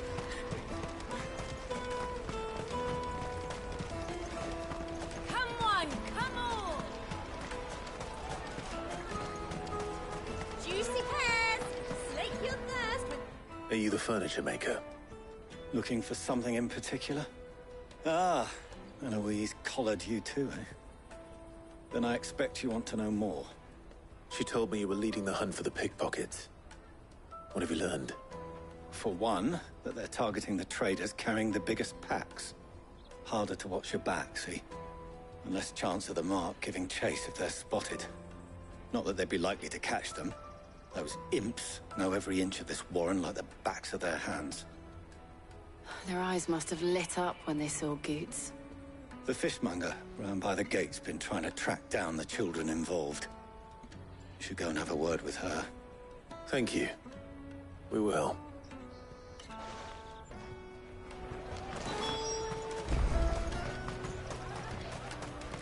You won't find anything of this quality in Twinside. You should come with me to the Dominion. Fish for sale!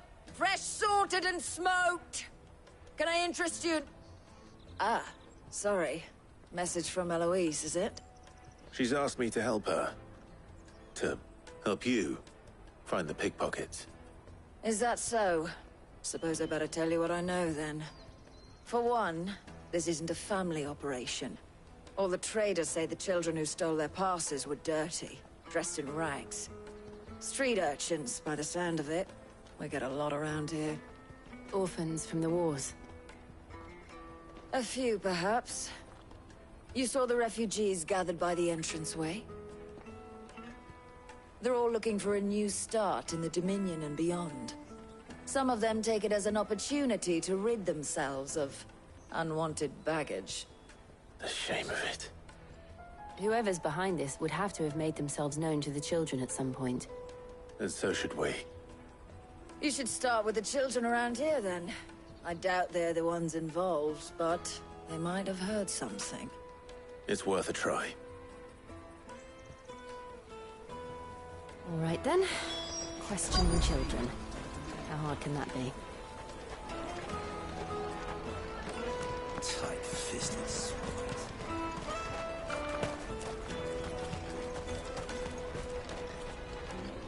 Excuse me. Do you mind if I ask you something? Can't stop you. I was just wondering if anyone has asked you to do anything out of the ordinary recently. Anything you grown-ups ever ask us to do is shut up and go away. So guess what I'm about to tell you to do? Sorry. I'll leave you alone.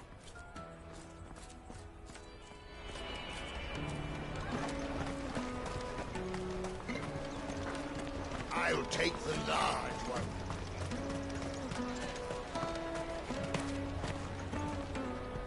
Do you have a moment? What do you want?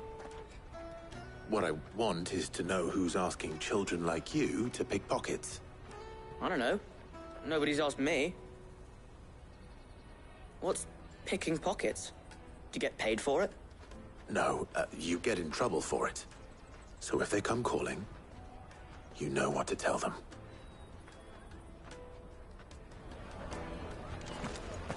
The caravan stops next to the check. Jug of snake spit. Excuse me? What do you want? I don't have any money. It's all right. We're not going to hurt you. We just want to talk. What about? We've heard that some very bad people are making children like you steal from travelers. We need to know who's behind it so we can stop them. I don't know much about it, really. But my friend, Honza, he said he got a job. Doing something dangerous.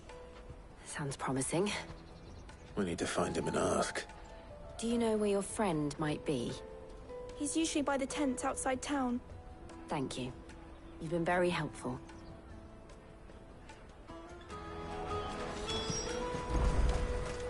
Come on, come on!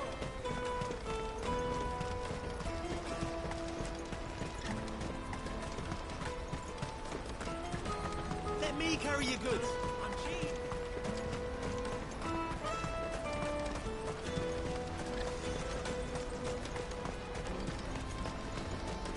She must have meant the refugee camp. Let's hope he's still nearby. Daddy, I'm hungry.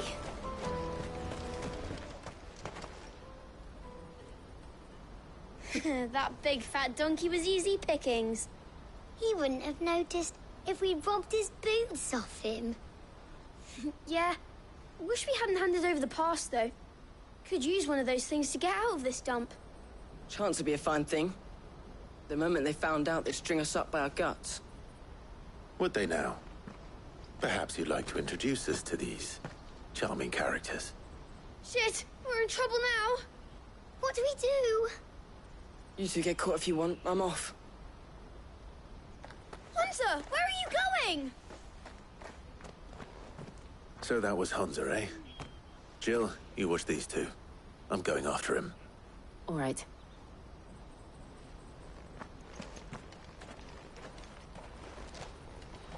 He can't have gone far. I need to find him before his employers do. Daddy, I'm hungry.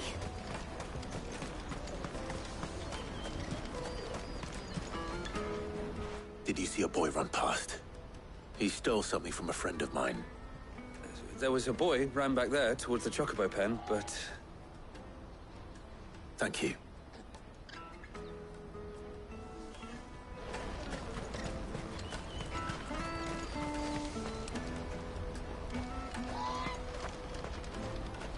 This is everything? It must be transported.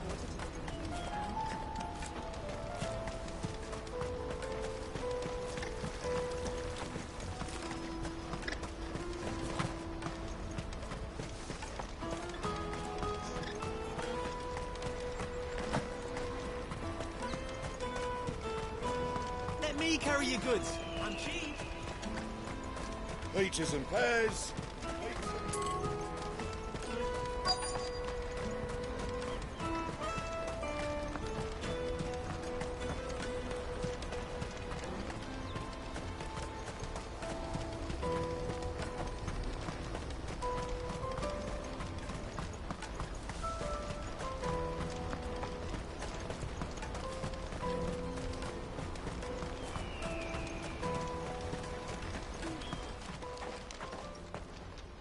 Shit. Cornered. It's all right, Hansa.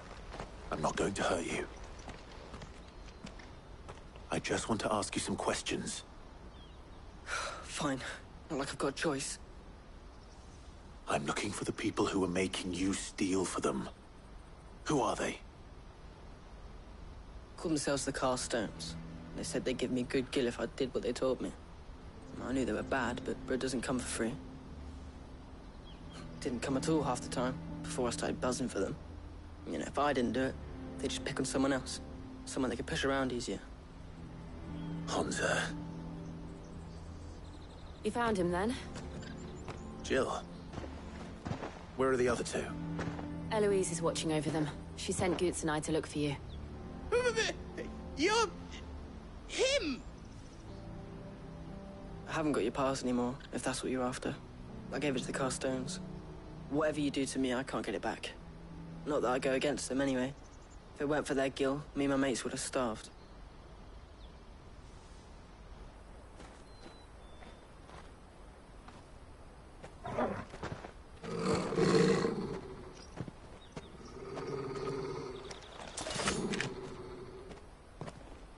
Cowards. You will not force another child to do your bidding. Wait, we're not... Don't hurt him.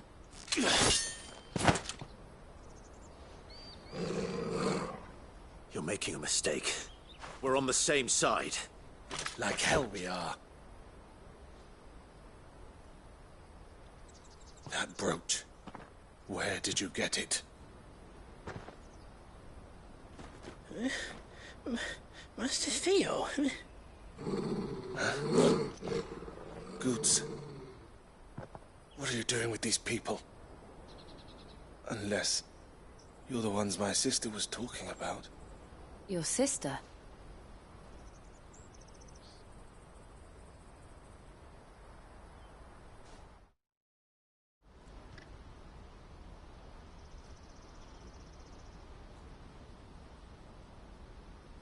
Eloise didn't tell us she had a brother. And why would she? I'm just her back and a blade. Theodore, at your service. Sorry about before. Theodore, what do you know of the car?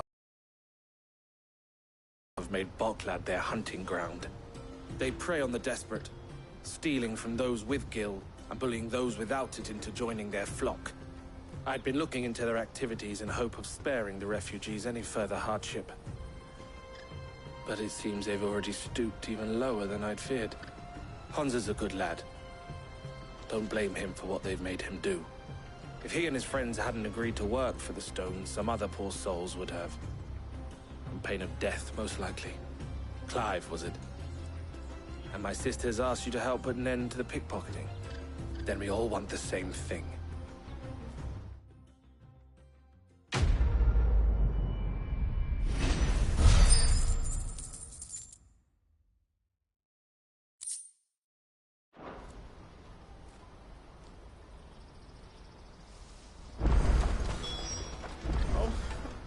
So, what's the plan? What else? We find the cast stones, and we crush them. You get your trader's pass back, and I make Boklad a safe place again. All right then. All right then. Honza, where are they camped? Don't worry. They'll never know you told us. Couldn't if I wanted to. They always come to town to collect the passes. Meet us outside the gate. I tried following them once, but they spotted me halfway down the trail. Said they'd string me up. We'll try it this time. Which way were they going? Back down the road towards Lateney's Cleft. To Lateney's Cleft, then?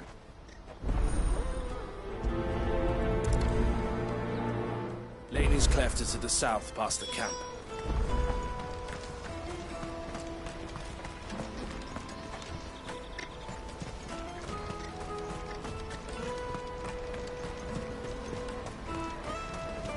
That's that, then. Daddy! There are no crystals here. Hungry.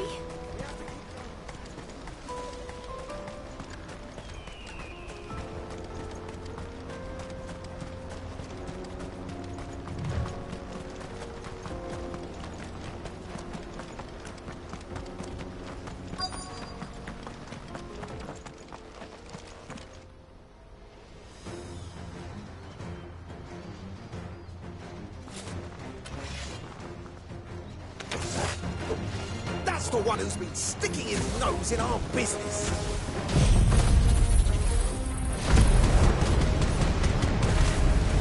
You should have minded your own. You're finished.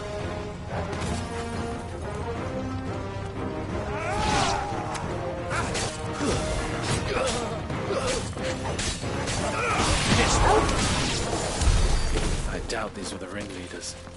But at least we know we're on the right track.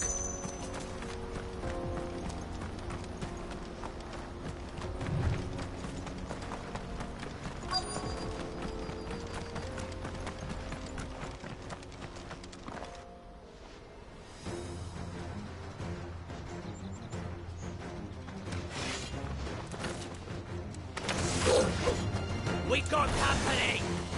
That's a lot of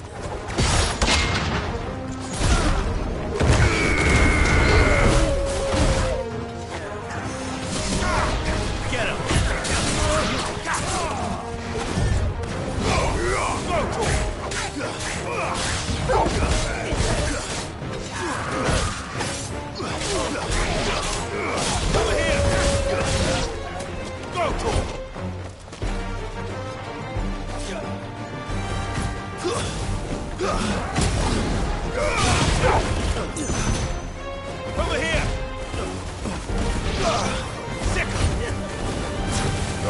This one. More foot soldiers. Fewer now.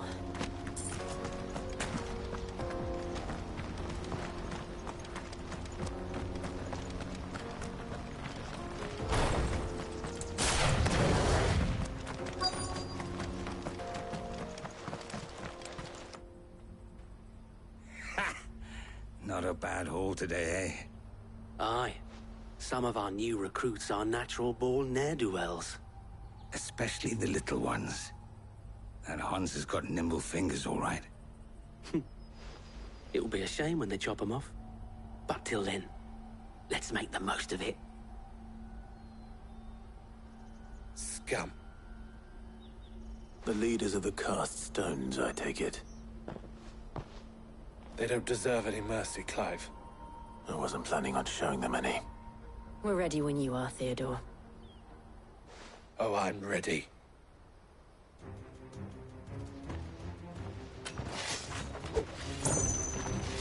Fuck! It's that guard from Boklad! Kill him! Kill them all!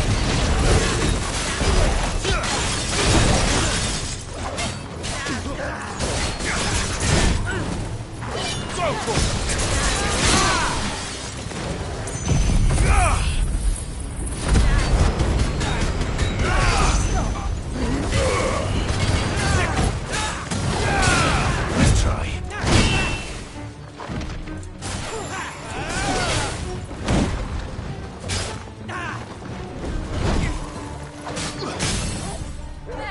Sword of stone!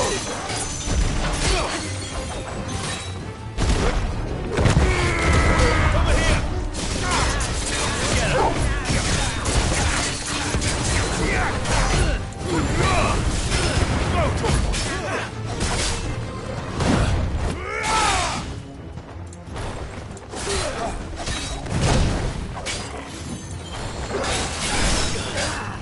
Get him!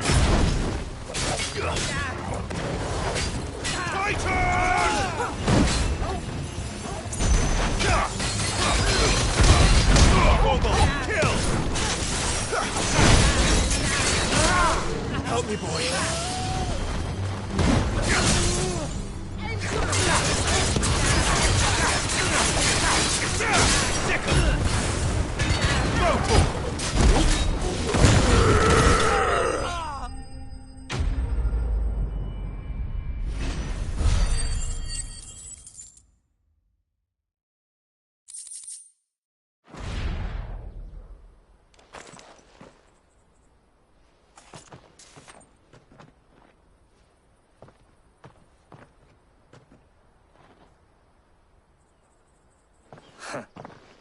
And they say crime doesn't pay.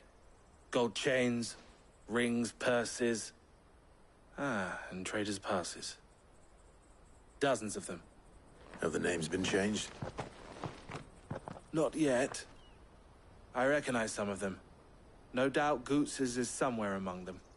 Now I just need to sort through it all and return everything to the people it was taken from. We should go and give Eloise the good news. Can we leave things here in your hands, Theodore? Of course. Oh, and, be sure to tell her of the part I played, won't you? We'll be glad to.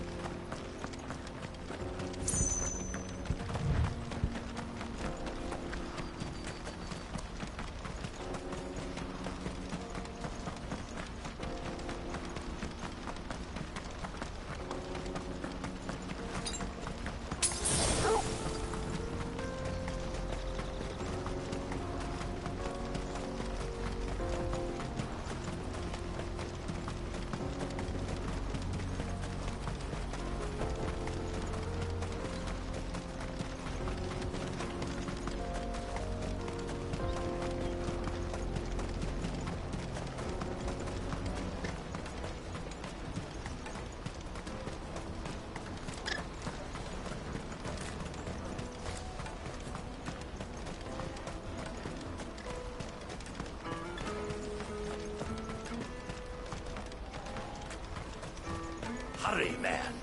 I must leave the... Bloody cruising caravan, scooping up all the best customers. Leave some... Ah, Clive. How goes the hunt? My brother isn't getting in your way, I trust? Quite the opposite.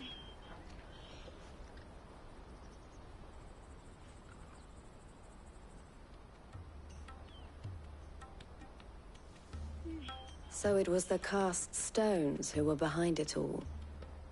Theo told me he'd been on their trail.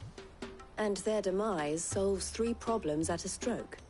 That of the pickpockets, the bandits pulling their strings, and the passes they were stealing. I only hope yours is among the items you recovered.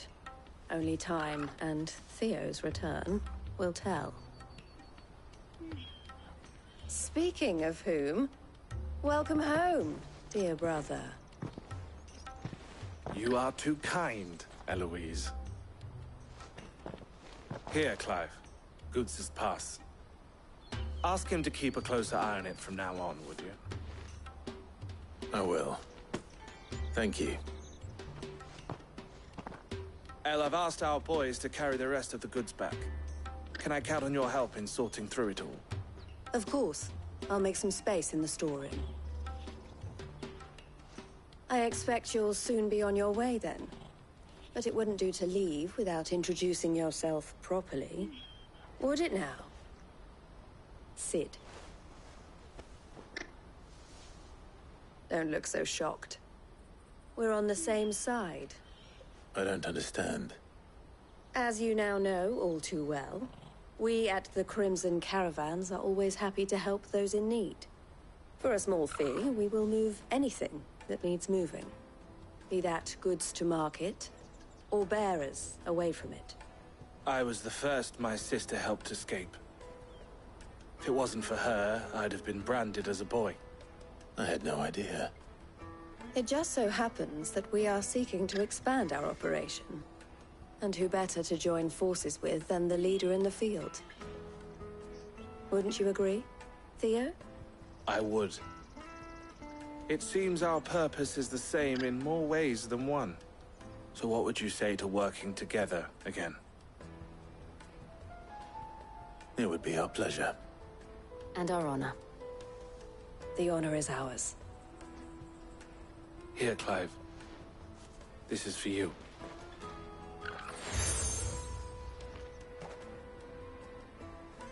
What is it? Elle has friends in high places, while I have associates in, lower ones. That mark is proof that you're a friend to us both.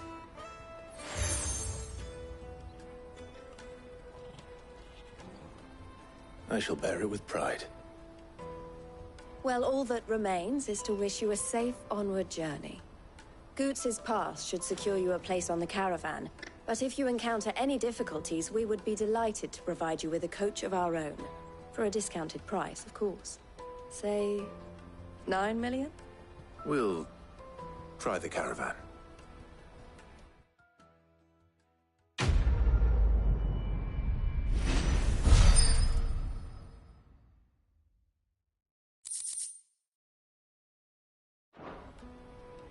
Right then. Let's get this back to Goots. And then it's on to the Dominion. Something I can help you with? Don't worry about Honza and the others.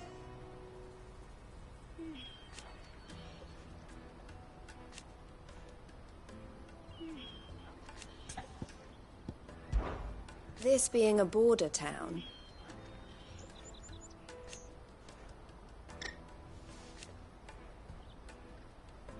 or at least, it did.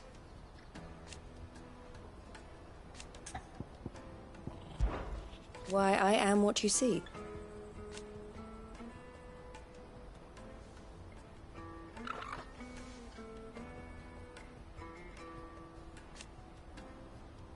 It can be a risky business.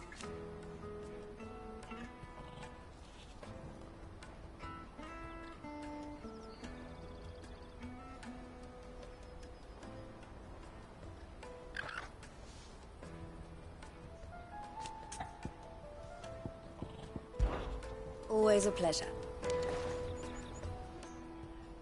Clive. Criminals and cowards. So thank you. Criminals and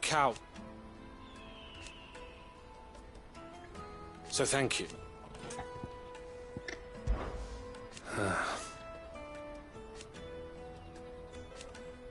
Fools, the lot of them.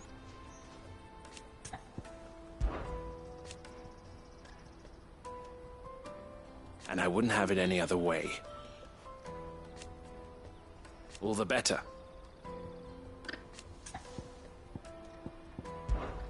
Farewell, then.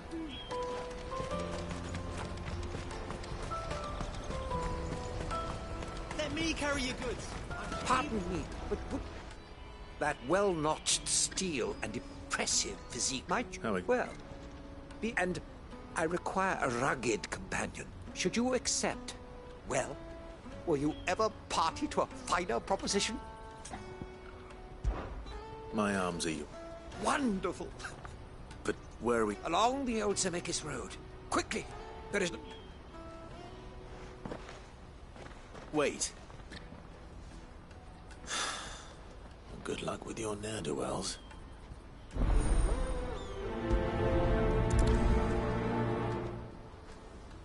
I better make sure he doesn't get himself killed.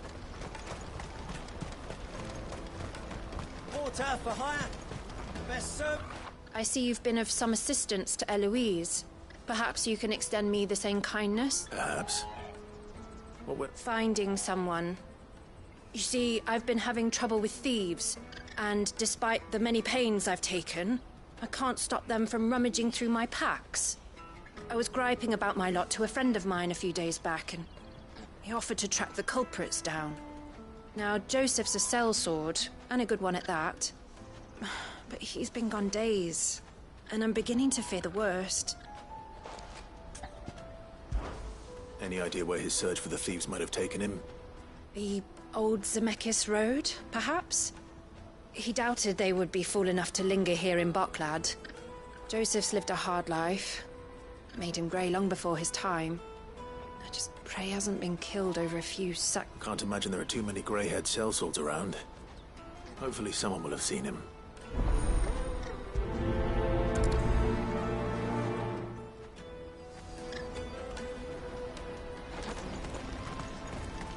That's that then.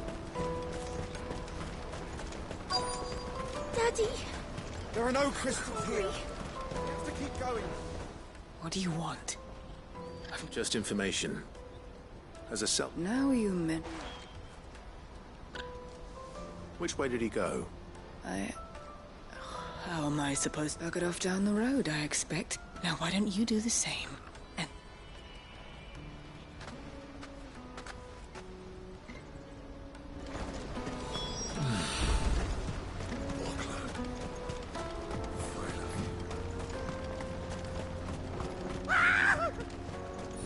Why am I not surprised?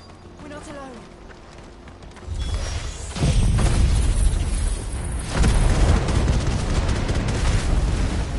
You'll hand over your coin if you know what to do.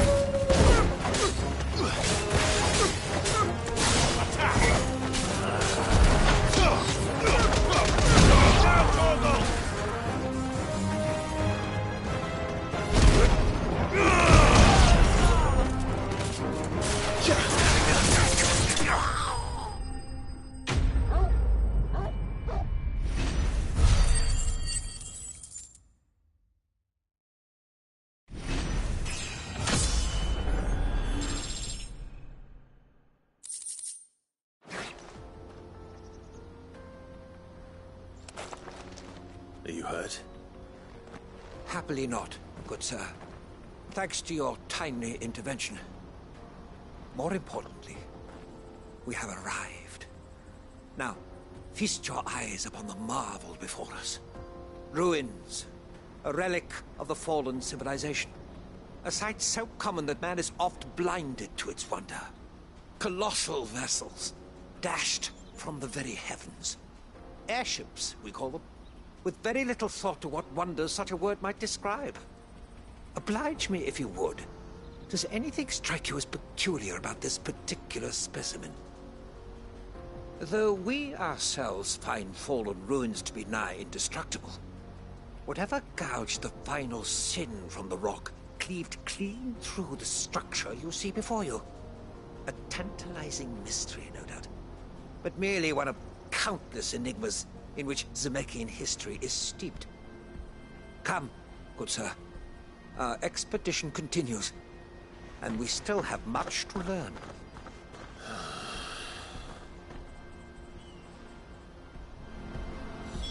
He's passionate. I'll give him that.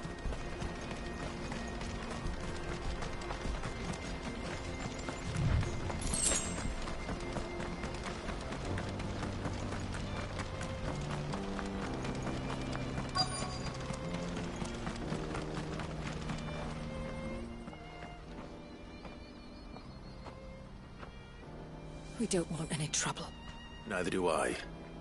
I'm looking for... Well, we haven't seen him. Yes, we have. We saw him climbing up the rocks. And those ones, over there. Maybe he found his thieves. Mum won't let me near them. She said there's goblins up there, and that they eat little boys for... Shh, now. You've said quite enough already. I only told him what you said. I'd listen to your mother if I were you.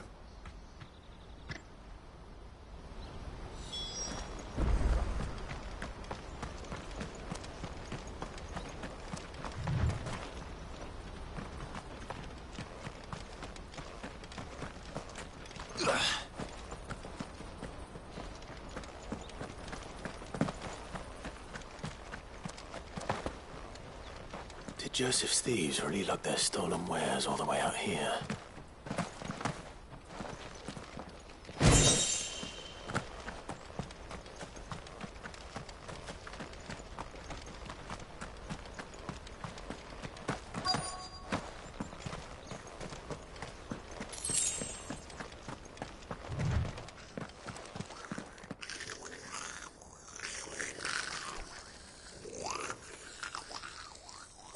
I think we've found our thieves.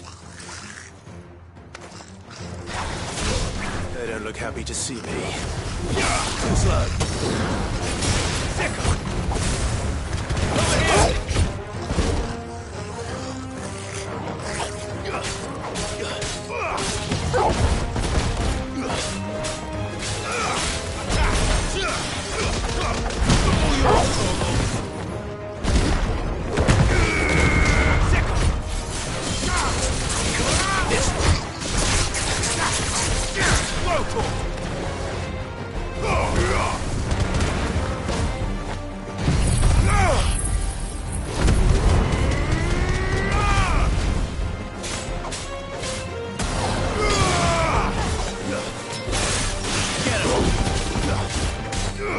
Over here!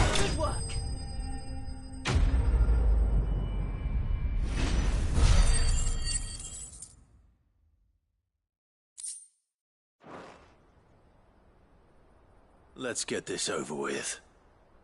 Stop! Don't kill him, he's just protecting his home. Joseph? So the boy was right. I don't know you. Your porter friend sent me to find you.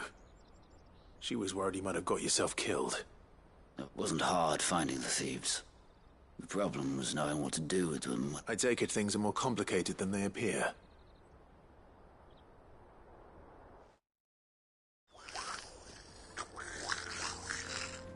I'd all but ruled out bandits before I even left the market. You know why that is? Because our thieves had no interest in gold or gems, or anything they couldn't eat for that matter. Add to that the rumors of goblins in the area, and the mystery practically solved itself. I soon found their cozy little homestead, and all the missing food. I launched myself at them, full of righteous fury, but their leader was the only one who moved to meet me. The others, they huddled around that food, ready to die protecting it. They stole because it was that or starvation. I've been there myself, back when times were hard. So you spared them, and earned their trust into the bargain by the look of it.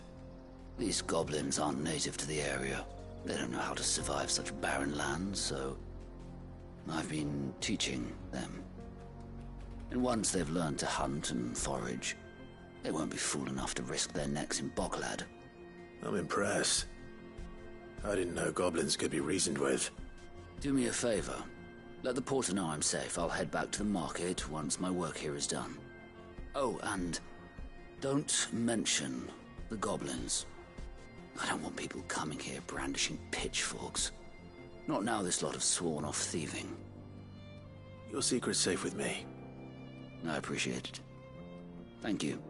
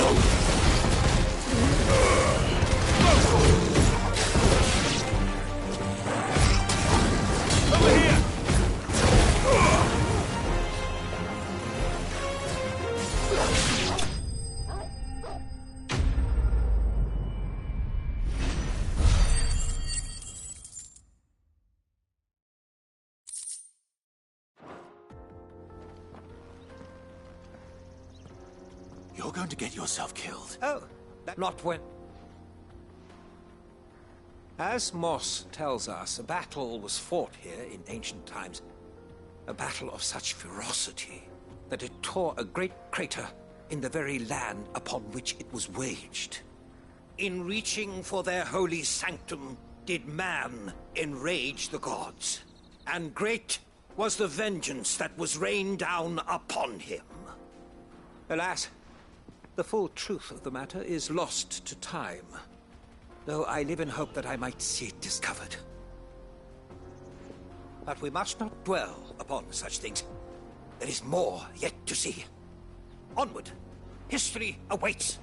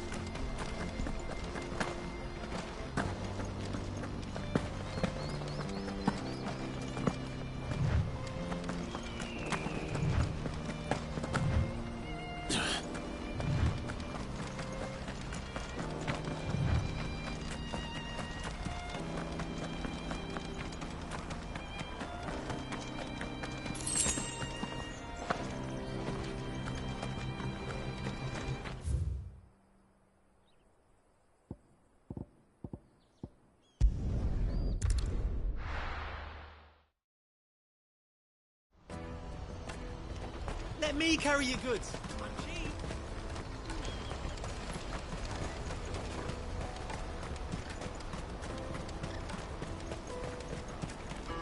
Porter for hire. Best. Joseph's fine. We'll be back once he's tied up a few loose ends.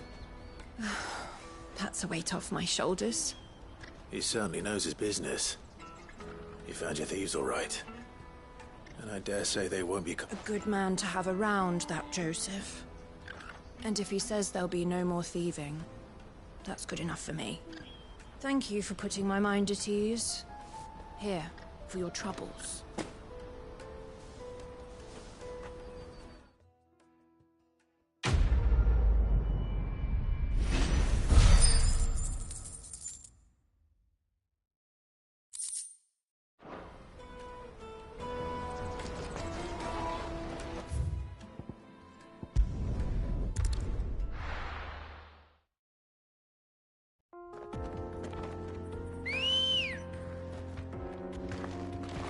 Good girl. Faster!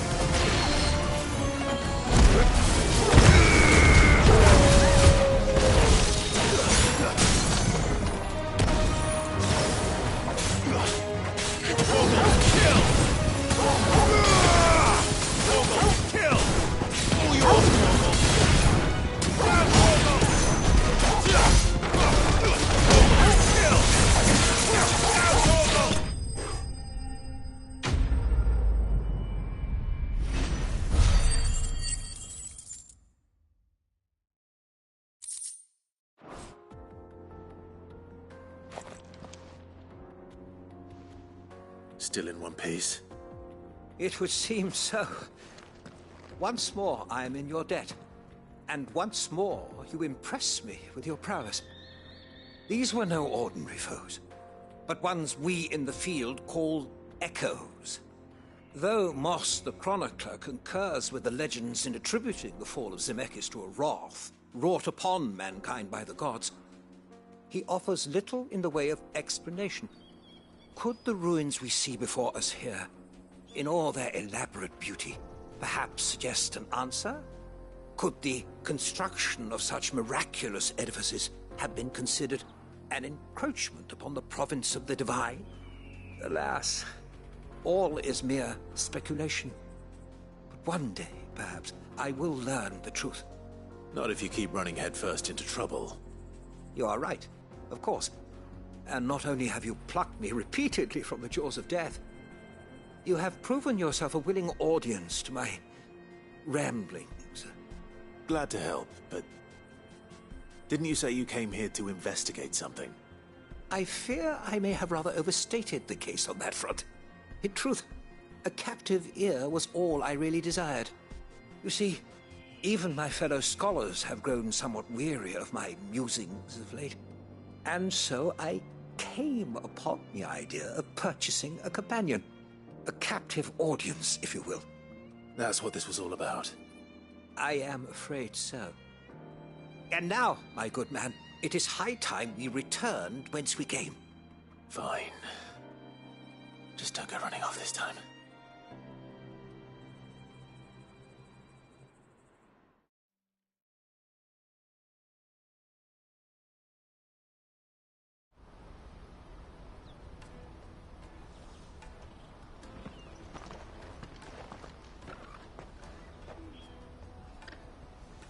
And so ends a delightful day. Here, your reward for humoring my selfish whims, plus a little extra for the trouble I have put you to.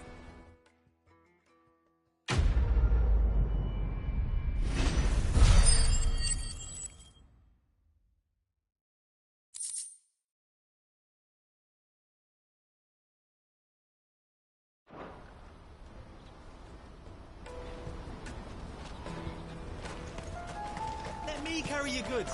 I'm cheap.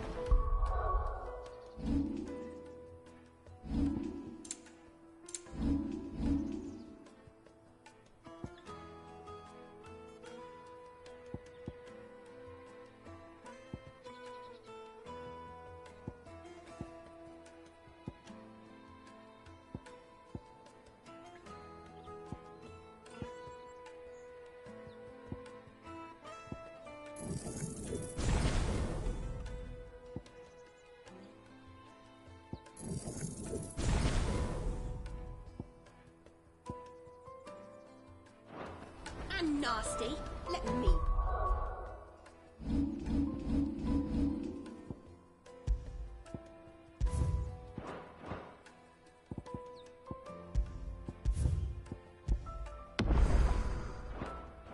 Lord, you won't regret it.